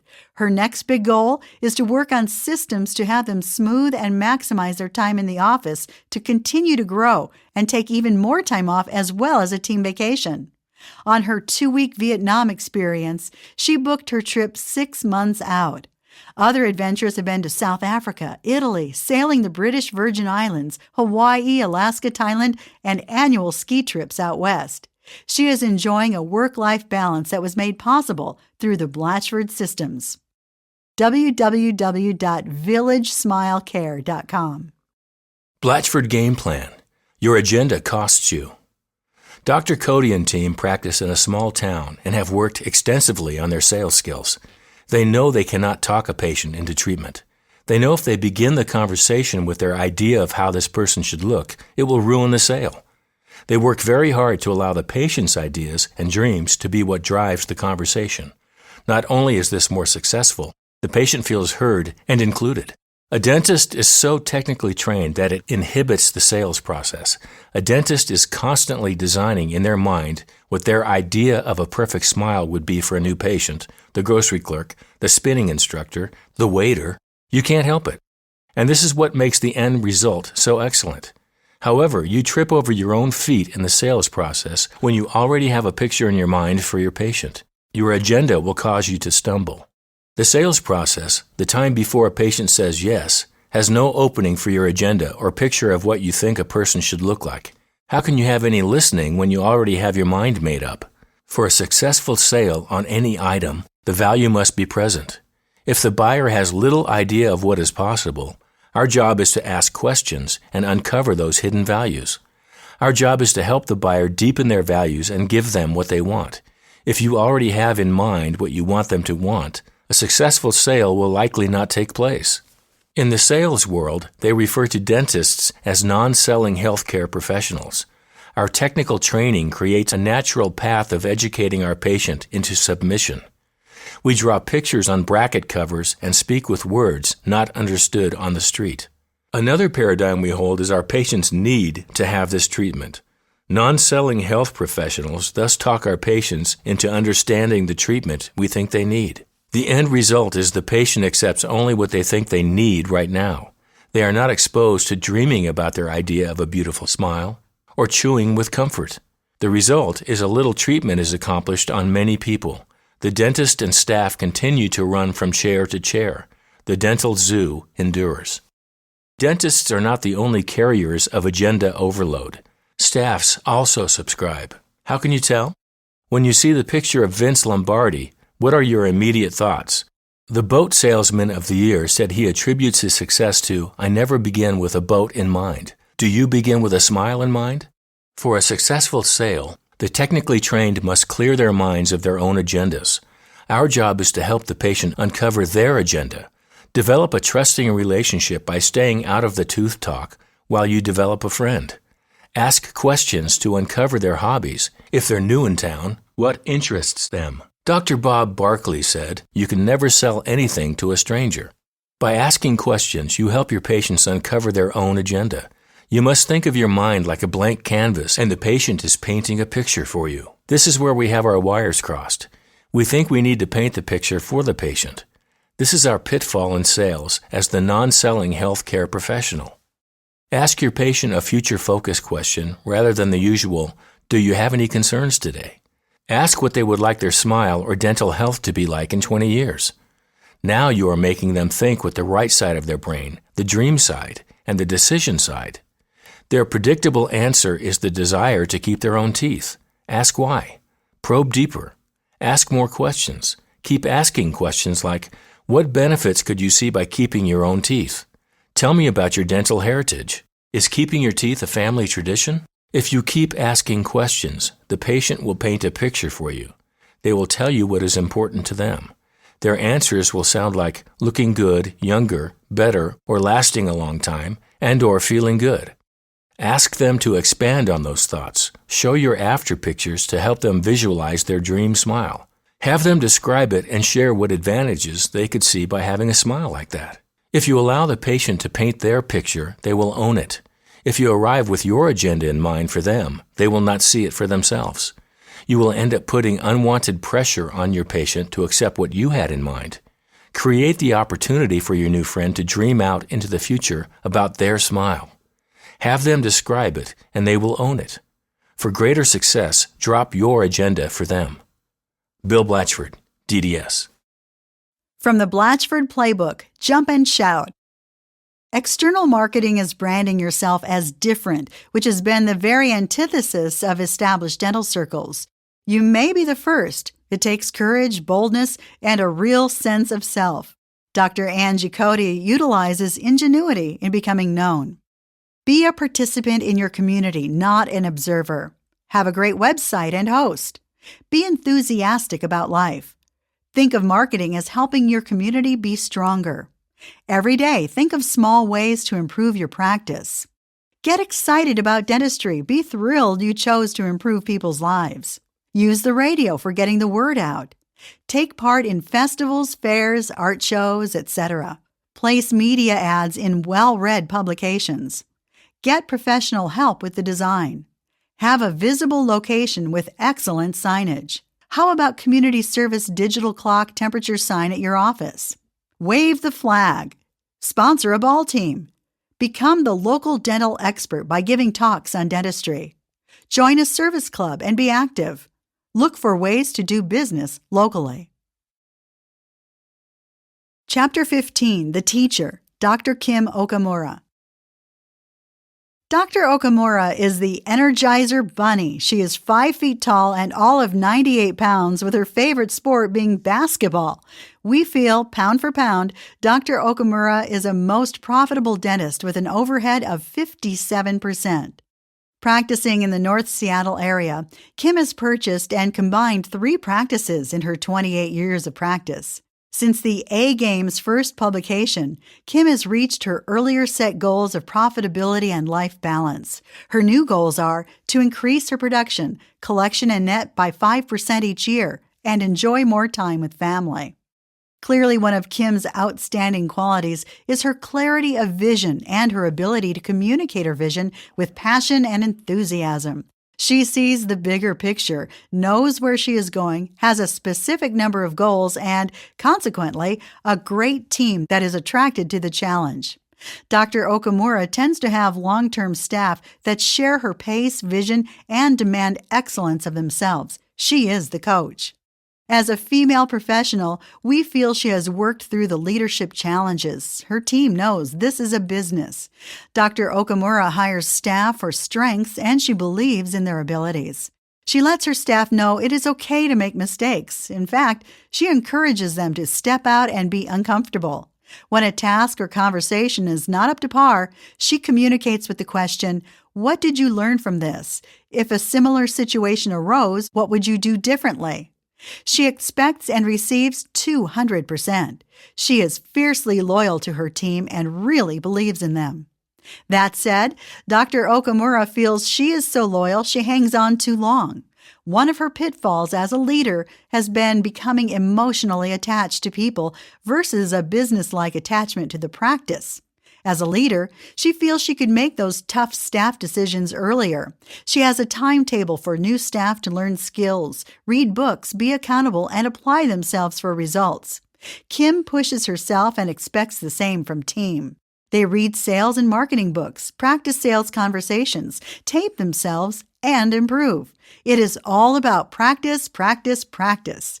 In practicing the sales skills, she likes to play the what-if game, creating scenarios of possibilities. What if a guest said, "How would you respond?" Her staff always participates in the monthly Blatchford staff conference call, sharing and learning from others. Kim uses fireside chats, and learning and implementation is a big part of being a team member. Kim has reached her goal to practice 3 days a week so she can balance her life with family and fun. This has been a real challenge for Kim as she loves being a good mother, great wife, and taking time for herself. She works at the balance. Her husband, Tim, had owned and operated 3 7-Eleven stores and now is into commercial real estate investments. The Okamura family lives in Redmond, Washington, home of Microsoft, so Kim commutes 30 minutes across Lake Washington to work. She feels this distance has not affected her cosmetic attraction, as her practice has 19,000 cars a day pass her office, and her marketing is aimed at Greater Seattle market. Currently, she has huge poster-sized copies of her current ads in her windows. Kim practices 3 days a week. The fourth day is designated as an administrative day. Time is blocked to complete treatment plans, communicate with clients and other health practitioners. It also serves as a day to write handwritten notes to clients and other marketing endeavors. Kim's foray into dentistry was circuitous. Dr. Okamura is the oldest of 5 children of first-generation American-born Chinese immigrants to Seattle. As the oldest, much was expected of her with the emphasis on education. While being fiercely independent and unfocused in grade school, she eventually buckled down and won an academic track scholarship to Seattle Pacific. Her father was very disappointed when she chose not to continue after her first semester.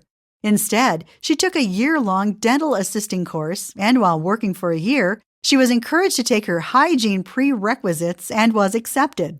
At the same time, her professors encouraged her to apply to dental school, and she was one of 7 women graduates in the class of 1987 at the University of Washington. Her motivating factor was encouragement from others. Is there a lesson here?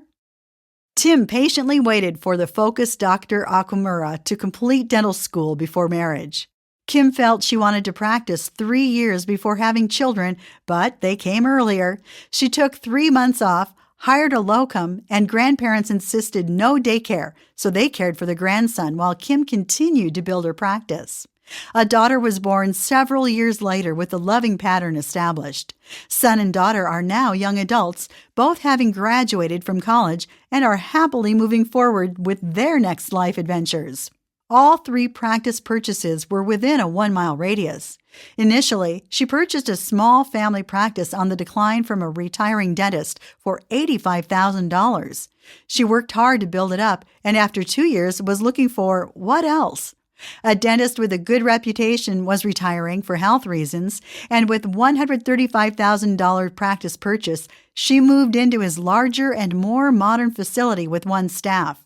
After 7 years in practice, she paid full fee of $225,000 for a practice with plans to renovate and move to this more visible and convenient location.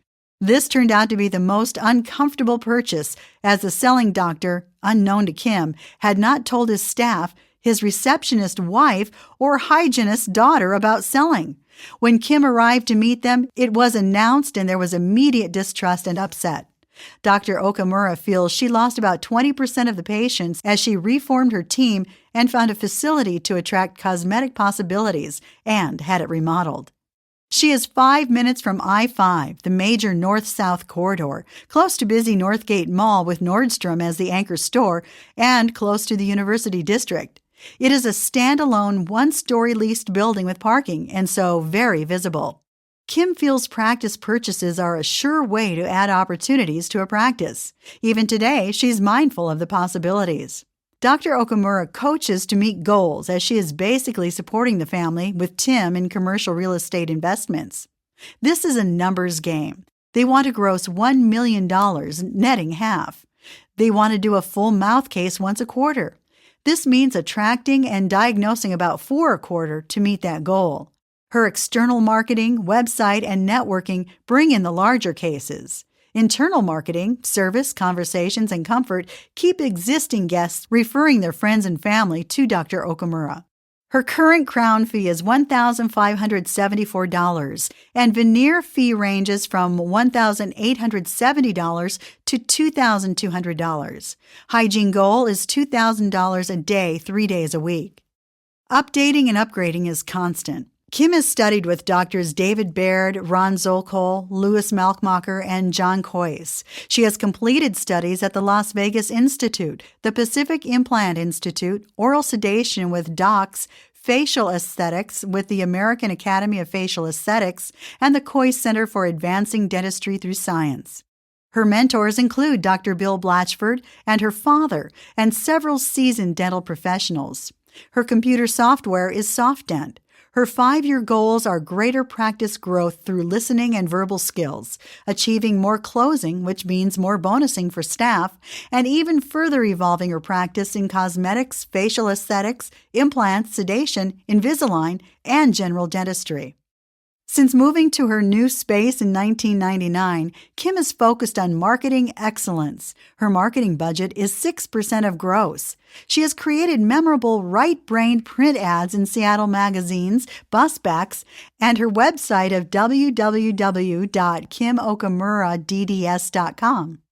Catch the energy in Kim's photo. Kim also has an e-newsletter which is so appropriate for computer-based Seattle. Dr. Okamura has 3 patients a week enter her practice through her website and internal marketing. Notice the consistency in marketing and presentation of her logo, name of practice is same as website, and same on letterhead and throughout. The message is straightforward and not confusing.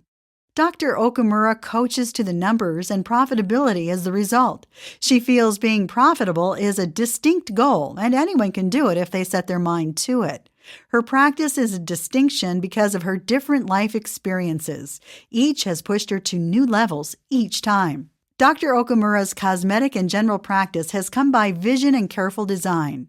She strongly believes in order to grow and thrive, you need an advocate like Bill Blatchford to coach you to success, clinically excellent and extensive skills to walk your talk, confidence, be a risk taker, be creative, like new challenges, understand the culture and psychology of your client's needs and desires, and really want it.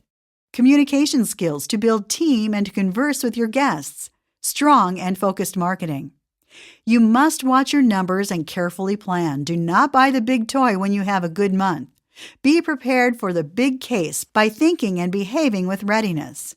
She leads by encouraging her team to focus on the big picture, and the little things will take care of themselves.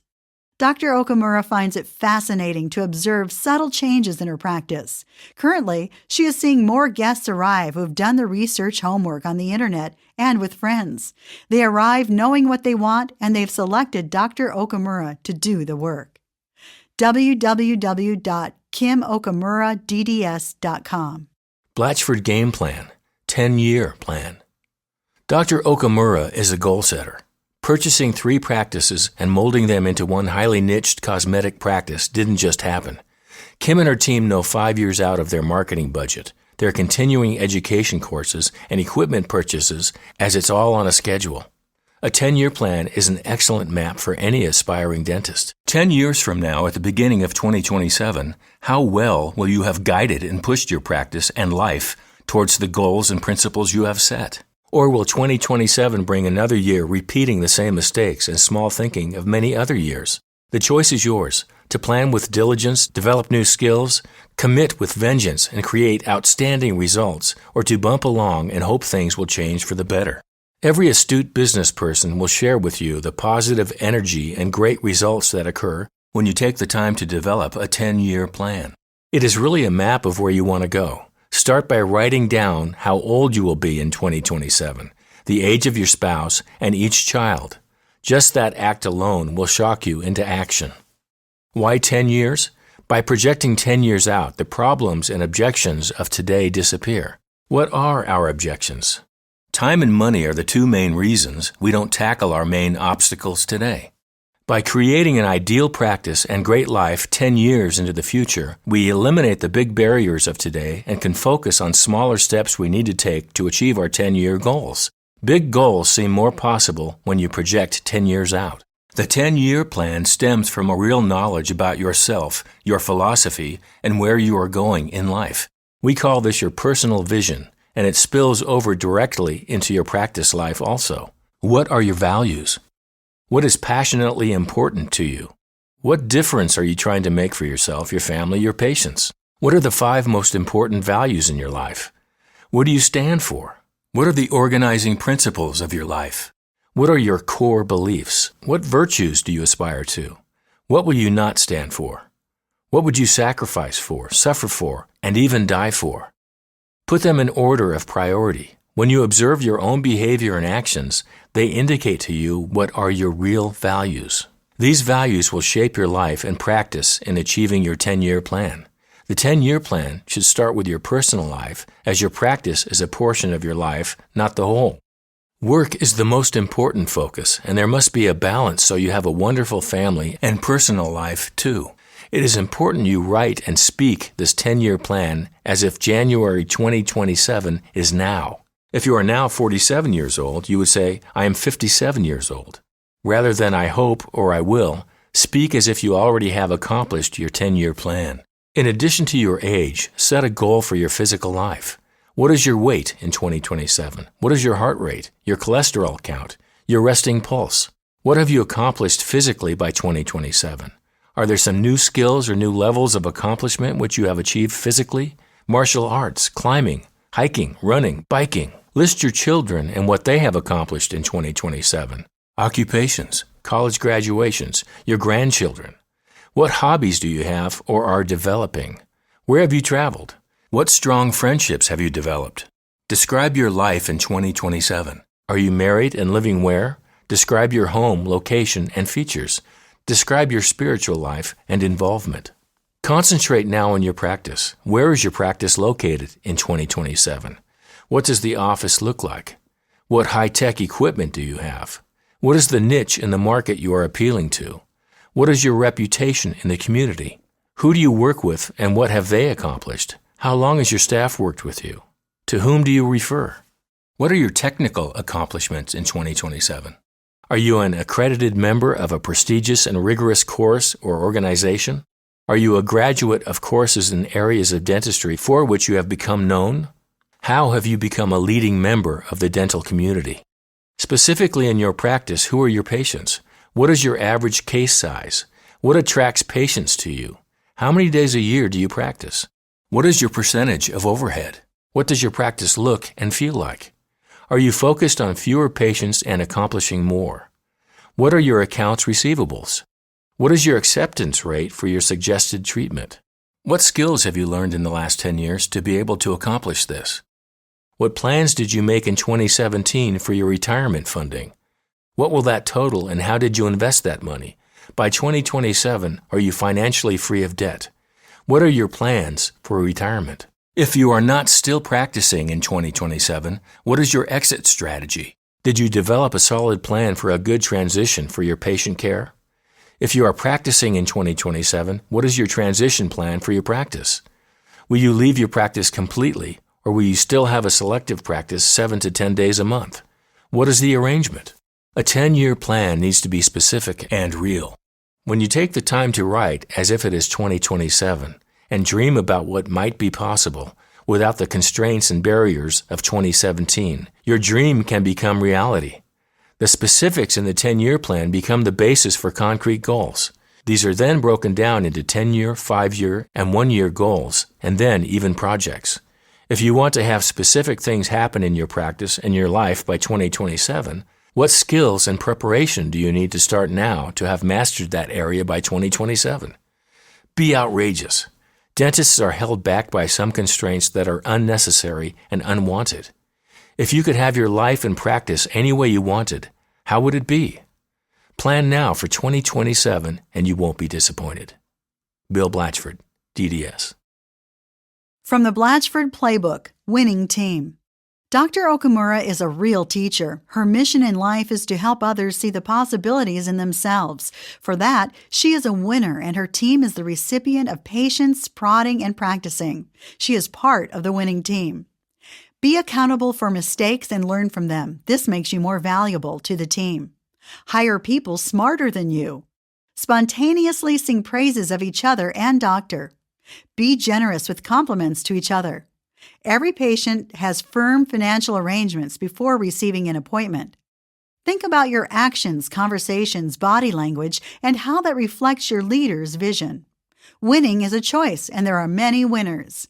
Action may not always bring happiness, but there is no happiness without action. Practice, practice, practice.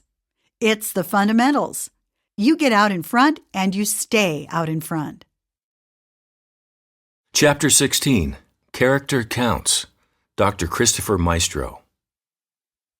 Being physically fit from training for and running marathons as well as being financially fit and confident due to the preparedness imparted by his association with Blatchford Solutions, Chris Maestro was able to rest and heal without worry from the injuries he sustained in a terrible automobile accident in the autumn of 2015. While Chris was out of the practice for 6 weeks and working part-time at best for another 6 weeks, the team of Maestro Dentistry performed miracles running the practice and properly taking care of patients during his recovery. Had it not been for the philosophies and standards established by being part of Blatchford Solutions, the team and the practice would have been in an untenable position and perhaps near failure. When Dr. Maestro first came to the Blatchford Summit, his wife Diane asked of him, "What are you going to do differently this time to make this work?" Chris had been through 2 previous practice management programs, yet with limited results. This time is going to be different because the Blatchford program is not about which system to use to schedule and how to sell more dentistry. It's more about the doctor and team's personal and professional growth. I will get out of it exactly what I put into it. If it's to be better, I've got to make it better. Chris admitted that he really didn't know what he was made of and what he was capable of before he began his coaching with Bill Blatchford. Chris realized that all the successes of dental school and all the clinical expertise attained did not necessarily translate into business success. With the Blatchford's help, Chris was able to dig down deep and make some big positive changes. It wasn't easy. Bill challenged him early in the program by asking, "Just why is it that you're not getting the job done?" Bill knew I had the potential, but was getting in my own way. I had to make some very difficult decisions. I had to dream big. I had to be confident in my own success. I didn't feel that I could ever accomplish what Bill was recommending, ever. One of those recommendations was to become a better dentist. Bill recommended attending the Coyce Center for Advanced Dentistry in Seattle. Travel costs, tuition, time away from the practice, could he ever afford this, and did he deserve it? Today, Chris has completed the coursework with John Coyce, has graduated from the program, and is planning to become a Coyce mentor in 2017. This kind of personal and professional growth is empowering, Chris is very happy to say. I truly feel that the Blatchford coaching is not about money. It's about living the life you want to and getting your practice to function so that it can support you while you do. It's about lifestyle. Having the correct team members is essential to reach the goals of the doctor and the practice. Assembling the correct team, taking exceptional care of the practice's patients, and steering the practice to success and maintaining that success is about leadership. Bill has taught me how to be a visionary and a leader, how there's no bad teams, just bad leaders. I'm a much better person, leader, and dentist, having met and worked with Bill. One measure of success was Chris's ability to retire $435,000 of practice and personal debt over the less than 5 years he had been part of the Blatchford program. Being debt-free was not something I thought I would be so soon, and in 5 years I was able to do so by providing better dental care for my patients and leading my team to reach their goals and the practice goals. After a brief drop in bonus during his recovery, the team quickly attained bonuses up to $1,500 per team member. His recent accident and the resultant time away from his office could have been a lot more damaging to his practice without the incredible team of 4 at Maestro Dentistry. Nancy, Sherry, Kara, and Aaron now help to steer the successes in the practice. They are a real team working together and striving to improve all the time. The previous team of 7 could never have managed what this dream team can. Even after missing the last 6 weeks of 2015, the practice still enjoyed a 20% increase in production and collections over 2014, and with almost 10 weeks off. The team is self-motivating and teach each other. They actively embrace the use of the Blatchford Power Questions and the risk assessment criteria of the Coyce Center. The Blatchford concept of fries with that burger is part of a daily repertoire. Chris is impressed with their confidence and finds they insist on an effective morning huddle and rewarding evening meeting. With the help and assistance of the Blatchford coaching program, Maestro Dentistry is a fee-for-service practice. The practice has developed a reputation for exceptional service. The team has worked to reduce accounts receivable to $7,000 from an accounts receivable of $60,000. They are producing approximately $108,000 per cycle with 4 team members. And this year they will be taking 10 weeks off, including a week at Thanksgiving and 2 weeks at Christmas. Congratulations, Team Maestro. Chris and his wife Diane, along with another couple, were on their way to the airport in Seattle after attending a COIS Center course. While the other passengers escaped serious harm, Chris unfortunately suffered a broken collarbone, 8 fractured ribs, 4 broken in 2 places, a lacerated liver, a perforated lung, and a torn ligament in his left knee. Ouch! The only way home back to New York, a 66-hour train ride over hill and dale. One very important benefit of a well-run practice, more family time. Chris is thrilled to be able to take his family on vacations, never thought possible, and now has the time and ability to spend more time with his son Ryan, a New York State Trooper, Ryan's wife Lisa, parents of Landon, age 5, and Grant, age 2.5, his son Kieran, a PhD candidate in psychology, and his daughter Kaylee, a graphic artist. The family Yorkshire Terrier even gets more attention now, too.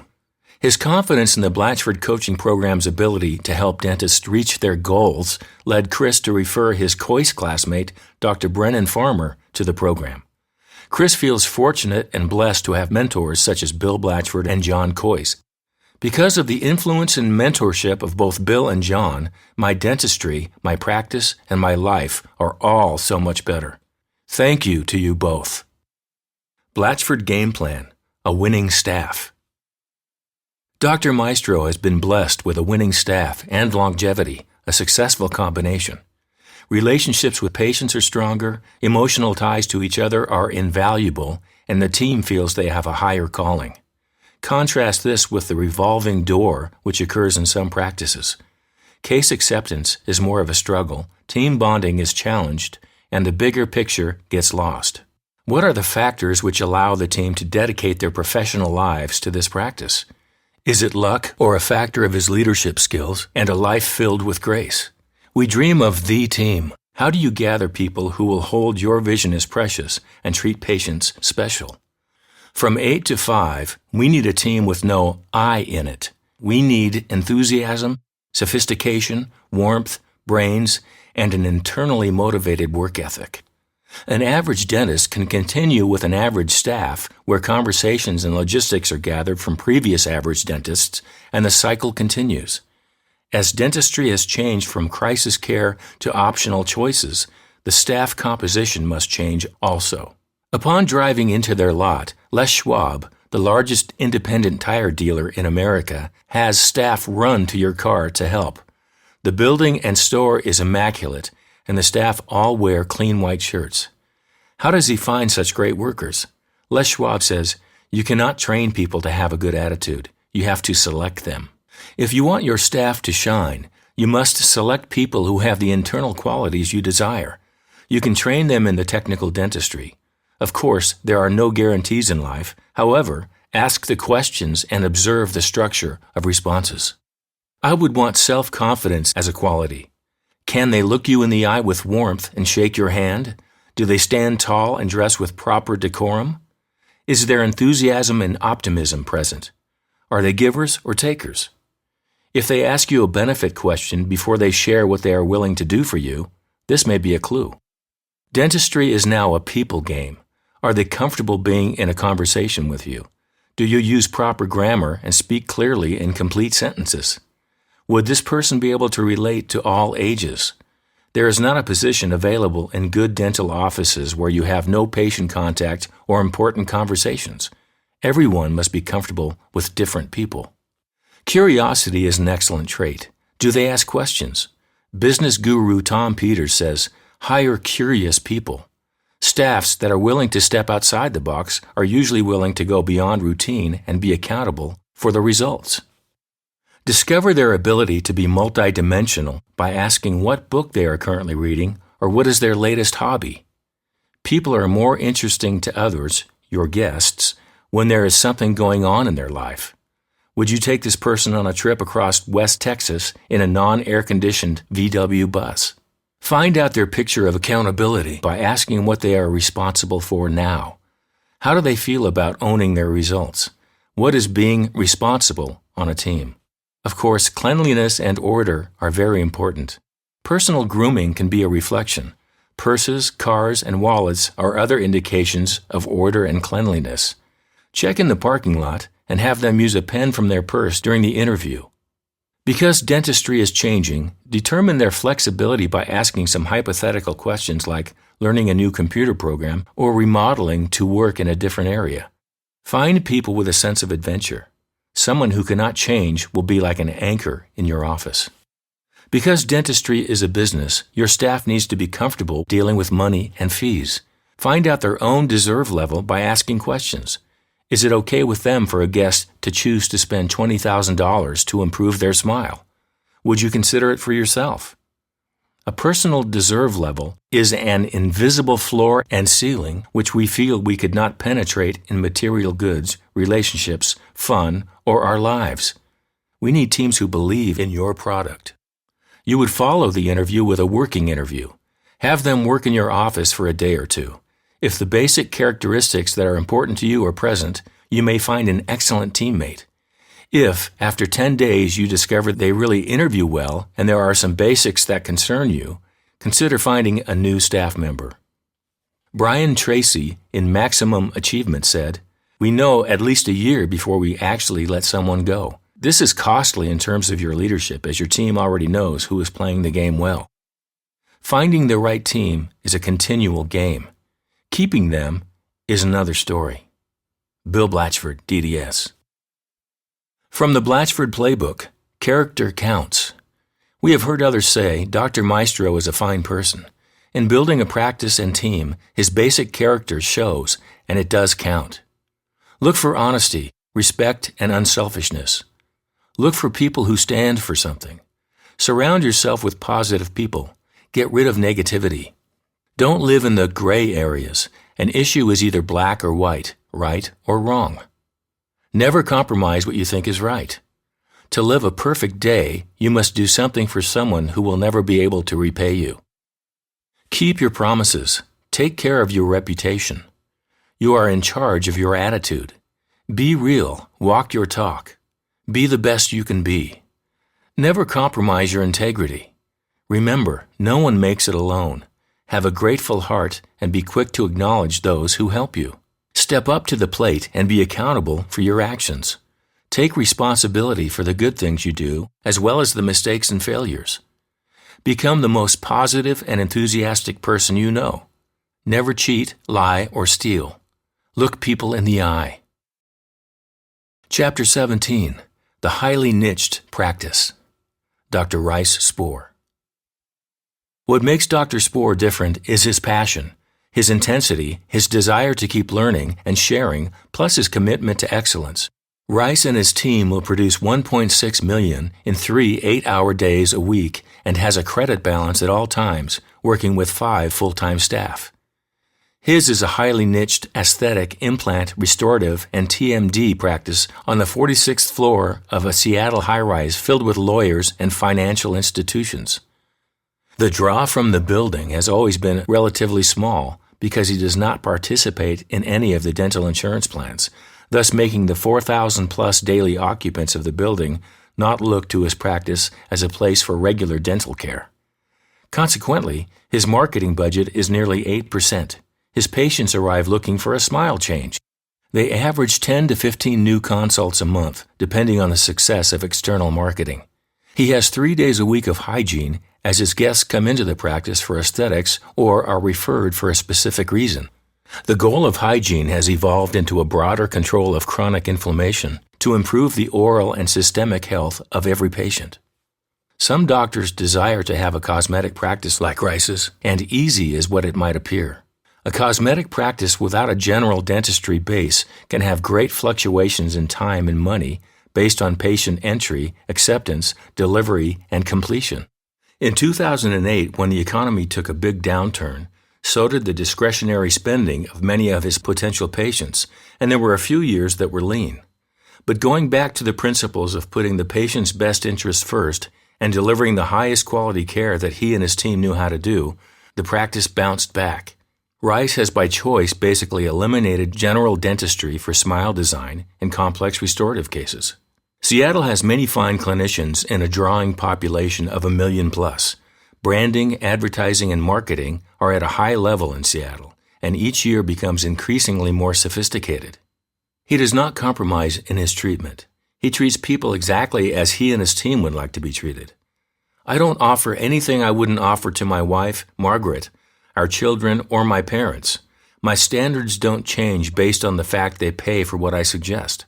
Ultimately, it is up to the patient to decide yes or no, and I always try to give them a range of options that meet their desires and explain the risks and benefits of each option, including doing nothing. When you empower the patient to make their own informed choice, they often choose what I present as the best option. I practice at the best level I know to do for everyone, and I'm continually learning. The dentistry I do next year will compare differently from what I'm able to do today. As technology changes, techniques are better and I get better. I want to keep incorporating all these changes for every patient, just as I do for my family. Dr. Spore's style of leadership reflects his intensity, excellence, and passion. I have been known by a number of people who work with me to be extremely demanding. I make no excuses or apologies. I am demanding on myself and I'm demanding of the people who work with me. However, I am fair and very clear on what is expected and what is accepted. I expect their best efforts constantly. I expect each of them to strive for excellence as I do. I expect them to be honest, trustworthy, and punctual. I'm direct and tend not to sugarcoat things. For some people, this is great. For others, this doesn't work at all. I have worked hard to assemble a team that truly sees their professional world as I do. We all have similar goals, standards, and great communication. We work pointedly to keep improving how we can be more effective in communicating between ourselves and with our patients by having monthly meetings just on that subject. I do well with people who are proactive, take responsibility for themselves, and are willing to take appropriate and necessary risks. There have been times in my career when I worked with staff that had much different goals than mine. My hardest decision was firing a staff member for the first time. She was my receptionist and had worked with me for 10 years, and I liked her. I realized she just didn't have the ability to create the relationship with patients that we wanted to be there for the type of practice we were building. We had training sessions, workshops, and scripting, but she just didn't have the characteristics to make it work. I really liked her and wanted her to make it. I finally had to tell her we couldn't work together anymore. It was the hardest thing I ever did. My definition of success has changed over time. When I first started, success meant making money.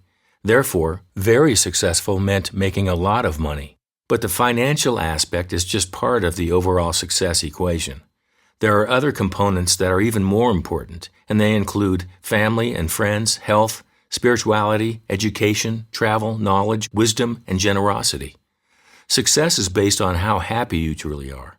Since we're at this job so many waking hours and days of our lives, being happy at work is a real definition of being successful to me.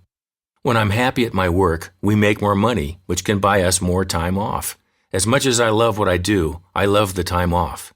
Margaret and I love to travel, experience new cultures, do lots of things. That is where success really comes through. A number of individuals in our lives have passed away. As we get older, that happens more often. Never did I hear, "I wish I would have spent more time at the office." The time we do spend at work needs to be happy so you do not regret that time. You cannot buy that time back no matter how much money you make. My father, who is now 83 and worked harder than anyone I have ever known for 50 years before he retired, told me recently to enjoy every day because they only come once. The 5 full-time team members all have learned to work together and cover for each other when needed. It's a synergy that has been purposely created and constantly re-examined and altered as necessary. When we're on, and everyone can feel it. In our A game, things just flow. It feels good to be there because you know you're prepared and patients are receiving optimal care. Everyone is having a good time and the guests can feel it. There's a definite plan, and it's like watching ice dancers. It's all choreographed. You have to know your part of the routine. It's not random. You also have the clinical ability to allow yourself to take divergent paths to reach the end point. Obstacles are challenges to go around, but they do not halt the process. Every case has these challenges in some form or another. Even when the flow is going, you have to expect obstacles. Part of playing your A game is having a plan of what you'll do when it becomes your B, C, or even D game. Rice feels he is profitable because he now sets long-range and short-term goals. He feels that is a natural progression of being older and seeing a finite time for your own life. He feels strongly anyone can be successful and profitable no matter your practice location. You must define who you are, decide what is important to you, and set your own goals. As much as I enjoy my career, it's not the primary thing I do in my life. It's an avenue I use to get things I enjoy: time, travel, and choices. Yet, I want to be happy at work, and that is where we are now. We really enjoy the days at work, and we are happy to be away from it. It's a balancing act of serving your client base and buying time away. Many dentists want to duplicate Rice's staff. Collecting a team of excellence requires a leader who is focused, willing, and skilled in communicating expectations with clarity and praise. One young dentist recently told Blatchford, "I want my staff to praise me like Rice's team members do. I want them to sell me." Rice would tell you, the team road is a long adventure. I have been blessed and I have done my share of replacing. I have been guilty of holding on, hoping it would work out. I have created a high-level practice of choice. Therefore, I must have a team who is able to play the game full out, for as Brian Tracy says, everything counts. What motivates his staff? Certainly money, as this is a job. The people I work with are well paid but stay because of many other factors like respect, satisfaction, and a sense of making a positive difference. 3 of my team have now returned to work with me again after leaving the practice for anywhere from 1 to 8 years because of moving from the area. They came back willingly and with a different perspective from their experiences while they were gone. My current team enjoys a condensed work week and 10 to 12 weeks of time off with pay. They truly enjoy their jobs, even though it is hard work.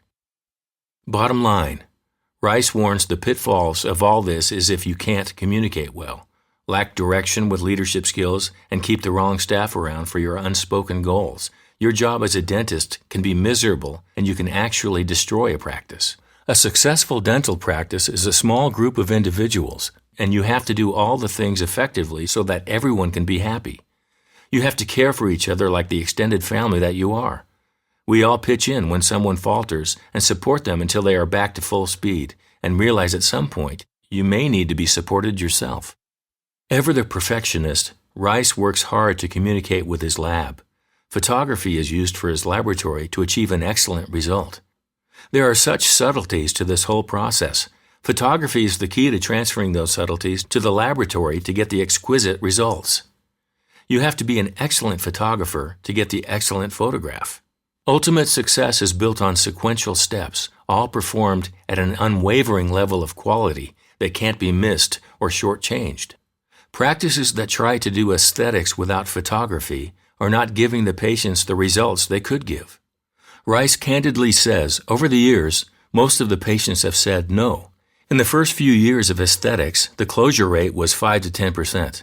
Now, we have had some months where it has been over 90% as people are coming in pre-selected from marketing or referrals. They arrive knowing more. It is not uncommon now at the initial appointment to close the case and collect the fee. We recently met a patient on Tuesday morning desiring a better smile for her upcoming wedding about 6 weeks away. At that time, we did a direct composite mock-up to show her what we could possibly do. She returned for complete records on Wednesday afternoon, radiographs, models, photographs, definitive treatment plan, and consents, and paid the fee. I did a diagnostic wax-up that night, and we prepared 10 minimal prep ceramic veneers and provisionalized her case. We left for a planned vacation that afternoon and seated the case a few weeks later, well ahead of the wedding. She was thrilled. The moral of the story is you make hay while the sun is shining, but to do that you all have to be prepared and willing. Up until recently, the majority of cases took 2 years to significant treatment. Now, no one walks in totally unprepared. It has to do with how much they think they know about you before they come in. Now when someone says no, my attitude is, not right now. No is an emotional decision, very changeable. Circumstances change. It can become a yes. Rice's advice is to always be gracious in accepting their decision, as it is their right. Though it appears easy in the spore world, Rice says, I examine my overhead and make adjustments where possible. Some overhead cannot be cut. Raising your fees is the alternative. Maximizing profitability is a balancing act of fees, procedures, and time, as well as knowing your marketplace. On comprehensive cases on a new patient, they don't have anything to judge on. There is more latitude here.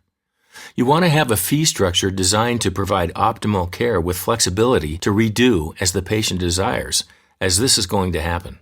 What we do is so emotionally based, you can have a perfectly sound clinical and technical case which is a failure. A patient can be greatly influenced by what others say, especially if it is a friend or a relative. One negative comment can and does set off a cascade of events that ultimately may result in replacing much, if not all, of the recently placed work. A recent example involved a case where the patient was perfectly satisfied with her result until a coworker thought her teeth looked gray. The patient previously lived with severe tetracycline-stained teeth and was indeed hypersensitive to the shade. Even though the patient approved the color of her teeth several times during the process, she is now dissatisfied. If you want to have the customer is always right type of service, your fees have to support the occasional redo of a case.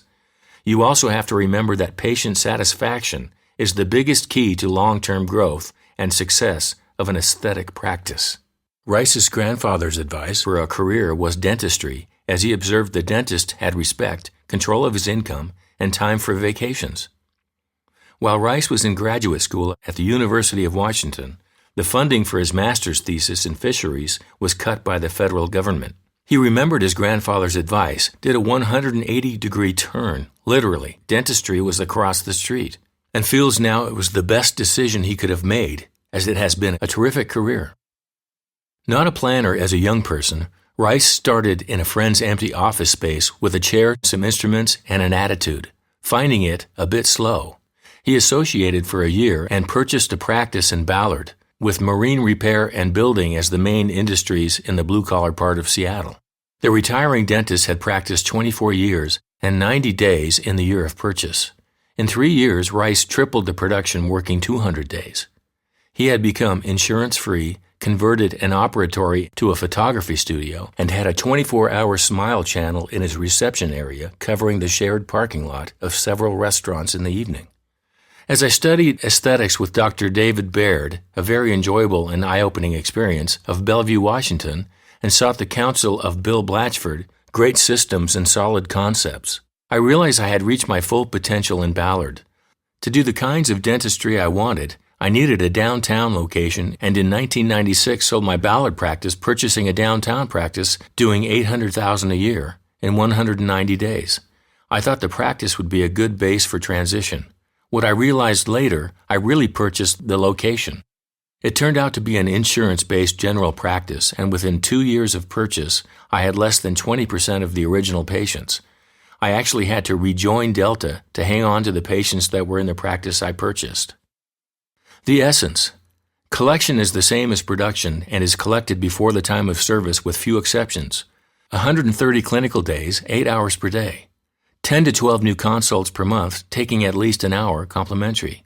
Closure rate around 60%. Rice and his team see all marketing as important to get potential patients to inquire. But the internal marketing, like how they are answered on the phone, email, or text, get them through the door. It's about being nice and treating people like family. Being honest and making the client always right. People can see when you are really focused on them and giving your best. They will tell others. Team Spore's goal is to have no or minimal discomfort, both physical or psychological. Painless local anesthetic techniques, sedation if necessary, and keeping the guest truly comfortable through the process is Spore internal marketing. Dr. Spore spends significant amounts on external marketing, 8 to 10%. And they have tried almost everything. They have an excellent website, ricespore.com, and steer everyone to their website, which is always evolving. Rice's advice on external marketing. Develop yourself as a brand. Select a delivery medium and be consistent. Study what others are successfully doing in your area. If no one is doing anything, start with the least expensive and easiest. Be first or different.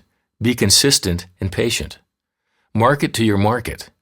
Make marketing match you. Hard to be a veneer practice with 80% kids. Continuing education is the basis of a successful and fulfilling practice. Many of the procedures I do on a daily basis didn't even exist when I started in practice 33 years ago. The rate of change seems to be increasing, and those that don't stay engaged through continuing education will fall behind. Plus, it makes practicing a lot more fun. About his courses. See ricespore.com for information and schedules.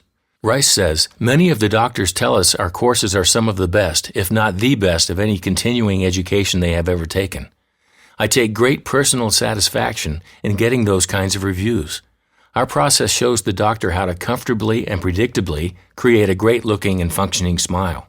We talk about how to do it in a timely manner, minimize the complexities and difficulties, and probably most importantly, how to psychologically carry the patient from desire to result. And they have a great time doing it. Rice is a natural teacher and loves sharing with others.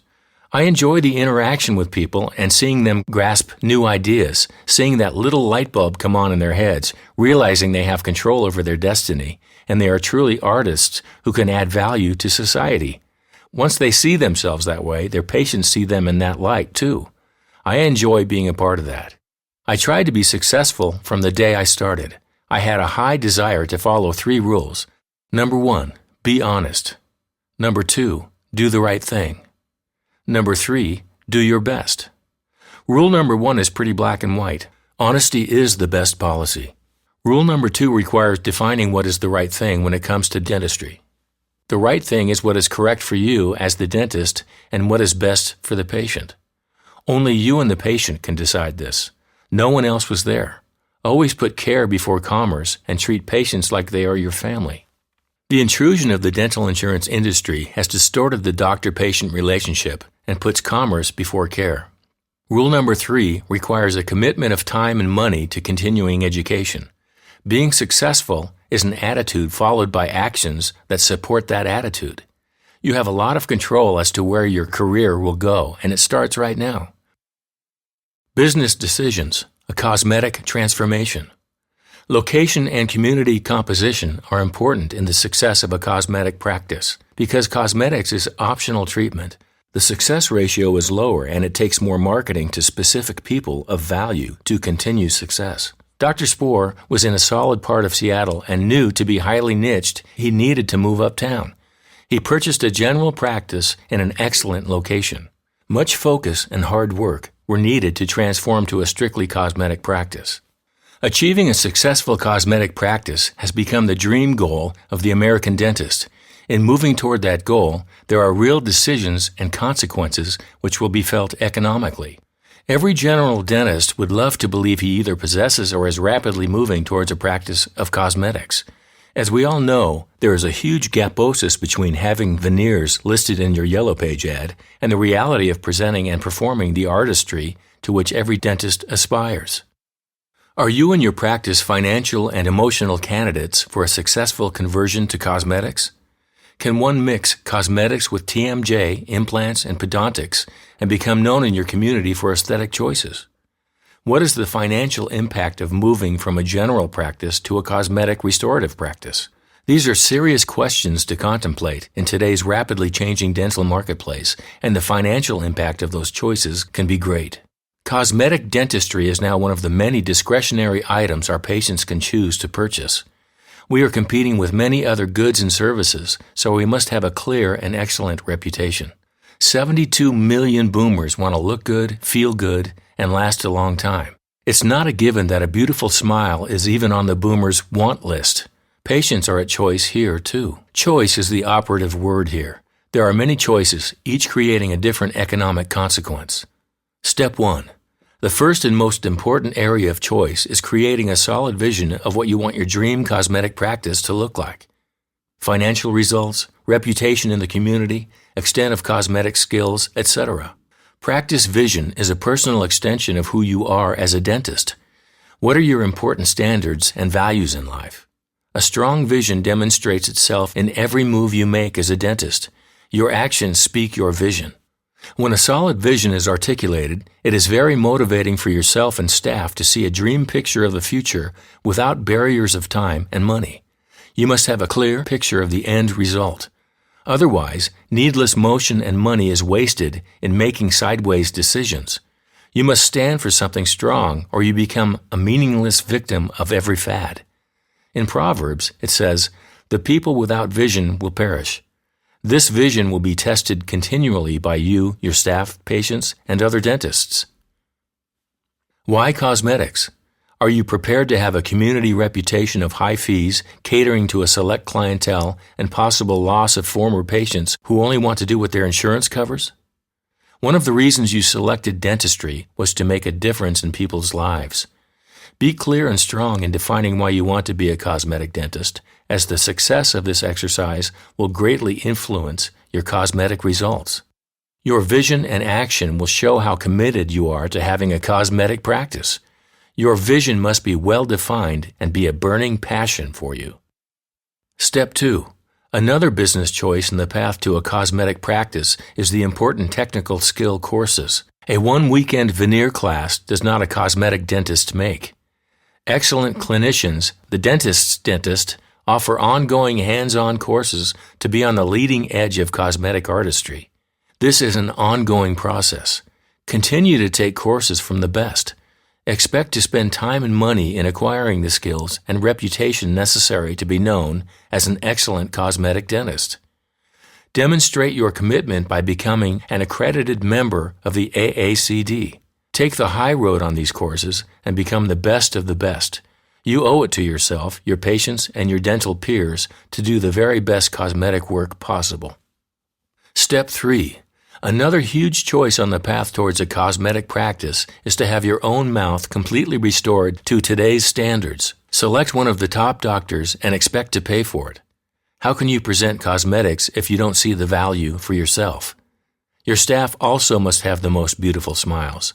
This is a great opportunity to listen and handle your own objections as well as your staff concerns. Objections might be, "No time, don't need it. What will it look like?" If you cannot show value for your staff to have cosmetics at little charge, how do your presentation skills rate in working with your patients' objections? There are many advantages to a cosmetic update, and one is it demonstrates to yourself your level of commitment to cosmetics. Your staff and patients will notice with much mutual admiration and motivation exchanged.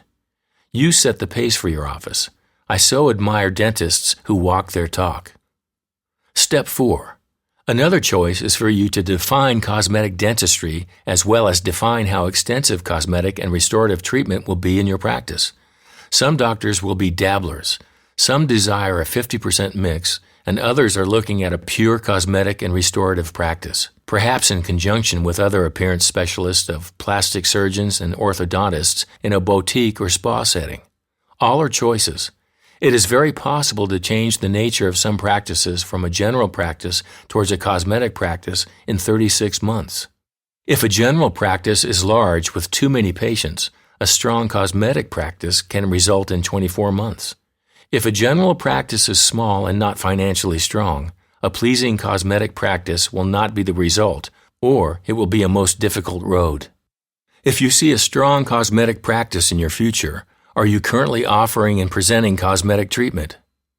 If you have an advanced skill level in cosmetic technique and cosmetics still represent less than 30% of your practice, ask yourself one more question. Why? It is one thing to have learned excellent technical skills, but if you and your team have not mastered the presentation skills in asking needs development questions and really listening to patients, your cosmetic skill will remain academic and indeed a dream. Questions 5 through 9 are for you to determine the present financial strength of your practice. In moving towards more comprehensive treatment, some of your general patients will leave your practice. A small practice deeply in debt cannot handle that potential financial dip. Cosmetics is not the great white hope. It will not bail out a bad practice. In moving towards a cosmetic practice, choices are made eliminating some services as endodontics, periodontics, and referring these to specialists. However, before eliminating services, you must add and increase cosmetic services or your income will definitely drop. Tom Peters in Thriving on Chaos mentions when the overhead is high, it is difficult to impossible to make changes. If there is a healthy margin of 40 to 45% profit, change is easier, general to cosmetic. In other words, dentists need to have their practice in order before making drastic changes.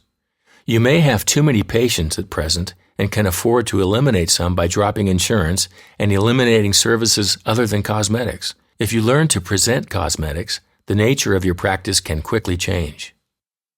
Cosmetic practice potential for success.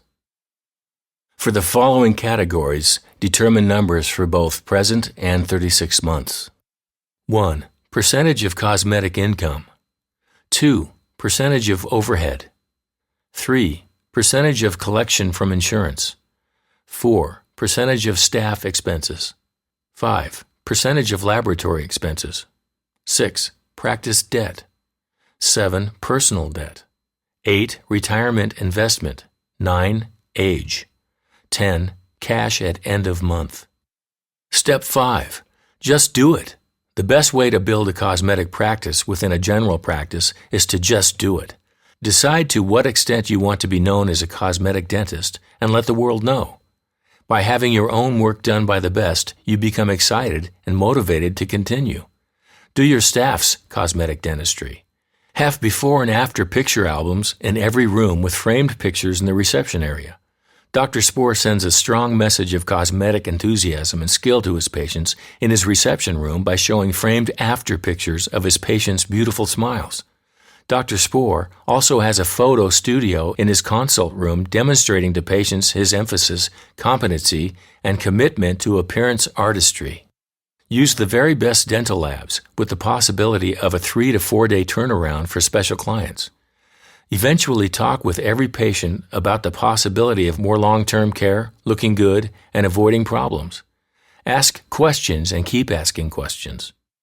A cosmetic dental practice is about choices. Your patients also have the opportunity to choose. How would your patients even know you do great cosmetic work? What is the reputation you have in the community? Are you known for anything special? How committed are you and your staff to breaking out of the paradigms of the old dental model and creating something new called a cosmetic practice? You're always at choice, and there are economic consequences to each choice. Which do you choose, and how committed are you to making it happen well? Bill Blatchford, DDS. From the Blatchford Playbook, Courage to Succeed. When things are not going as you planned, it does take persistence, courage, focus, and commitment to succeed. Dr. Spoor has used much energy, focus, and hard work to have a highly niched cosmetic practice. Easy to be ordinary. Takes courage to excel. Takes courage to stand by your convictions. Takes courage to keep fighting when you are losing. Takes courage to stick to your game plan and the unrelenting pursuit of your goal when you encounter obstacles. It takes courage to push yourself to places you have never been before, to break through barriers. We are here to be tested, to be challenged with adversity, to see what we can accomplish. Takes courage to look deep within your soul. Courage is not how a person stands or falls, but how they get back up again. All glory comes from daring to begin. We cannot discover new oceans unless we have the courage to lose sight of the shore. There is no substitute for guts. JFK said, "The stories of past courage can define that ingredient. They can teach, they can offer hope, they can provide inspiration, but they cannot supply courage itself, for each man must look into his own soul." Winston Churchill said, "Courage is the first of human qualities because it is the quality which guarantees all the others." Chapter 18, Purchasing a Practice, Dr. Chris Mueller. Dr. Mueller is a very young-looking dentist producing $1 million only 4 years out of dental school, now $1.7 million and 15 years out of dental school. He's smart, personable, and definitely not slick. The most important thing in Chris's life is his family. He wants to be successful, yet the 3 practice opportunities and decisions really just happened, and he was in the right place at the right time. He's surprised to find himself in the company of profitable dentists. One of the reasons you may have selected me is that I was able to do between 2 to 3 times my production without significant overhead increases due to sound management principles and acquiring a patient base large enough to allow block booking plus minor fee increases. To be near their families, Chris and his wife selected Port Orchard. It's a working town in Washington's Puget Sound, supplying labor for Bremerton Navy shipyards, and is now becoming a growing bedroom ferry commute to Seattle. Chris says, I graduated in 2001 from the University of Washington, and there are still moments when I'm not 100% sure I'll be successful. I purchased a practice that produced $250,000 the year of purchase, choosing it over another practice producing $600,000. My decision was largely based on personal meditation and was against what logic would have dictated. Starting out was very intimidating, and success was far from assured. I couldn't even get a bank loan, eventually having to ask my father for the $180,000 purchase price. This practice had produced $450K. The owner was a skilled practitioner who had several personal issues preventing his full-time attention for the last several years. He had walked away in October 2001, leaving his 2 staff to keep it running without his input. Chris was able to work there 2 days a week for 7 months and keep the practice open. He became attached to the small, comfortable setting. His first goal upon purchase was to return it to the historical production, reintroduce a hygiene program, and eventually grow to $600K. Before Blatchford Coaching, we had collected $433K on $480K production for the first year, and I felt we had reached a comfortable level and life was going smoothly. In November of 2003, the dentist across the street unexpectedly passed away and life got complicated again. I was absolutely sure I wanted nothing to do with his practice and tried to convince a friend of mine to purchase. Weeks passed, and Bill Blatchford heard of my possibility. How could I, a relative rookie, handle the patient load of 2 mature dentists? I worked slower, so it seemed logical I couldn't produce more than I was currently doing, let alone the production of 2 faster dentists. It seemed overwhelming, not to mention the pending staff issues, having to move offices, paperwork headaches, etc. There were times where I firmly decided it would be too much work and chose not to rock the boat. Finally, after much consultation, I put my hat in the ring. By this time, 5 months had passed. The daughter of the deceased doctor felt I was the one her father would have wanted and chose me. His practice had collected $450K in 2003. The selling price was $260K for the practice and $250K for the building. I hoped to at least bring my production up to my $600K goal. In retrospect, he feels definitely, the best business decision I made was buying the second practice and having Bill help me manage it. I never thought I would be this successful this early on. Chris was 33 years old. The second practice challenges included the deceased dentist's wife being office manager and running the business on a pegboard system with several helpers. She died 6 months before her husband. Other pitfalls on the path to excellence for Chris include holding on to staff too long once it was apparent they weren't sharing your vision. I kept hoping they would suddenly change, thinking, we can make this work. If you have to make it work, then you are spending energy instead of becoming profitable. I can't emphasize this one enough. By lacking the courage to make uncomfortable choices, I limited the heights to which we could rise. Once these choices were made, it was like cutting a hot air balloon free from its moorings. The interesting thing is that I knew in my gut that every one of these people was not going to work out, but my mind kept hoping they would change. People may change, but not very much. In the same vein, I was avoiding difficult situations for long periods of time by occupying myself with less important tasks. Technically, this is probably called risk avoidance. It's much easier to tinker with a faulty handpiece than to have a frank discussion with your receptionist about how you're not happy with her performance. Essentially, I had subconscious procrastination in the tough areas, which just prolonged the problem. Thinking busy was being profitable, this is coming more clearly to me as I have to write off large amounts of accounts receivable from bad accounts. I treated patients with the notion we'd get the money someday, and I'd rather stay busy than not. In retrospect, I should have had a staff meeting, gone home early, or read a book. Not having a clue what the receptionist was doing and assuming she was doing what I envisioned regarding accounts receivable management, scheduling, recall, etc. I found out this was not the case most of the time. I was too busy with teeth and home life to actually check on it. I also did not know the computer system like she did and felt I could not match her experience. The solution was to purchase a new system where we were on equal footing. I should have had weekly meetings to discuss the numbers from the start. Trying to save pennies on supplies. Chris graduated from dental school with $15,000 in debt by scrimping plus marrying a wife with a steady job after his freshman year. He is mindful of money. On the other hand, Dr. Mueller's practice highlights have been purchasing his first practice, purchasing the second practice, acquiring a team that supports my vision and is loyal to me while implementing techniques learned from Dr. Blatchford. At the merger, Chris brought 2 full-time staff plus 1 part-time hygienist, and he inherited 4 full-time staff. Staffs were less than enthusiastic in joining together and making changes. In fact, at the first staff seminar, the groups began forming camps and would team up on me. It wasn't long before most departed or were shown the door. With that mess behind me, I realized what a burden I had really been dealing with every day, and only later did I realize the real effect it had on my physical health. Carrying this kind of stress has untold negative consequences. In 2004, Dr. Mueller and newly reorganized team collected $797,000, besting his goal of $600,000. He had between 3 and 7 staff the year he combined practices. Overhead was 71%. In 2005, his production collection finished at $1.1 million and overhead of 51%.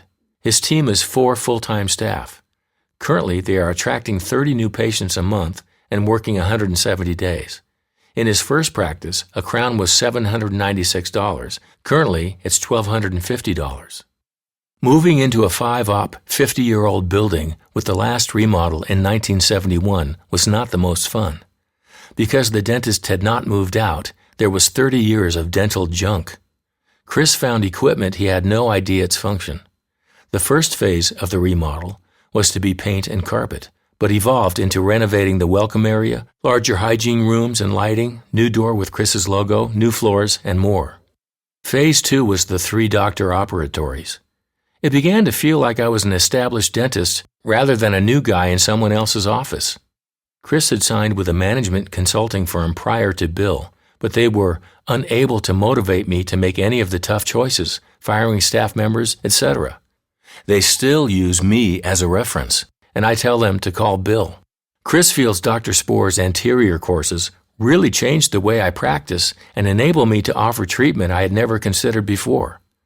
When Chris purchased his second practice, he started addressing periodontal disease in the hygiene department, offering posterior bonded ceramic restorations, promoting veneers, and referring time-consuming extractions. Some in my area cannot afford optional care or aren't interested, but I know they will not say yes until I ask. He and his team are all involved in sales. Now that they have met all the patients, they are role-playing with the receptionist asking questions on the phone, hygienist doing an excellent job of asking questions, and setting Dr. Mueller up for the details. When we are playing our A game, the day flows by without hardly noticing. All of a sudden, it's 5 p.m. You're happy and your dinner conversation is not about work. You feel good about the services you have provided, and your patients express that as well. You do not dread going back to work after the weekend. My staff is really motivated by the Blatchford bonus. The first one was just a couple $100. Then the first one over $1,000 really got them moving. Now anything below $3,000 monthly cycle is disappointing to them. They have more ownership of the practice now. My vision statement also has helped motivate them. We read the statement monthly and dedicate the first part of the meeting to finding areas we need to improve. There is power in having a written statement outlining in detail your office philosophy. The biggest struggle along the profitability path for Chris has been staffing. Finding a group around me who respected me as a dentist and a person and really saw my vision of what we stood for and where we are going has by far been the hardest part. If you are honest with yourself, you know deep down if someone is the right fit or not. I have learned you need to trust yourself in these matters and not let your fears rule you. Now, Chris feels his leadership allowed him to create a vision statement. The team with the vision tends to address the issues themselves. I do provide the final word, but oftentimes I don't need to. Don't get me wrong, we still have plenty of room for improvement. The next biggest struggle for Chris was feeling he did not have enough patients or accepted treatment to block book effectively. To be honest, we were scared to try it and never did. We let fear keep us from knowing if it would work. This was solved by acquiring another practice, which gave us enough patients. Internally, Chris and team started asking for referrals and tried to secure as many patients of the former dentist as possible by providing superior customer service and quality dentistry. I try to make anesthesia as painless as possible to generate word of mouth. We take pictures of our larger cases to display. Externally, we offered free whitening with valve pack and received a handful of quality patients, but most just came for the free whitening. The bulk of our growth had been acquiring older practices and securing the charts from a third office. It is much easier for me and available in my community. Chris was always a voracious reader, and this helped him to perform well in school. Thus, he was able to study whatever he wanted in school and go to the dental school of his choice. He was originally a marine biology major. During his junior year, he did a semester at Hopkins Marine Station in Monterey, California. He loved what he was doing, but Clinton was slashing government spending on research, and many postdocs were hanging around looking for work. I didn't want to go to that much school and not be guaranteed a job in the end. Many of my classmates were pre-dent and pre-med. I didn't want medicine, so dentistry was it. During undergrad, Chris served 2 years on a mission to Zurich, which gave him insight into what he wanted from life. He chose a wife to be a great partner and support. He sought advice from those who had done this before and found Bill Blatchford through them. I didn't know what life would bring, but I feel this has laid the foundation upon which success has followed. What has happened since 2005? What I have learned in the decades since then is that goals that are written down and reviewed really happen. We've been steadily increasing growth each year and at the same time gradually taking more time off. I recently found my Blatchford folder from an early Dynamo meeting and happily noted that all but one of the goals I set at that meeting have been met. During the recession of 2008, we noticed the cosmetic cases dropping from around a case or two per month to a couple of cases per year. For years, I had been hearing fellow Blatchford doctors talk about placing implants, but couldn't picture myself following suit as I didn't enjoy surgery, and I would do anything possible to avoid laying a flap. I couldn't imagine using a burr the size of an acrylic burr in the mouth. After considerable encouragement, I made the decision to take a course. During the first course, I placed my first implant, and I haven't looked back. Having taken further surgery courses, I now feel this is my favorite procedure, not to mention the most profitable. Having these cases to fill block appointments offset the loss of cosmetic cases, and we didn't see a dip in production or collection during the recession. I felt very fortunate when hearing fellow dentists discuss the economic downturn in their offices. I added a CT scan a few years ago, and I can't imagine practicing without it. Whereas a few years ago, I couldn't have imagined practicing with it. At a peak performance meeting, fellow Blatchford doc Okamura encouraged me to get Invisalign trained, another area I didn't see myself embracing. Again, after taking the course and many additional ones, I have really enjoyed adding ortho. After adding this in 2011, we have used it to take us to the next level. At that same meeting, Steve Greenman got us hooked up in treating sleep apnea. It's another area that has broadened our ability to benefit our patients' lives. I doubt any of these services would have been part of my practice without my association with the other Blatchford doctors. This brings me to the next big change in our practice. For years since the original book, our daily production goal was $7,600. We got really good at nailing it and feeling good about it. After a few years, we set it to $8,400, and we made it again routinely, but it never felt easy, and often we scrambled to fill our blocks. At the last Dynamo, this spring, 2016, my team made the decision to go for $10,500. I felt like we were reaching to hit $8,400. No way we could do it. But there is power in having a goal to book to, and in the following 6 months, we have averaged over $10,500. We are set to have another record year of $1.7 million on 170 days with 55% overhead. This year we have added another assistant to handle the load and another day of hygiene, but we still have only a staff of 4. I just like the small office philosophy with fewer people and much less drama. Having sufficient income combined with time away from the office has afforded me freedom. I reached my goal to be entirely debt-free before age 40. Not having to worry about finances has given me the greatest gift of time to be with my family as my children grow up. This year I've been able to spend 5 memorable weeks so far on family vacations, where we created memories that I will always cherish. As my oldest twins are now sophomores in high school, it is becoming all too apparent how fleeting this time together is. And I'm so grateful to have the ability to have this time while we're all still together. Chris Mueller at hotmail.com. The mathematics of cosmetics, multiplying your opportunity. Dr. Mueller is the prime example of taking advantage of several local practice sales and incorporating them into a $1 million practice by the time he is 33 years old. Purchasing an existing practice is a guaranteed way to multiply your opportunities. Are you looking for that opportunity in your community? How to increase your practice? That is the question. Most practices have the capacity and technical skill to produce much more, which would dramatically increase the net. We want to increase the number of fee-for-service patients who see value in a new smile. We need more non-media generated and non-coupon generated patients. As technical skills increase, so should production. In many practices, new patient numbers are changing. The old fee-for-service insurance model, offering practices a steady flow of newly insured patients for their free 6-month cleaning and exam, may no longer be in the majority in your area. Alternative delivery systems of managed care initially are attracting those patient numbers. This has created a concern for private care practices who have the technical skill to deliver much more excellent dentistry. In a strong general practice, healthy new patient numbers should approach 15 to 20 adults a month. When the focus of the practice is to present every patient with ideal treatment, a 50% case acceptance rate can be achieved if verbal skills of a doctor and staff are excellent. This number of new patients will result in $500,000 to $600,000 gross production.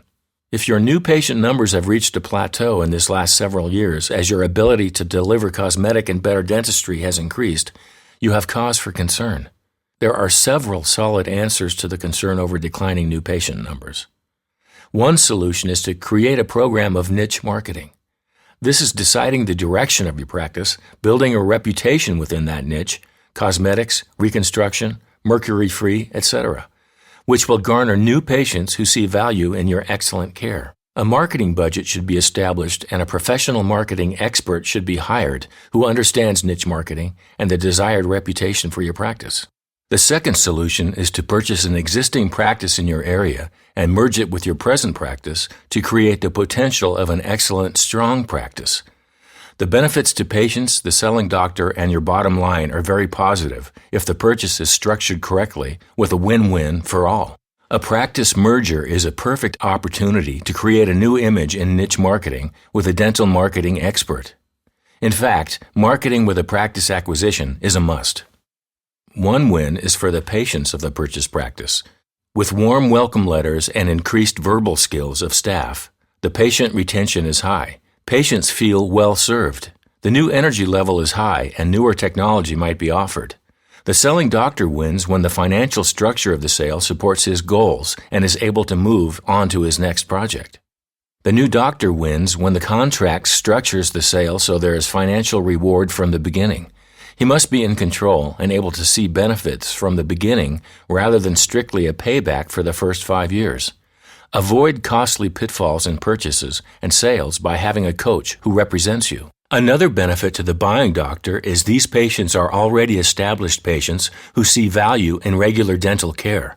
It takes more effort and funds to attract new patients than to geometrically reproduce established patients. A practice merger brings established patients. A successful practice purchase really requires the help of a smart practice broker. His goal is a win-win for both parties. We coach our doctors to avoid the heartbreaking pitfalls of practice purchase with strong guidelines. A few are purchasing the practice outright and avoid any partnership situation. Seller leaves the practice with a non-compete covenant. Purchase price is definite at time of sale. 100% financing through a bank as a total buyout is the best. Production. Your practice, $400,000. New practice, $250,000. Combined, $650,000. Staff, your practice, $80,000, 20%. New practice, $50,000, 20%. Combined, $130,000, 20%. Lab, your practice, $40,000, 10%. New practice, $25,000, 10%. Combined, $65,000, 10%. Supplies, your practice, $20,000. New practice, $12,500. Combined, $32,500. Rent, your practice, $40,000. New practice, close office, pay rent for 6 to 12 months. Equipment, your practice, $40,000. New practice, sell or donate to charity. Combined, $60,000. Miscellaneous, $60,000. New practice, $60,000. Combined, $60,000. Total, your practice, $280,000. New practice, $87,500. Combined, $367,500. Net, your practice, $120,000. Combined, $282,500. The ADA average overhead is 73%. Net after payment, $232,600. Financing, $250,000 new practice production. $200,000 estimated cost. Nothing down with 100% financing. Financing for 5 years at 10% annual payment is $50,000 prior to taxes. There are practices for sale within a 5-mile radius of your office which could nicely merge with your existing practice and satisfy the new patient craving. Some of these practices are smaller and are overlooked by recent graduates as they perceive they could not make a living on just that practice.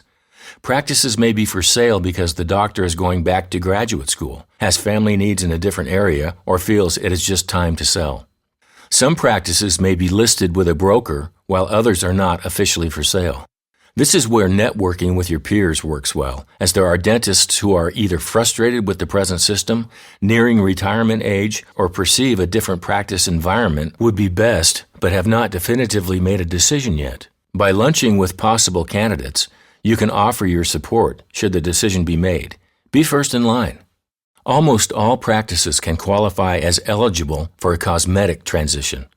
If the seller was an adequate dentist with a loyal following, it is very possible for you to have a high patient retention rate and after several hygiene cycles to see the fruits of your communication skills create good results. If the seller has a small high-end cosmetic practice where most work is completed, this practice has value for you too, as the reputation is already established and these patients see value in cosmetic work.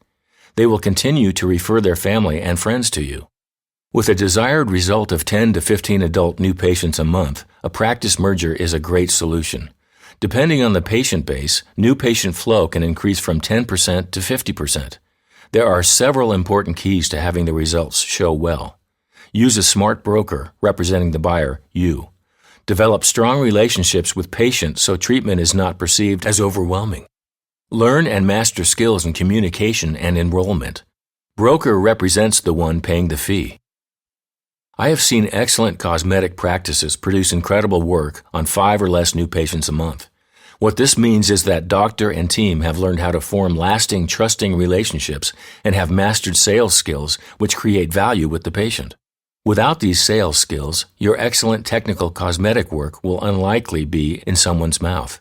Therefore, purchasing a practice and doubling your new patient flow is not the whole answer. You must be able to convert those new patients into dental missionaries for your cosmetic work. Once the practice purchase has been made, your new patient flow has been increased to meet your goals. The next immediate step is learning and mastering new skills in enrollment. To make certain these new patients are asked questions to discover their needs, really listened to as never before, and treatment is actually completed. This, then, is the real value of purchasing a practice. Do you and your staff have the excellent skills necessary in today's market to present and have accepted ideal treatment? Bill Blatchford, DDS. From the Blatchford Playbook, Pre-Game Preparation. Dr. Mueller is the coach for their morning huddle, where all team members are present. Here are some points to make that meeting effective. Morning huddle run by the coach. Team arrives early, focused, and finished with breakfast. Who is ready to play? Who knows the score today? How will best service be delivered today?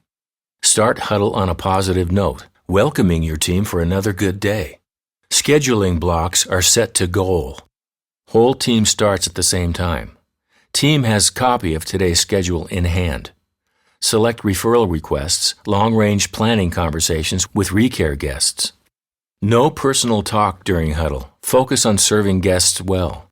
Doctor starts at 8 a.m. with one great A patient. people notes on guests are shared so all know current information. Team is playing their A game. Coach asks and receives team commitment to make and exceed goal next 4 days. Complete huddle 5 minutes before first guest. High fives all around. Chapter 19. Relationship Building. Dr. Curtis Chan.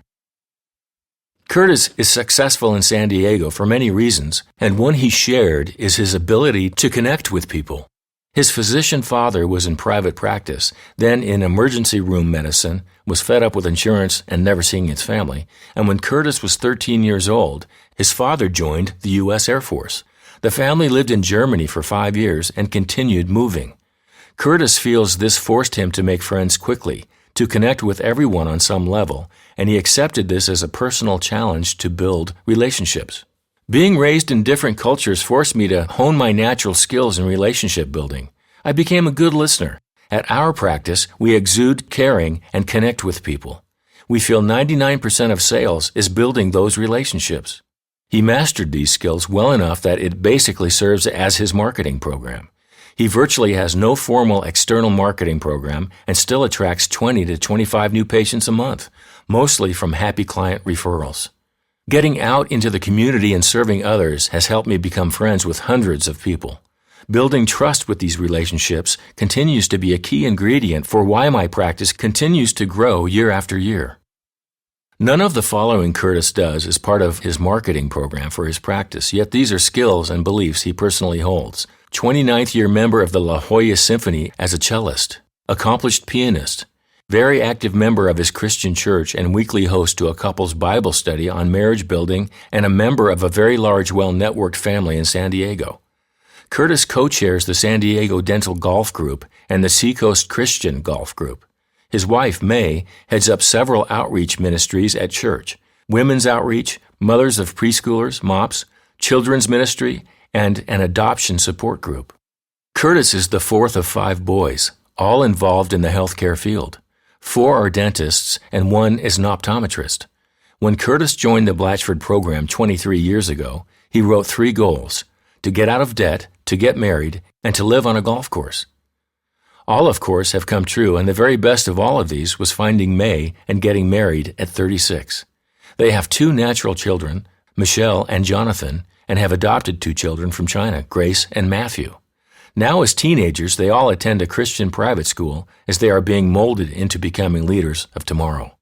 How do 5 boys all enter the healthcare field?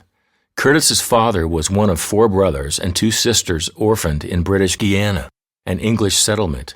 Their aunt was a Seventh-day Adventist, and she urged them to emigrate to the U.S. All were high achievers as the sisters became nurses, and 3 of the boys went to medical school in California.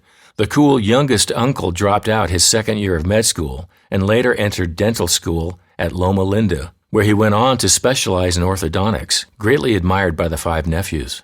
When the elder Dr. Chan joined the Air Force, he was stationed in Germany for 5 years. One of his sons mastered the German language and graduated number 1 at his dental school in Universität Tübingen, near Stuttgart. In the father's 23 years of service time, he served in the First Gulf War and was a commander of the largest mobile U.S. Air Force hospital in Riyadh, Saudi Arabia. May, Curtis's wife, has an interesting family journey to the U.S. When the Chinese Revolution was occurring after World War II, her grandparents fled mainland China to Korea. With 9 children, they eventually came to the U.S. 2 of May's aunts are dentists. Her father is a chemist who emigrated to Japan. In 1957, when he was 18 years old, he came to Abilene, Texas, to study at Hardin-Simmons University. All 5 Chan boys are high achievers. Clayton is the neuromuscular expert and has his own dental teaching institute in Las Vegas. He's an accountant by training and then a dental lab tech.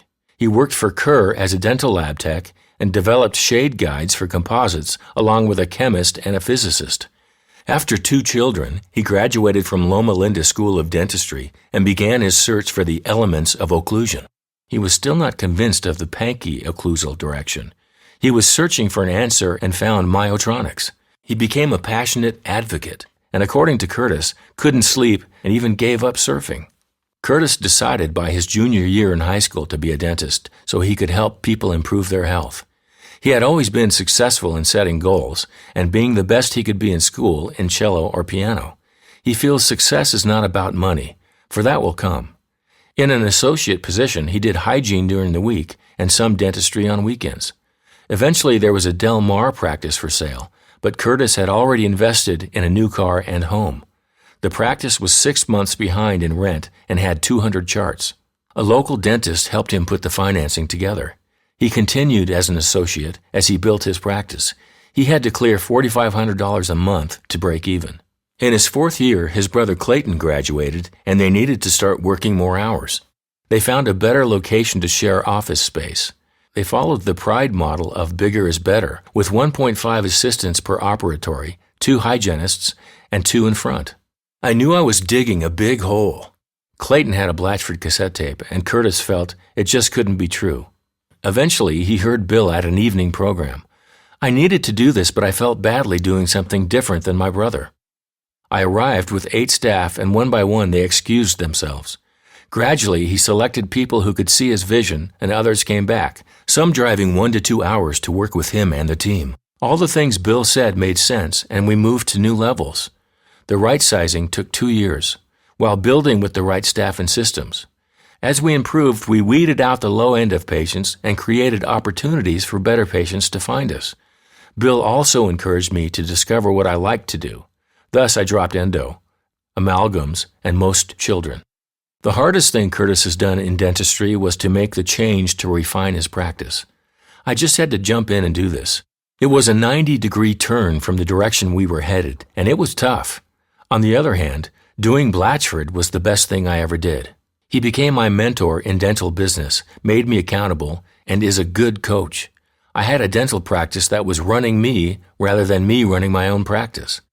I had tried many dental management programs, but the information that I received only worked for a few months, and then I was still back where I started. What I was searching for was a program that would give me lasting results, a program that would teach me how to create successful systems in my dental office to be more efficient.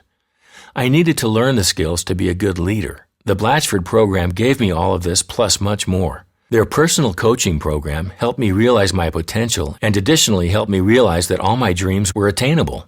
We set goals and established a new vision for my dental practice. Within a year, I started to see results. As I became a better leader and wiser businessman, I was able to realize and experience my dreams and goals. I began to have control over my time and finances. Now I love going to work every day and enjoy helping all my patients. It's fun creating value for what we do by being effective communicators. It's a joy to provide the best dentistry can offer. This program helped me redefine who I was as a dentist and steered me onto the highway of success. Curtis's dental team continues to be fired up as they are a high $1.5 million production/collection achieving office. They choose the days and weeks they want to work, and the team gets plenty of time off with pay. His team works hard at refining all their systems, improving on communication styles, and supporting each and every day. They enjoy the benefits of being a true fee-for-service office that is not dependent on dental insurance. Curtis's style of leadership is to find key people who are leaders and give them the latitude of making decisions. The leader's clear vision guides them, and this eliminates the micromanaging. Regular communication is key with a focused morning huddle, weekly staff meetings, evening meetings, and a BMW 4x4, which is 4 hours every 4 weeks set aside for training and mastering conversations and systems. One of his mottos he continually reminds his team members is that we are on a journey and we must continue to improve ourselves daily. CurtisChanDDS.com. Mints on the pillow, bugs in the bed. Dr. Curtis Chan has a stellar reputation. He is known for kindness, service, and excellence. His guests return and new clients arrive because of positive buzz in the community and personal networking. The continual challenge is to serve your guests to the highest standards every moment. As the great sales trainer Brian Tracy says, everything counts and everything counts. Hold a victory celebration when you complete treatment on a guest and your conversations are focused, listening is keen, timeliness is observed, finances work, and the guest is overjoyed with the technical results. Do you take time to recount all the everythings that allowed this guest to be ecstatic? Do your systems ensure every time your guests visit, Your treatment will go smoothly? Do you have qualified staff members who understand each system? Do your staff members sing your praises and the reasons they are happy to be working in your office? Patients depart because of unfulfilled expectations, usually in the administrative area. It's the bugs in the bed that create ruffled feathers, not the technical work. Our systems of communication and follow-up are critical. An office culture can develop haphazardly. With little direction or distinction, staff members do what they did in other offices. We remain average. With each staff member working independently, we miss opportunities for great conversations with patients, guests slip through the cracks, and we achieve excellence in a random manner. Strong systems form a practice culture when the leader is clear and communicates the bigger picture. Great staffs are drawn to clearly communicated passion and share the vision. Deep thought, clarity, and communication are the keys to invigorating your staff and being accountable. Where are the bugs in your bed that patients will notice? Timeliness, unfulfilled promises of time. Running late is a symptom of lack of direction from the leader. Are you Dr. Everything to everybody? The waiting game. Guests who have accepted treatment wait and wait for the doctor to appear, while they observe a flurry of activity elsewhere. Pareto's law of 80-20 indicates 80% of your profit comes from 20% of your patients. Do you know who they are, and is their visit filled with exceptional care? Random scheduling.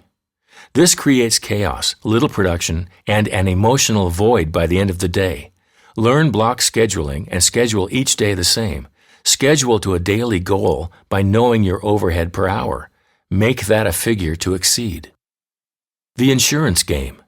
If you leave the patient out of the insurance loop, you make your office the center of insurance knowledge. Instead, collect up front for most patients and give them the insurance form to submit for reimbursement. Quit creating work and trouble for yourself.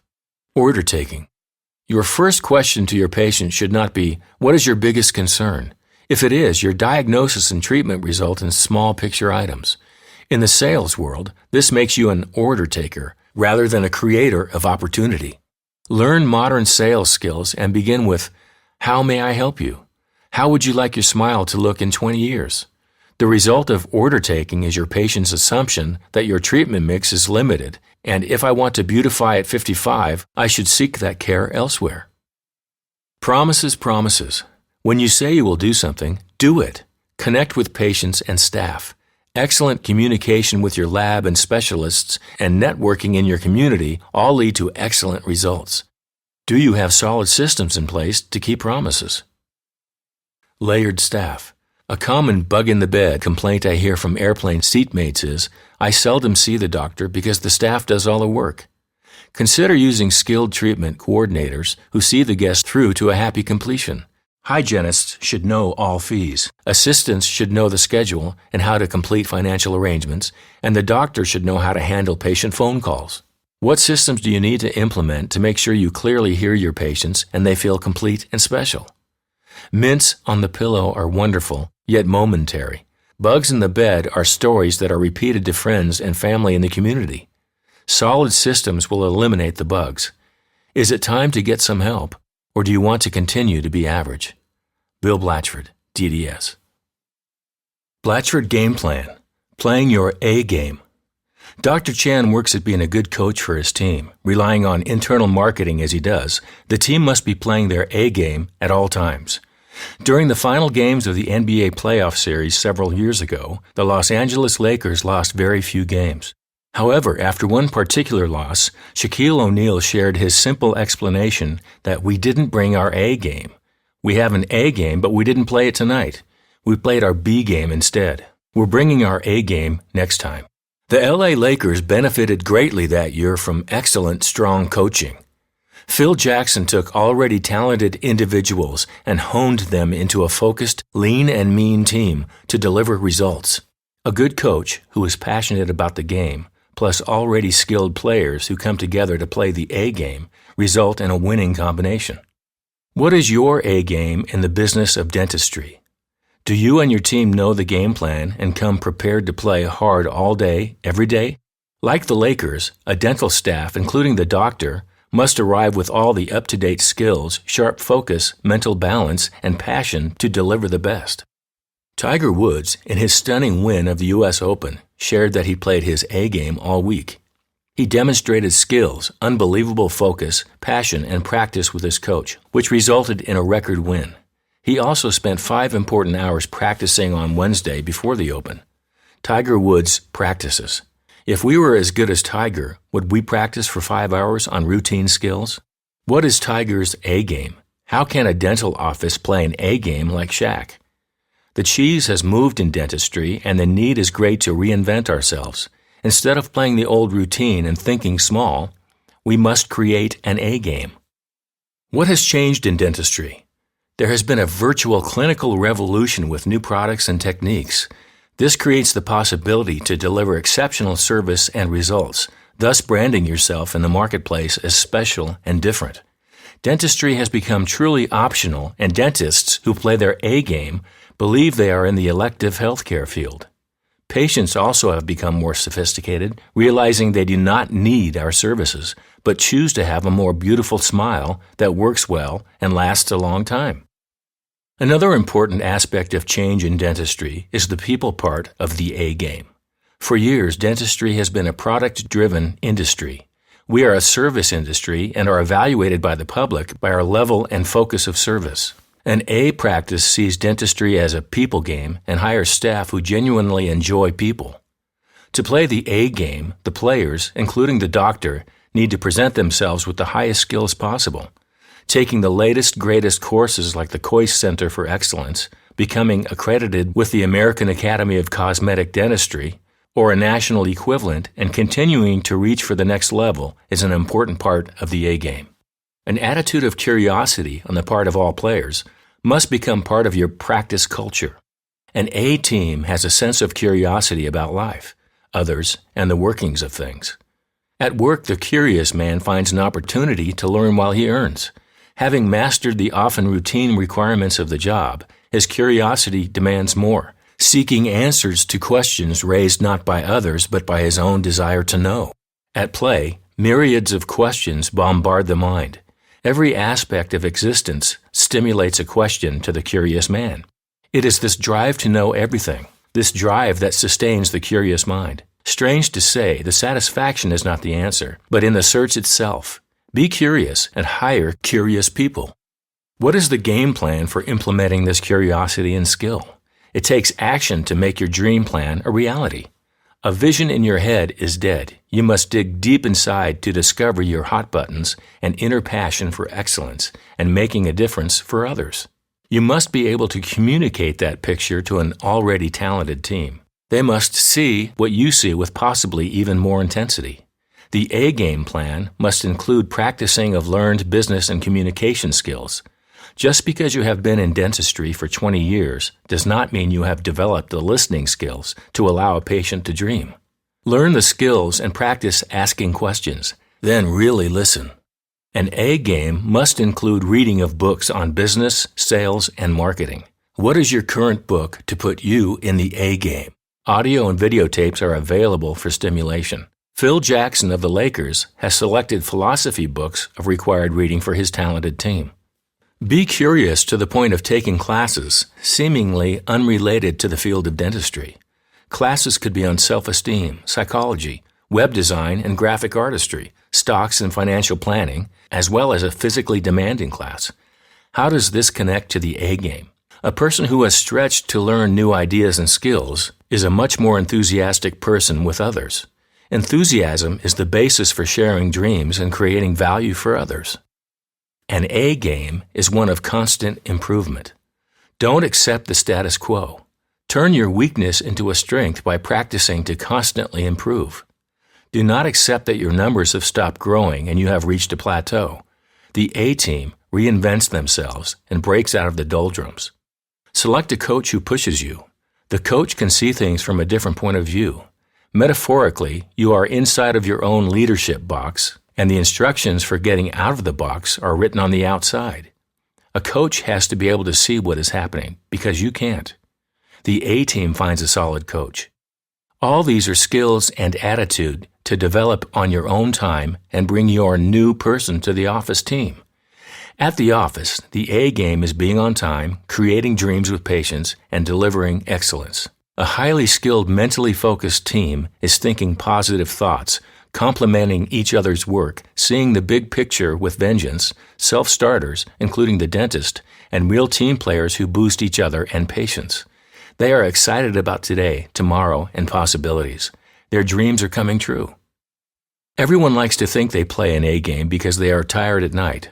When the Lakers lost, they were really tired and had given 110%.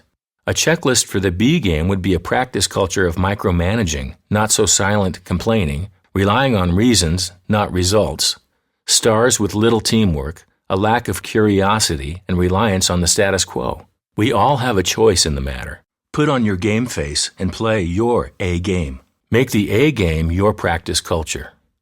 Bill Blatchford, DDS. From the Blatchford Playbook, Game of Life.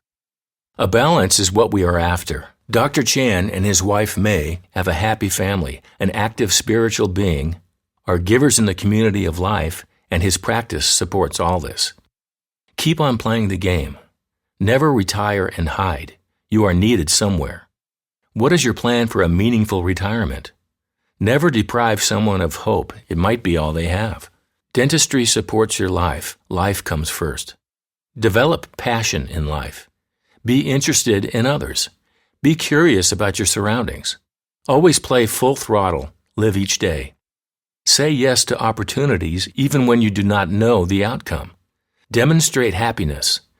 Enthusiasm is contagious. Chapter 20.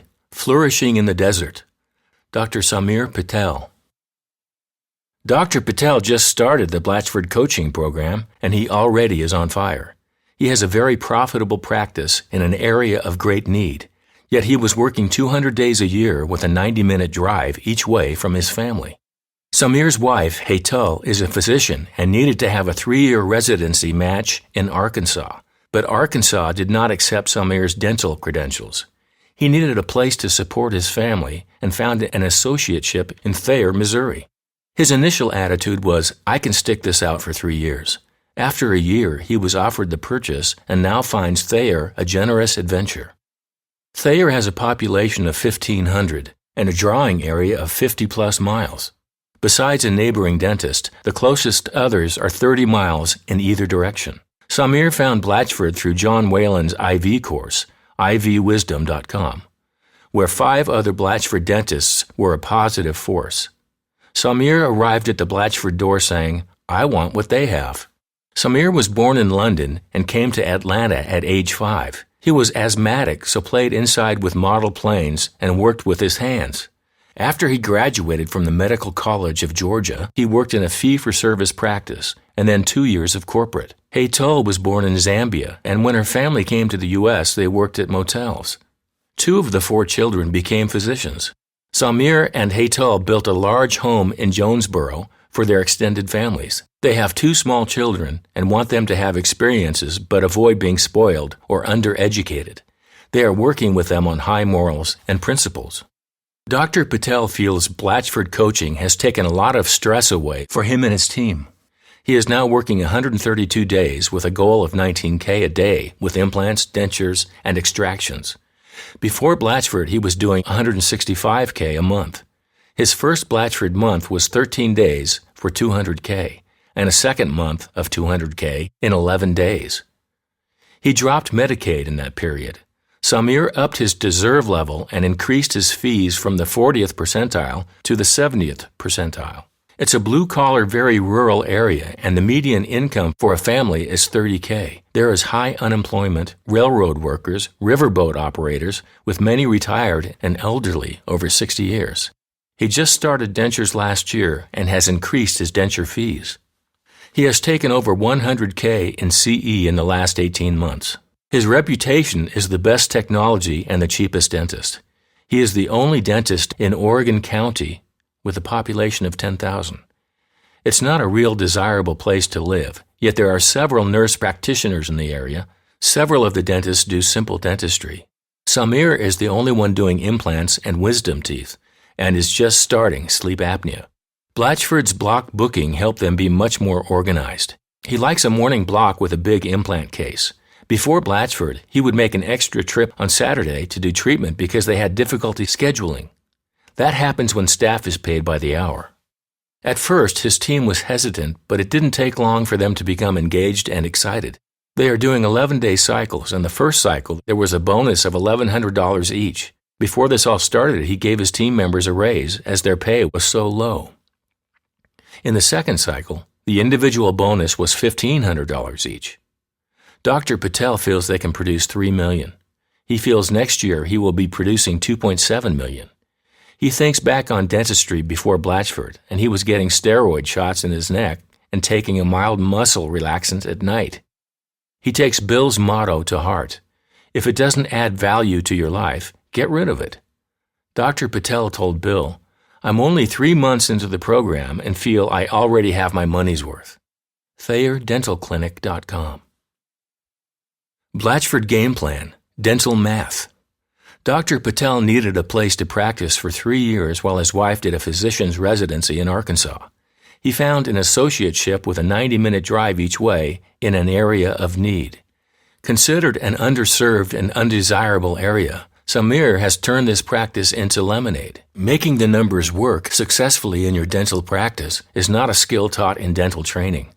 The business of dentistry eludes dentists, and they end up on a treadmill, running faster and faster, never able to catch the economic relief of which they dream. Without returning to school to acquire a master's degree in business, you, too, can learn to watch your numbers and make them grow in the direction you want. The result will be more joy in practicing and how you can fall in love again with dentistry. When you uncover how much it costs to deliver dentistry in your present mode, you can then make choices about the direction you want to pursue. You can change the mix of treatment presented and the manner in which it is delivered to produce. Most practices schedule whatever treatment needs to be completed. There is no design or thought to cost per hour or overhead. If you could design your day so that your overhead is lower than present time and your treatment delivery was increased, would you be interested in making a change? In this study of dental math, we are going to focus on the mix of treatment delivered and how it is delivered. In examining the mix of treatment, we are looking at 3 categories. We will label these classes. This is not the technical diagnosis of treatment classes, but rather a determination for dental math. The class we are discussing here has a monetary value. We are examining the money of the practice because it's a business and we want our business to work well. Our 3 classes are defined in economic return. Class 1 are the procedures that cost $125 and under. Class 2 are procedures which total $126 to $300. And Class 3 are procedures that total over $301. Why? The average dental office overhead per hour is around $250, plus lab. With 2 providers, 1 dentist and a hygienist, overhead per provider is $125 per hour. No one else has studied your practice in this way to actually discover how you are spending your precious time and great skill. Producing $500K with a 75% overhead and a lab bill of $7,500, your monthly expenses are $30K a month, and working 120 hours reached an overhead per hour of $250. Make a study of your appointment book for the last 90 days. Use Exhibit A as your study sheet.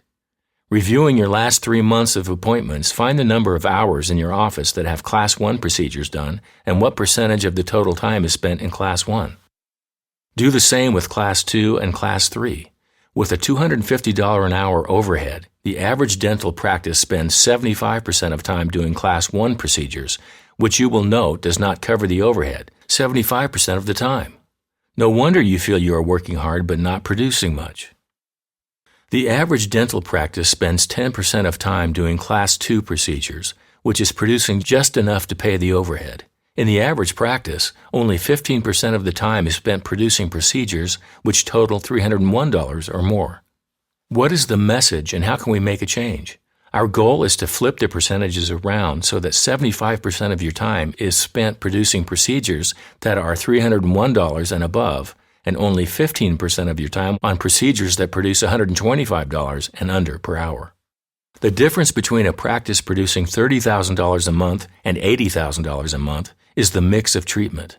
An $80,000 a month practice is spending 75% of the time doing procedures $250 and over, and 10% of their time doing procedures under their overhead.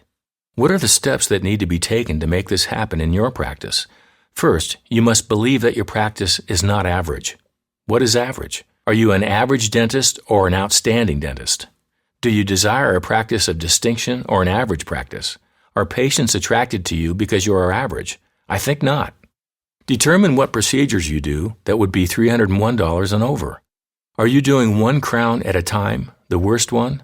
Or is there a possibility the diagnosis and presentation could have been multiple units saving the patient time and emergency situations? How much longer does it take to do 2 units as opposed to 1? Before you completely reject this idea of multiple units because we might be doing unnecessary treatment, let's consider some possibilities. Time is the most important commodity today to our patients. They do not like to spend time in the dental chair, and they definitely do not like to have 3 to 4 appointments for procedures. Looking at the bigger picture for the patient, what value would there be for the patient to have you, the expert, see if there is other work to be done that could prevent multiple appointment and dental chair time in the future?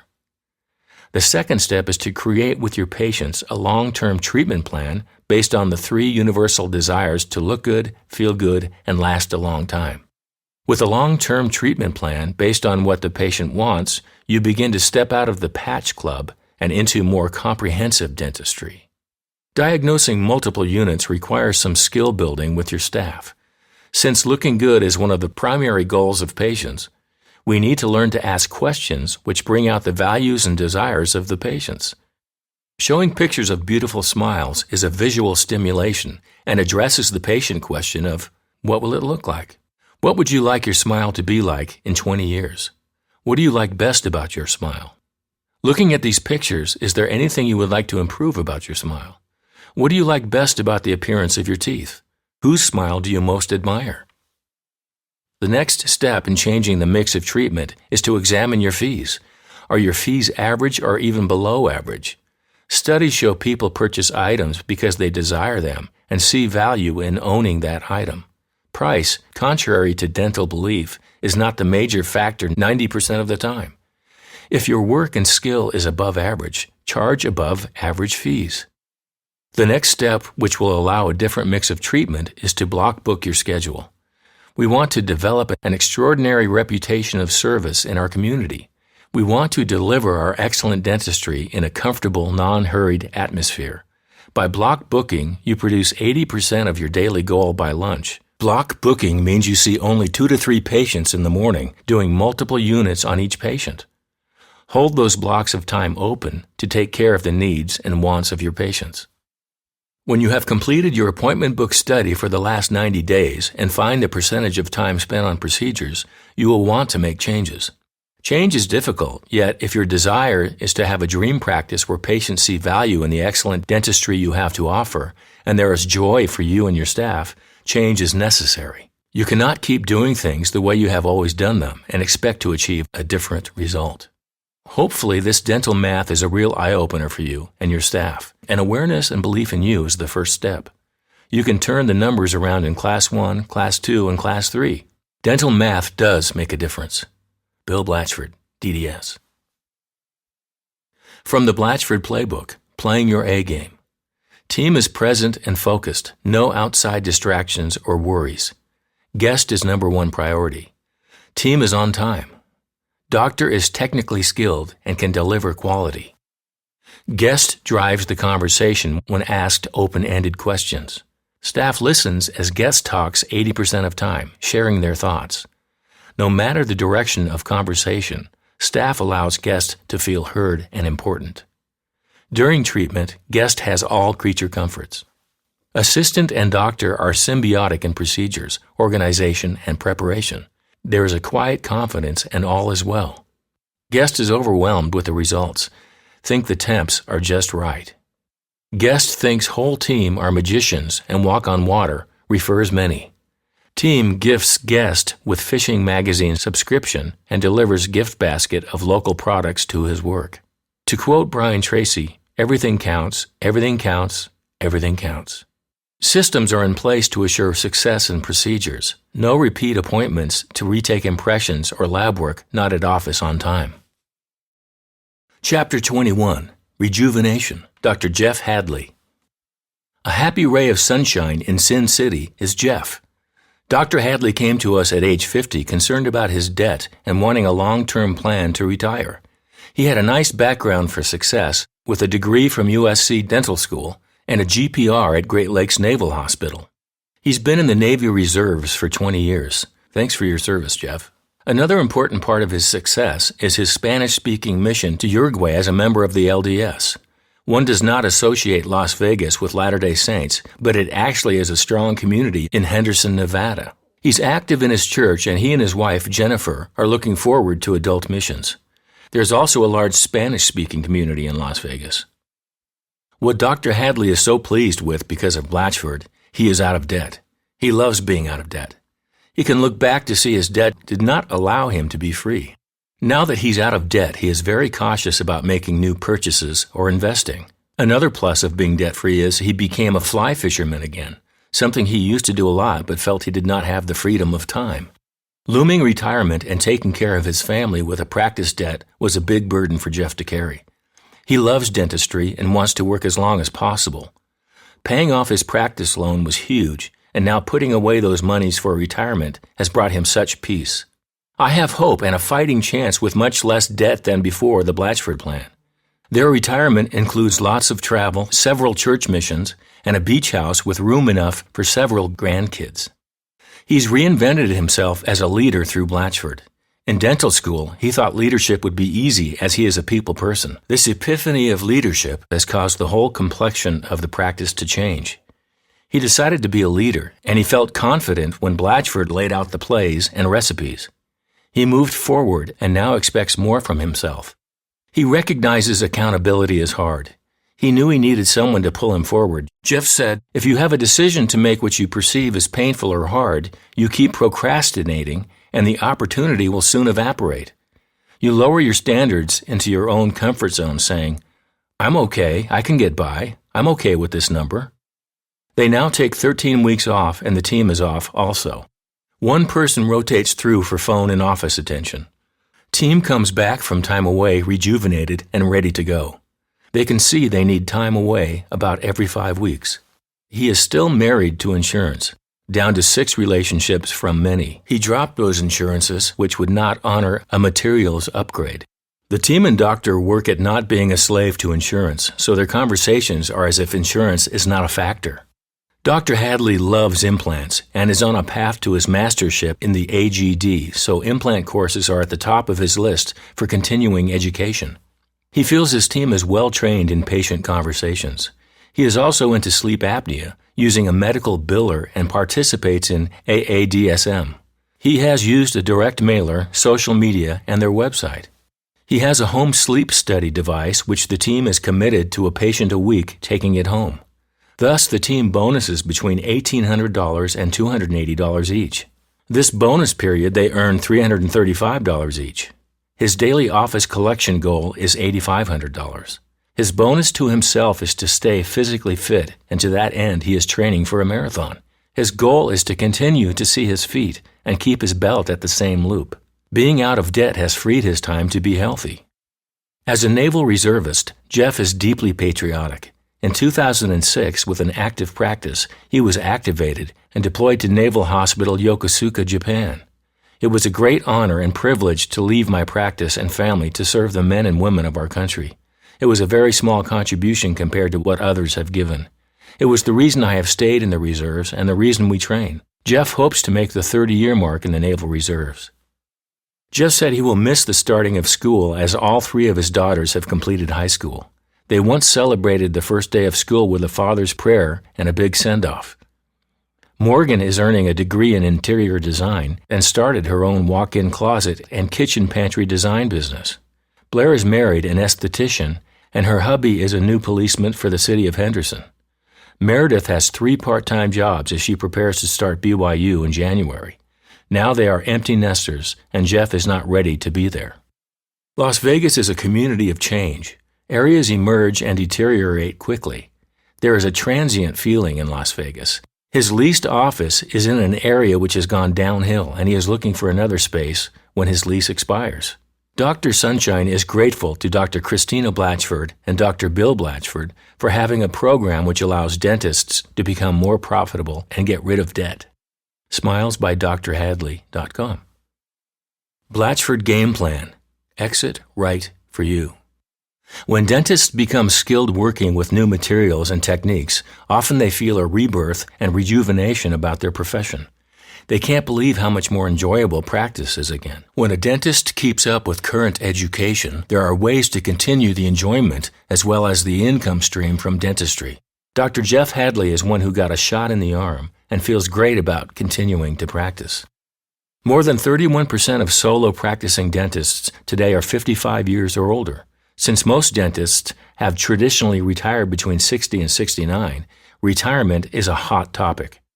Financial advisors feel you will need around 70% to 90% of your current net in retirement. Yet the baby boomers, now mid-50s to 70s, have reinvented each phase of their lives, never matching what has been customary. What will retirement be like for the boomers? What will be right for you? Goal setters who have planned for retirement since the beginning have accumulated 5 times what a non-planner has saved. An ADA survey indicates dentists save 10.6% of their income, which is below the federal limit of 15% contributions to a qualified pension fund. The average dental net in 2001 was $173K. In retirement planning, 80% of that is $138,400, which is $11,500 a month. If you retire at age 60 and live another 30 years, your need would be $4.1 million from interest and savings. The figures are staggering for the slightly unprepared. What are the choices for today's boomer dentist? Sale, partnership, associateship, practice in a different way? A sale is worth about 18 months to 2 years of net income, which is then taxed for capital gains and depreciation. Although this will seem like a simple statement, you must be aware that a sale is final. You are now no longer a dentist in that location. There is no going back. The book is closed. Partnerships in retirement have their own sets of pros and cons. By reviewing again the motivating factors for entering the profession, you may find independence and freedom on your list. Selling half your practice to an unknown partner means you have surrendered your freedom and half your net income in exchange for about 9 months of net income. The staff will still look to you for leadership and details. Becoming an associate after 30 years of private practice could be successful if you have the qualities to be an employee. Will you be happy doing dentistry for someone else? Do you have the qualities to become a team player under someone else's leadership and rules? Continuing to practice in a different manner is a viable alternative. You can continue to feel needed and serve others on your own terms. We call it retire as you go, and the absolute to making this work is that you enjoy dentistry. This is a program for the optimist, the eager, and the bright. This is for doctors who want to learn the latest thing and continue to be involved. There are some real advantages to keeping your practice viable. Presently, if you have a $1 million practice and you are able to deduct about $50,000 of expenses, which include a leased car, continuing education travel, entertainment, and other. Upon selling your practice, these after-tax expenses are now yours. Another big advantage is the psychology of your earned status in the community. Why not take advantage of the qualities which drew you to dentistry in the first place? These might be independence, freedom from outside control, leading your own destiny and money, especially if you did not accumulate a bundle. You design your ideal practice days, plan your continuing education around travel adventures, and attract a staff to work your schedule. You may want to work 3 days a week for 3 weeks and take the 4th week off. If you can continue to work on your own terms, netting $150,000 and not having to use your retirement funds until you choose, count the advantages and your blessings. It is true, the value of your practice may decrease. Weigh this. If you can continue to practice another 10 to 15 years, making $1.5 million against the original final selling price of 18 months net. I have a number of excellent boomer dentists who are reinventing retirement under their own terms. Are you interested in being one of them?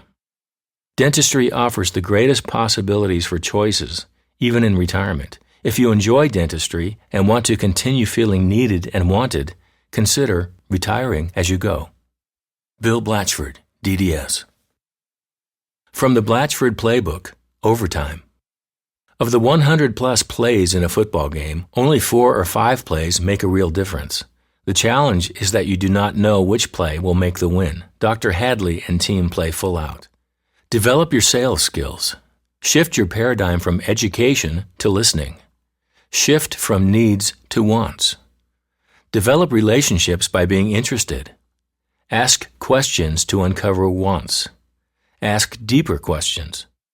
Only present solutions when you have asked many questions about their dreams and desires. Write scripts for asking questions. Practice, practice, practice. Vince Lombardi says every game is decided on 1 or 2 plays. Play every play as if it is the one. Learn from your mistakes. Don't repeat them. Chapter 22, The Breadwinning Partner, Dr. Tracy Davis. Tracy is married, mother of 4, and one of 2 owners of a $4 million general dental practice. She, too, is part of the Big Switch, where the female is the breadwinner and husband, Matt, who is well-trained in business, is the house husband and busy father running these 4 children to all their activities and keeping up with his many other roles. Dr. Davis is actually the first in her family to go to college. Since then, her sister, several nieces, and a few cousins have taken the mantle.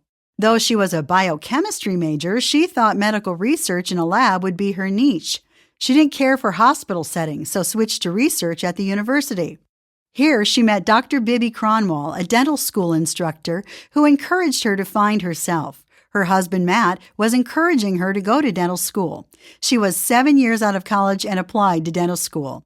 3 years out of dental school, they had 4 children under 4, including a set of twins. Tracy said their marriage went dark with the demands of 4 under 4 and 2 diverging careers. She and Matt decided to grow together instead of apart to make the best decisions for their family. They decided Tracy should stay with dentistry and Matt would do freelance work. He has an MBA and degrees in computer technology and accounting, which is extremely helpful to the dental office. He juggles kid logistics into his business roles. After 10 years in Kansas City, Tracy is back with her extended family. She and Matt really work at fitting in. She is aware they have more time off and more funds available. She admits it can be tricky. She remembers the Bible verse of Luke 12:48. From everyone who has given much, much will be demanded. Her mom is 76, and Tracy hopes the siblings can work as a team to make her mom's life easier and care for her needs. She tried to give back to everyone around her. Her fondest giving back moment for dentistry is changing the smile and outlook of a 15-year-old with amelogenesis imperfecta by placing 28 crowns pro bono. Her goal is to give away 10% of her production during the year and tracks this monthly. No, this doesn't include insurance write-offs. With all her weeks off, many are staycations with the kids in school. They all ski, love the beaches, and the Disney communities are well known to the Davis family. In dental school, a classmate had said, "You should meet my dentist." It turned out to be the practice where she became an associate with Drs. Mark and Kelly Burnett, a couple who had done very well and were thinking of eventually retiring from active practice. The details of her associateship and buy-in were clearly stated before she began, and the team immediately saw her as a partner, which eased the transition when she did eventually change from associate to business partner 2.5 years later.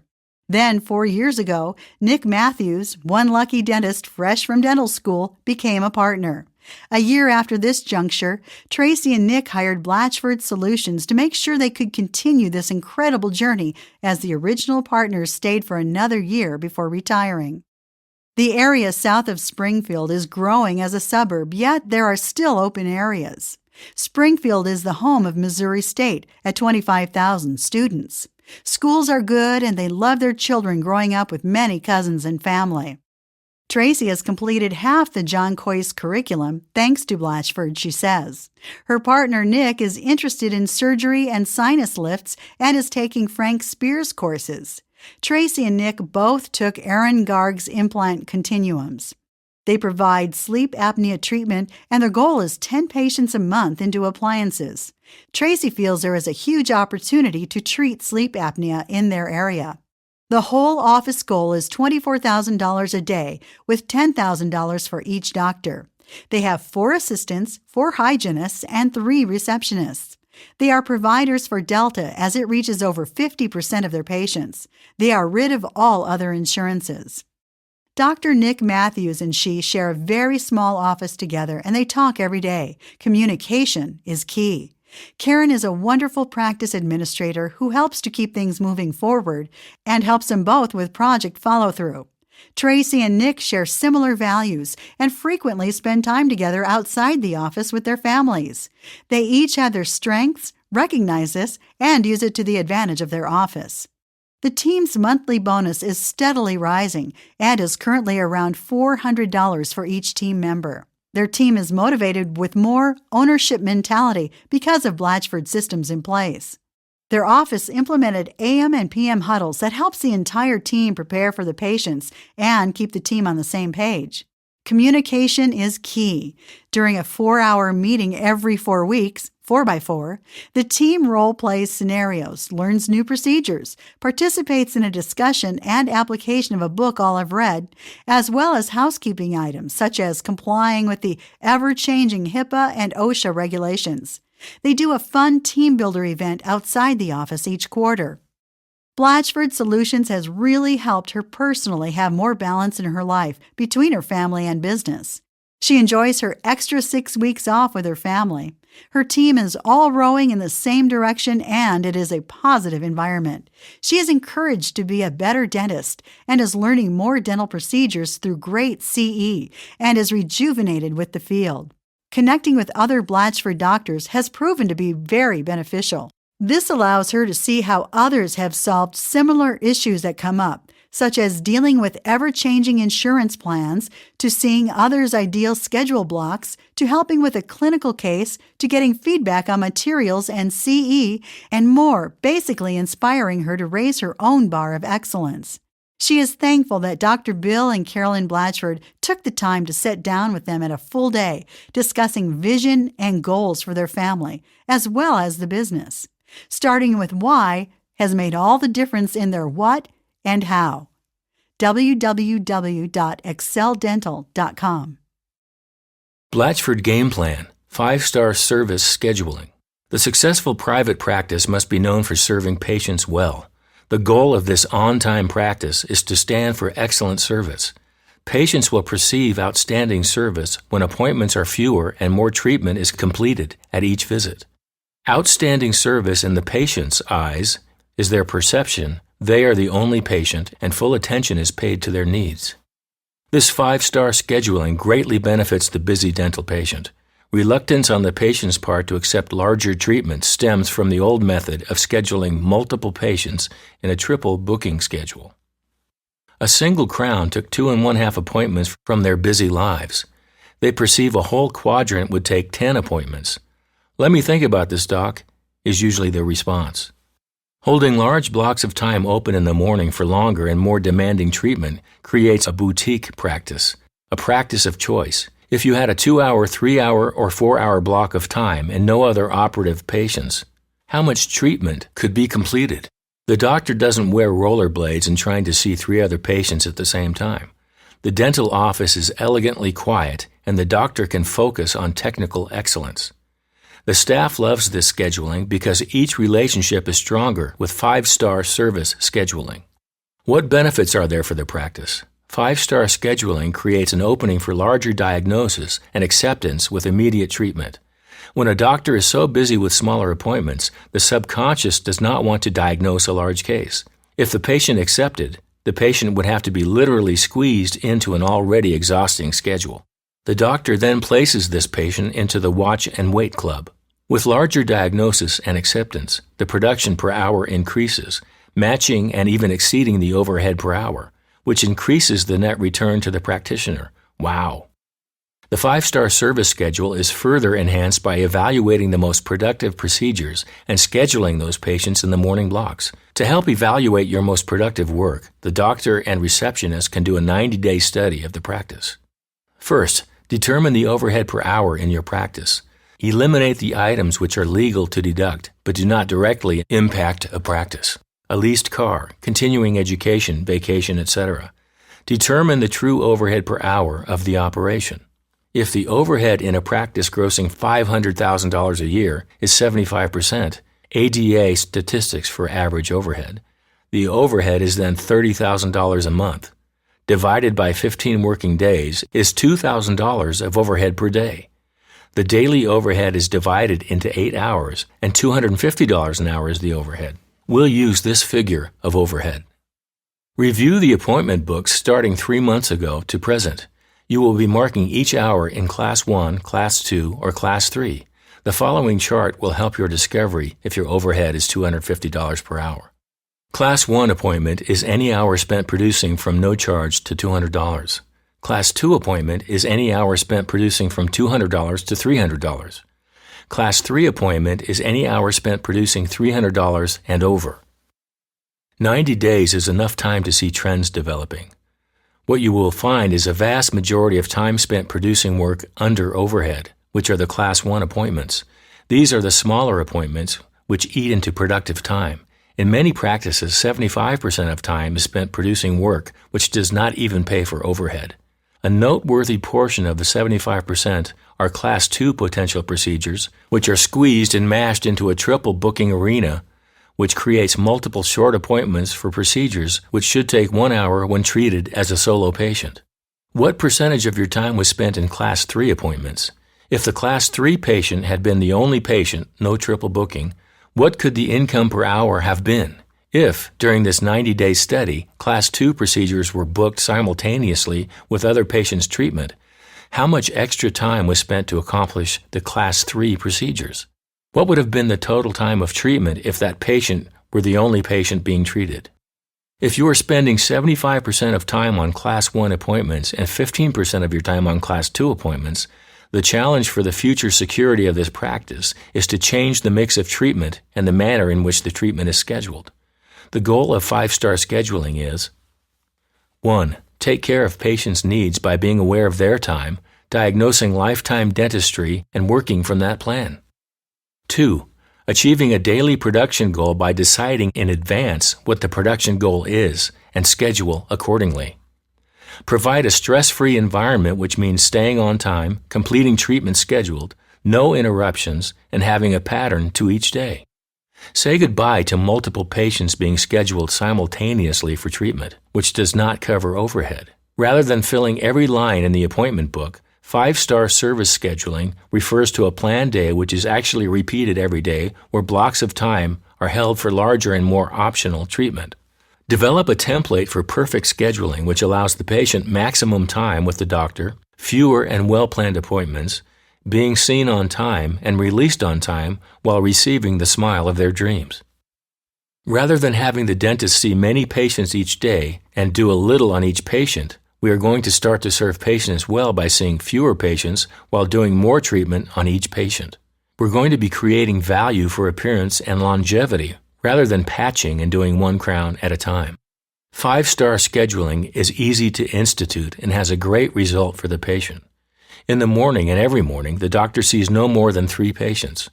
We've reserved a 2-hour block from 8 a.m. to 10 a.m. and 2 1-hour blocks from 10 a.m. to noon. Notice, even though we have more than 1 operatory, we book only 1 chair. Remember, this is a Class 3 patient, and they definitely deserve their time of excellence. Surgeons do not make house calls during scheduled operations. By changing the mix of treatment and how it's scheduled, we serve our patients well. Increasing the percentage of time spent doing Class 3 procedures, where the practice is actually exceeding the overhead, creates a situation of financial compensation. By block booking, the morning schedule facilitates 80% of the daily production goal. The doctor can sit with 1 patient and feel fine about it. The running days are over. 5-star service continues in the afternoon. Right after lunch, 2 co-diagnosis appointments are held for new patients returning after their initial cleaning and exam last week, or it can be a recall patient to whom you are now speaking with about a long-term treatment plan. From 1:30 to 3 in the afternoon, we have scheduled shorter appointments when your patients need a single surface filling, a quick check, suture removal, etc.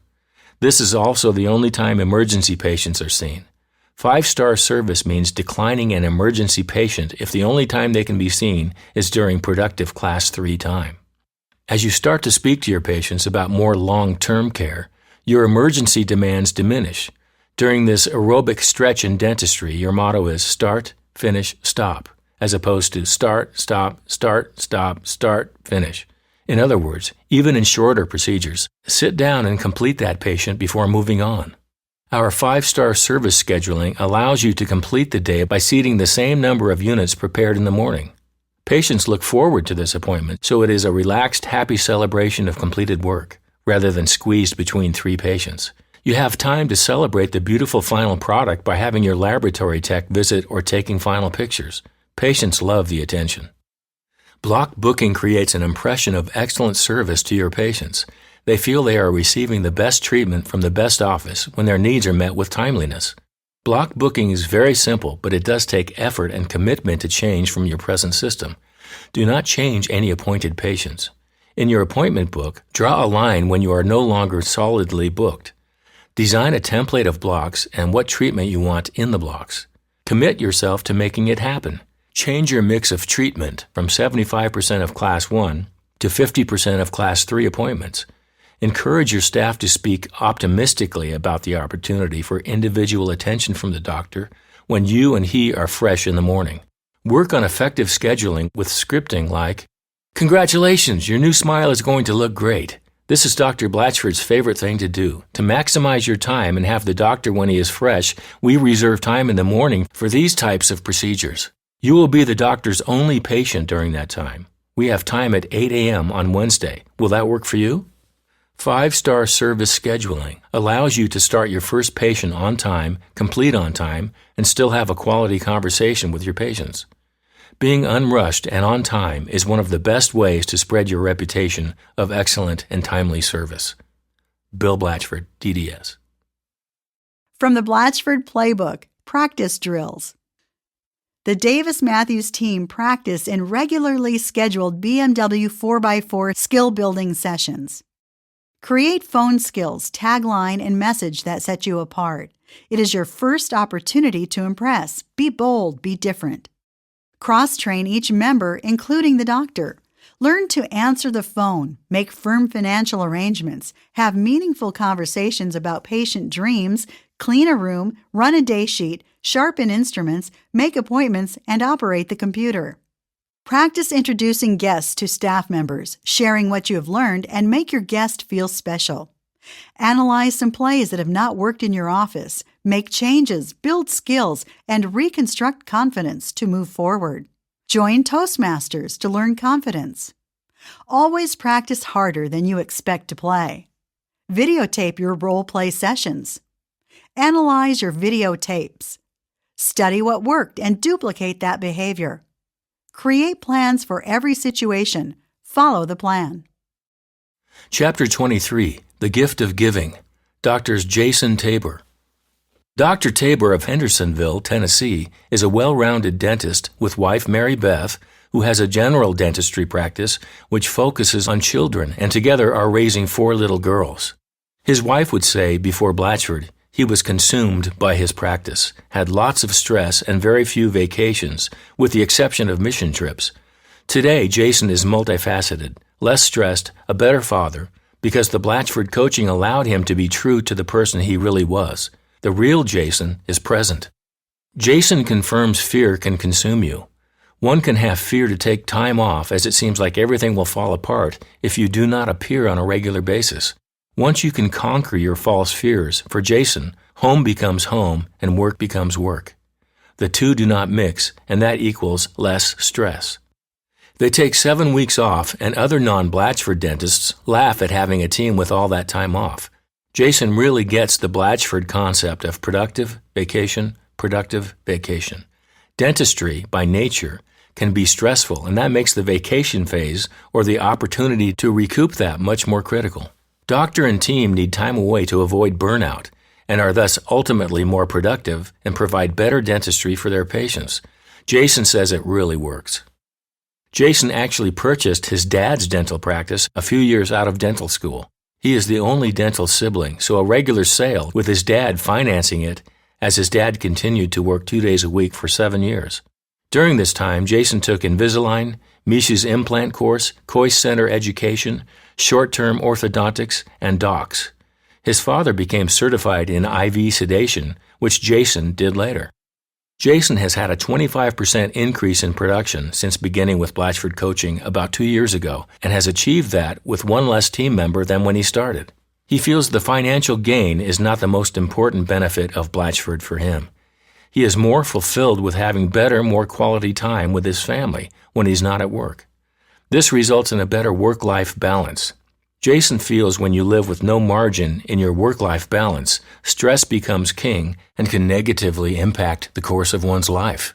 But if you flip that and take control of the work-life balance, then the joy of life comes easily and naturally, and everything is impacted positively. Improper work-life balance creates stress, which causes us to operate from a position of scarcity. Proper work-life balance causes us to operate from a position of abundance, which leads to greater gratitude and fullness of every aspect of life. Jason's wife, Mary Beth, a dental school classmate, is a general dentist who only sees children in the same building. Her practice is actually in the space which previously was Jason's father's private office. It has 3 pedo bench chairs, and she runs an efficient practice. Jason jokingly says, Mary Beth was Blatchford before they were even into Blatchford. Spouses working together has challenges, but now it's better than ever, and they are so grateful. One of the passions Jason and Mary Beth have is serving through international medical and dental missions. Their Christian belief is God has given them a calling to serve others with their skill. When Jason and Mary Beth were in dental school, they participated in a dental mission trip to El Salvador. They knew then God had called them to this, and they would continue to serve others in developing countries with their trade as long as they were able. Jason feels there is a spiritual connection when serving others in the mission field. He says that since we are all God's children, it is important that we live and treat others accordingly. Jason's father has been on several of these trips with him, along with the volunteering in the forensic dentistry effort in NYC following 9/11. Jason is leading a dental volunteer group to Haiti for an exhilarating week twice a year. Extracting as many as 100 teeth daily in high 90-degree temperatures is all worth it when we think about how we can impact the life of some people in extremely desperate life circumstances. Currently, there is great momentum with their group, Hope Smiles, in Haiti. Their goal is to partner with the Haitian dental community to train, lead, and equip them to be better in their profession and provide a higher level of care for their fellow Haitians. Since most Haitian dental students leave the country or abandon the profession early, this will be a highly valuable asset to the people of Haiti. Jason says they are trying to teach them to fish, not just hand out fish when they go down there. This takes the whole short-term mission trip to another level because it's creating a sustainable environment for this mission to continue for a long time. He's leading a team of Blatchford doctors in September of 2017, including Bill and Christina. Along with volunteering away from home, Jason has helped establish a dental clinic in Hendersonville, serving the working uninsured called the Salvis Dental Clinic. Initially, there were 3 dentists volunteering rotating through the Fridays-only clinic. Jason and others raised funds and equipment for a real physical location that is housed in the basement of their Sumner County Health Department. Well equipped, there are now more than 30 dentists who volunteer at the clinic. Jason, as a leader of his dental team, has a connection that is much deeper and more effective. He feels stress is a disease, and to relieve stress, it affects everything. His team is bonusing about $1,000 each for the BAM period. They own their jobs and the results. They have skin in the game, and they work harder. Dr. Tabor had previously been through a couple of different practice management services unsuccessfully. He was so stressed at work, he knew he had to do something. He called around to different ones and felt that Blatchford was the only one who was training their dentists to be better leaders and to be better equipped for the future. SmilesThatRock.com. Blatchford Game Plan. Right size for profitability. Many dentists feel they walk a tightrope between caring for all the patients who seek better dental health versus having meaningful, productive days. They feel there is a balancing act between having adequate and fully trained staff and profitability. How can a dentist diagnose ideal dentistry and not become a financial institution for many patients? Staffing a practice with committed partners, operating at 55% overhead, providing care for quality A patients who see the value of treatment you have to offer, and feeling satisfaction or even delight at the end of the day for a job well done can actually occur. A dentist can have a profitable practice and perform ideal dentistry with a plan to reach those goals. When a dentist and staff do not fully understand the economics of a small business, a roller coaster effect results, with vast differences in monthly production and collections. Dental practices are many times staffed, equipped, and supplied for producing between 50% and 100% more than is actually produced. This results in a practice constantly chasing their overhead, which creates stress emotionally, physically, and in the checkbook. Why not staff for the present production, gather and serve A patients who see value in your excellent dentistry, and all can be produced at 55% overhead, leaving a net of 45% every month? What is the plan? It is called right-sizing. Right-sizing a practice reduces overhead immediately to produce a profit, whatever size you are now. How can some doctors net $250,000 out of $600,000 gross production, and other doctors must produce $800,000 to $1 million to net $200,000? The smaller practice is right-sized. A larger practice with multiple doctors is not always the most profitable. In fact, the profitability is more difficult to control as bigness creates layers of management, which is not necessary in a smaller practice. Many dentists operate their practices on hope. They are staffed to produce and collect what they hope. Many dental practices are actually staffed for double what they really produce and collect. Right-sizing is operating a practice where the numbers work well, no matter the outside economic factors or what the newspapers are shouting. A right-sized practice is profitable at whatever size. We work with doctors who have one staff member and their net return is 50%. We have practices with several doctors and their net return is 45%. Right-sizing your practice is having the statistics work well for your practice now and laying concrete groundwork and goals for where you are headed in the future. Right-sizing your practice occurs when the leader of the practice takes a hard look at where he is headed, makes some assessments, and clearly shifts to the direction for which he wants to be remembered. What would be some benefits of a more controlled practice? An immediate increase in net income. By utilizing block scheduling, you perform more quality work on fewer numbers of patients, thus requiring a smaller staff. You determine the pace rather than being everything to everybody. Team is easier to manage and direct with committed and highly skilled players. Overhead is reduced and productivity increases when number of staff is smaller.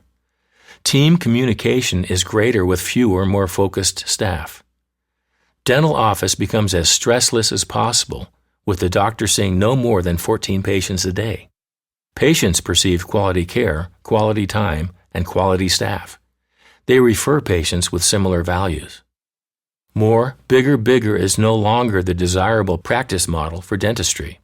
It is difficult to have a favorable economic return with 7 chairs, 10 staff members, and the doctor seeing 25 to 30 patients a day. A typical overhead in that office would be 80%, and the dentist and his staff worked hard.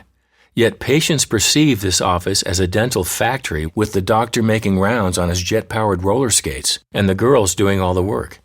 Instead of management out of control with too many underpaid staff members and an exhausted, frustrated dentist, let's practice with a model which has the right balance for ease, quality treatment, and net return for the doctor. What is wanted and needed in dentistry is an efficient practice that can serve patients expediently.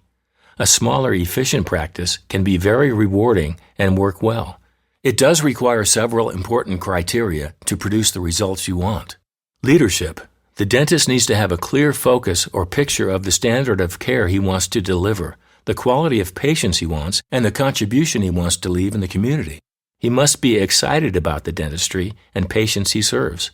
His motivation and delight must show. Team. When the dentist has a clear picture of where he wants to go in dentistry, staff members who want to make the same contribution will be drawn to the practice. In hiring quality staff, the attitude and the people skills weigh more heavily than the technical skills, which can be learned by a motivated person. Systems. Business and technical systems must be in place. Case presentation. The dentist and staff must become very skilled in the area of case presentation, acceptance, and financial arrangements. This requires asking the patient questions and listening rather than you speaking. Case presentation is a learned skill that must be practiced continually. You are presenting to patients the possibility of keeping their teeth for a lifetime. Block scheduling. Implement a daily template of how you want your day to be with 80% of the productive work completed by lunch. Hold blocks of time open in the mornings for major procedures. Schedule towards a goal. Your patients receive undivided attention, you are on time, and they perceive your impeccable asepsis techniques. An argument could be made that the dentist could not possibly change the size and format of his practice because he needs all his staff to perform the work. This is true. You do need all the present staff if you continue to practice the same way when seeing 25 to 30 patients a day. Right sizing is an opportunity to look at the possibility of attracting and keeping A patients who appreciate your timeliness, quality, and service. Analyze the B and C patients you continue to treat to have them show up as A's in your practice or encourage them to find care where they might show up as an A in the other practice. Doctors might say, right sizing sounds good, but I just don't have the quantity of quality patients to fill the morning blocks with permanent work. Virtually every practice has a large number of A patients who are very loyal to you. What has been missing is a clear direction from the leader as to the standard of care for which he or she wants to be remembered. Once that standard is established, the team needs skill building in the area of case presentation. Ask questions of your existing A patients, which will have them visualize the kind of smile they would really like. Present to your existing patients the opportunity for lifetime dental plans. Set goals with them for permanent quality dentistry. It may be accomplished a phase at a time, and it will be appreciated. The advantages of right-sizing your practice are many. With staff overhead at 20%, profitability returns for doctor and staff with a bonus plan. By focusing on quality, more permanent work, the practice attracts patients who want that work and refer their family and friends. With fewer team members, each is accountable for the result. Team members learn to work more efficiently. The dentist has the opportunity to focus the practice in the direction of choice rather than treating everyone. With block booking in place, patients receive the undivided attention of the professional team. No other patients are seen during those reserved blocks. Patients receive extraordinary service by unhurried professionals. By right-sizing your practice, you are attracting those patients who want the same type of dentistry being delivered. The team can be well compensated, and patients will be receiving the attention and service they want and deserve. Checklist for right-sizing. Leadership. 1. Doctor has defined picture of practice in 10 years, 20 years, and has shared that with staff. 2. Doctor has set standard of care for his practice. 3. Doctor knows and shares the numbers in the practice.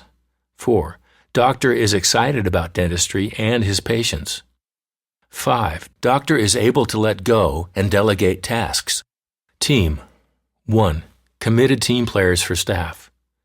2. Morning meetings to set the day. 3. Weekly team meetings which produce results. 4. Team participates in a bonus plan. Systems. 1. Block scheduling in place for doctor and hygiene. 2. Office financial policy in place with agreement that no treatment is scheduled without financial arrangements. 3. Financial choices available to patient include outside funding sources. 4. Over-the-counter collection goal is 35% of production. 5. Establish a short call list, insurance profile notebook, and pending treatment book. Case presentation. 1. Gather a library of books, audios, and videos on sales and staff skill building with team. 2. Ask the patient open-ended questions which cannot be answered with yes or no. 3. Avoid giving the Dentistry 101 lecture with pictures on each phase of treatment. 4. Include instamatic pictures of patient for your record taking. Patients get to see their own teeth and smiles. Use before and after pictures to create interest with patients.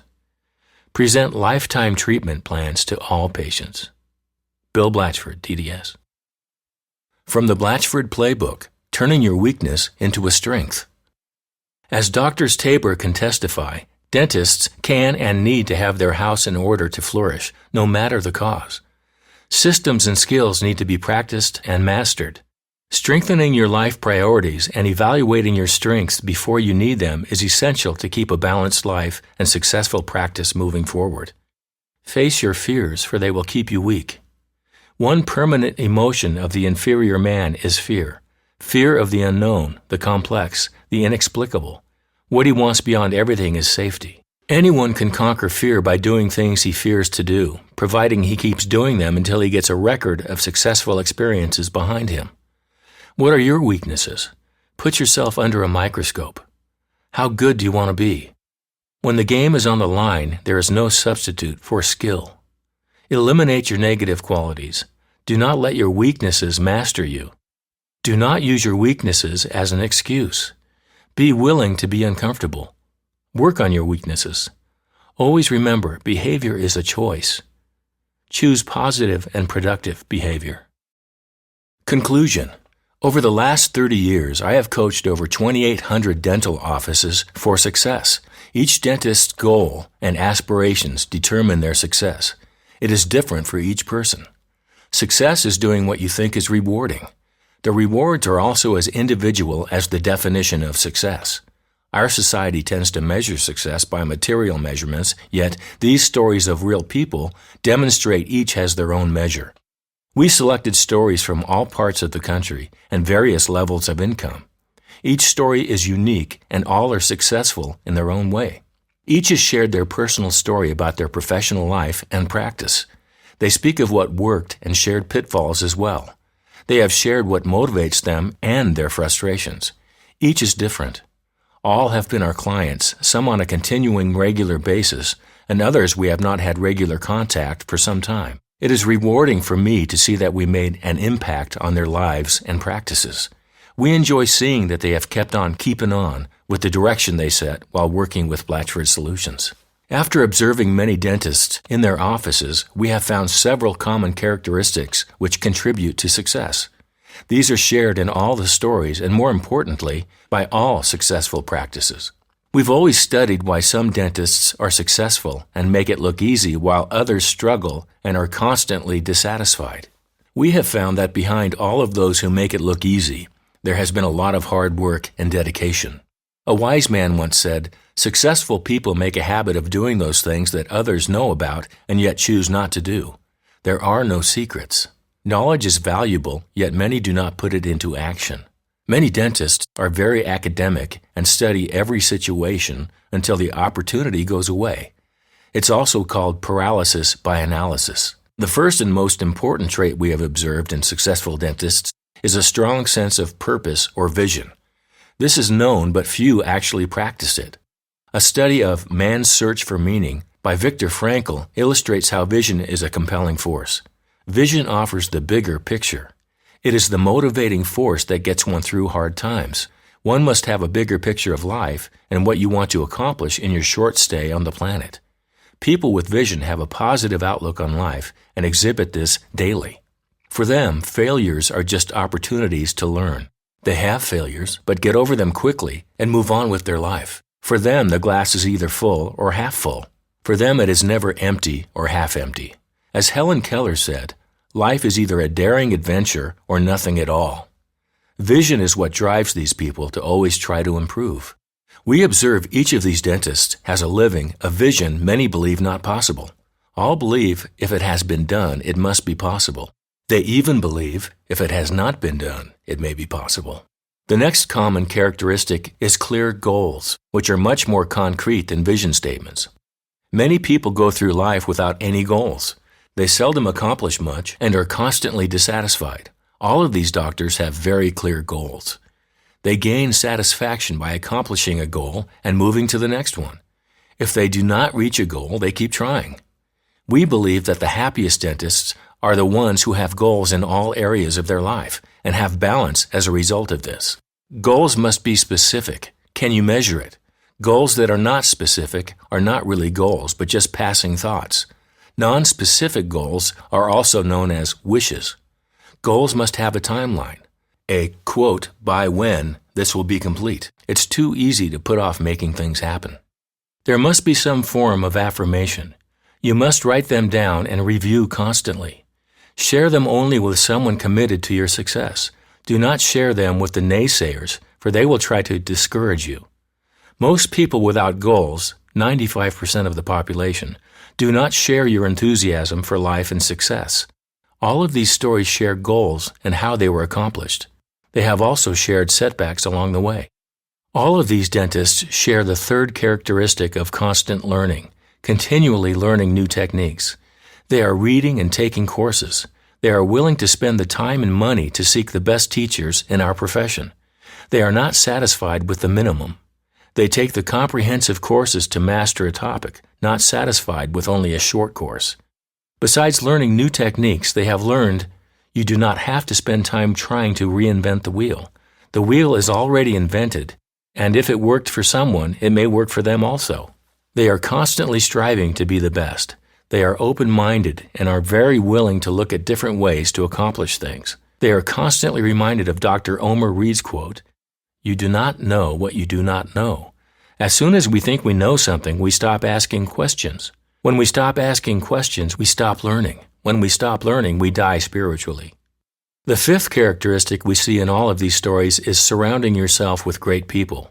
It is not just mentors, but also having a great team. There are several common rules for attracting and keeping great team members. One is the doctor's clear vision and what it'll take to get there. You must decide what the position entails and then hire to the position, not adapt the position to fit the person. Set high standards and lead by example. Always hire for attitude. You can train someone with a great attitude to do anything, but you cannot teach anything to someone with a poor attitude. Attitude is manifested as behavior, and behavior is always a choice. Hire people with great behavior. Several of these stories indicate how they kept people with poor attitude too long. They have all set up systems of accountability. All of the dentists have learned the value of rewarding the team well. All want their team to be the best paid in town. They constantly look for areas to complement their team.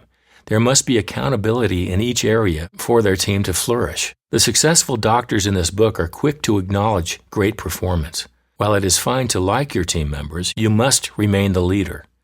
You did not hire them to be a pal. There's a reason that in the military, officers are prohibited from fraternizing with the enlisted personnel. The sixth characteristic is an awareness of the business of dentistry. While they are not micromanagers, they study the numbers and own them. They have discovered what numbers are important. They know their cost per hour.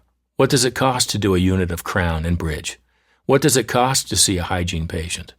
What does it cost when a patient cancels or no-shows?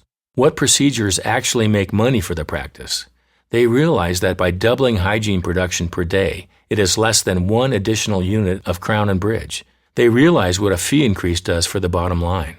They know if they keep their staff overhead between 15 and 20% of their gross, the numbers fall into line. They know it's better to pay individuals well, but not have as many total staff.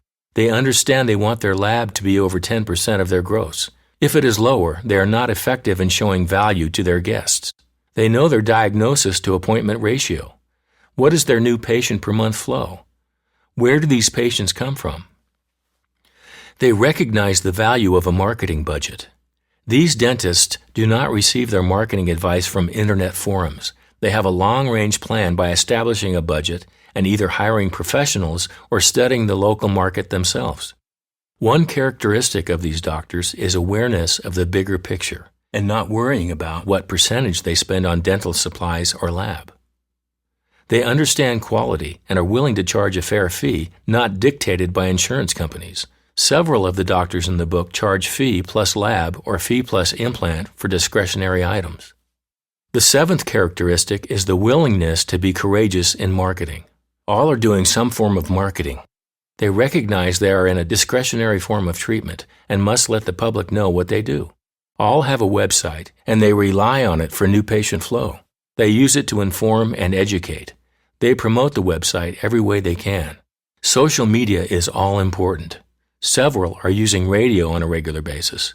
Several use print media. Some are using television. Several have filmed their own extreme makeover shows.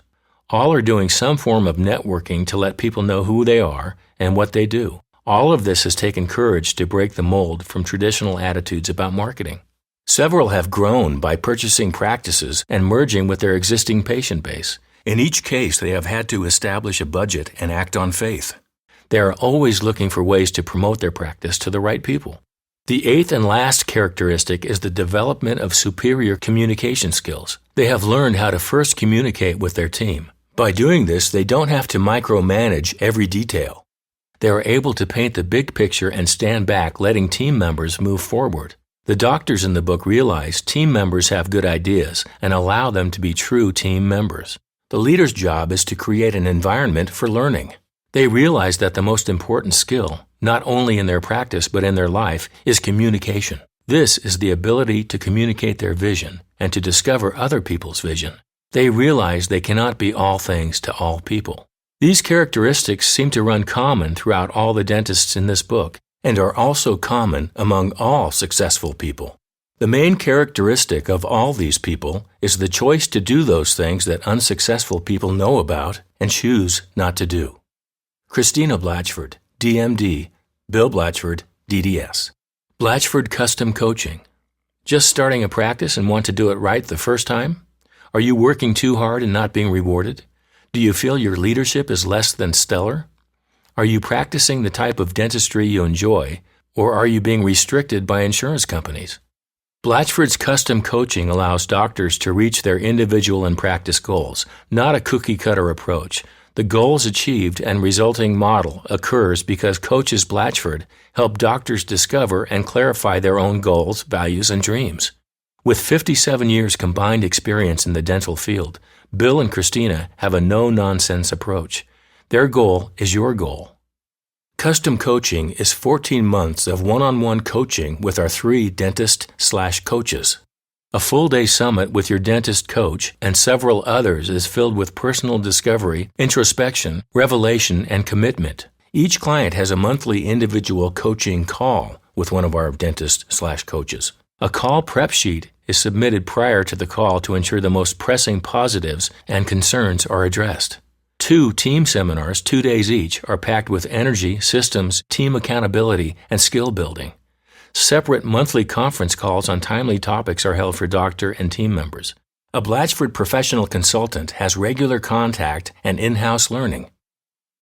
Additional resources. Most of the doctors featured in this book have given video testimonials. These are available at www.blatchford.com/testimonials. Also, please visit our YouTube channel, www.youtube.com/Mornings with Blatchford. Mornings with Blatchford is inspirational practice management tips no one else in dentistry is sharing. Phone number to schedule a call with Dr. Bill Blatchford or Dr. Christina Blatchford, 888-495-7080. Email Drs. Blatchford, info@blatchford.com. Blatchford Solutions official website, www.blatchford.com. Video testimonials from Blatchford Solutions clients, www.blatchford.com/testimonials. Blatchford Solutions Facebook page, www.facebook.com/Blatchford Solutions. Webinar, 7 Simple Systems to Attract New Patients with Money, www.blatchford.com/webinar.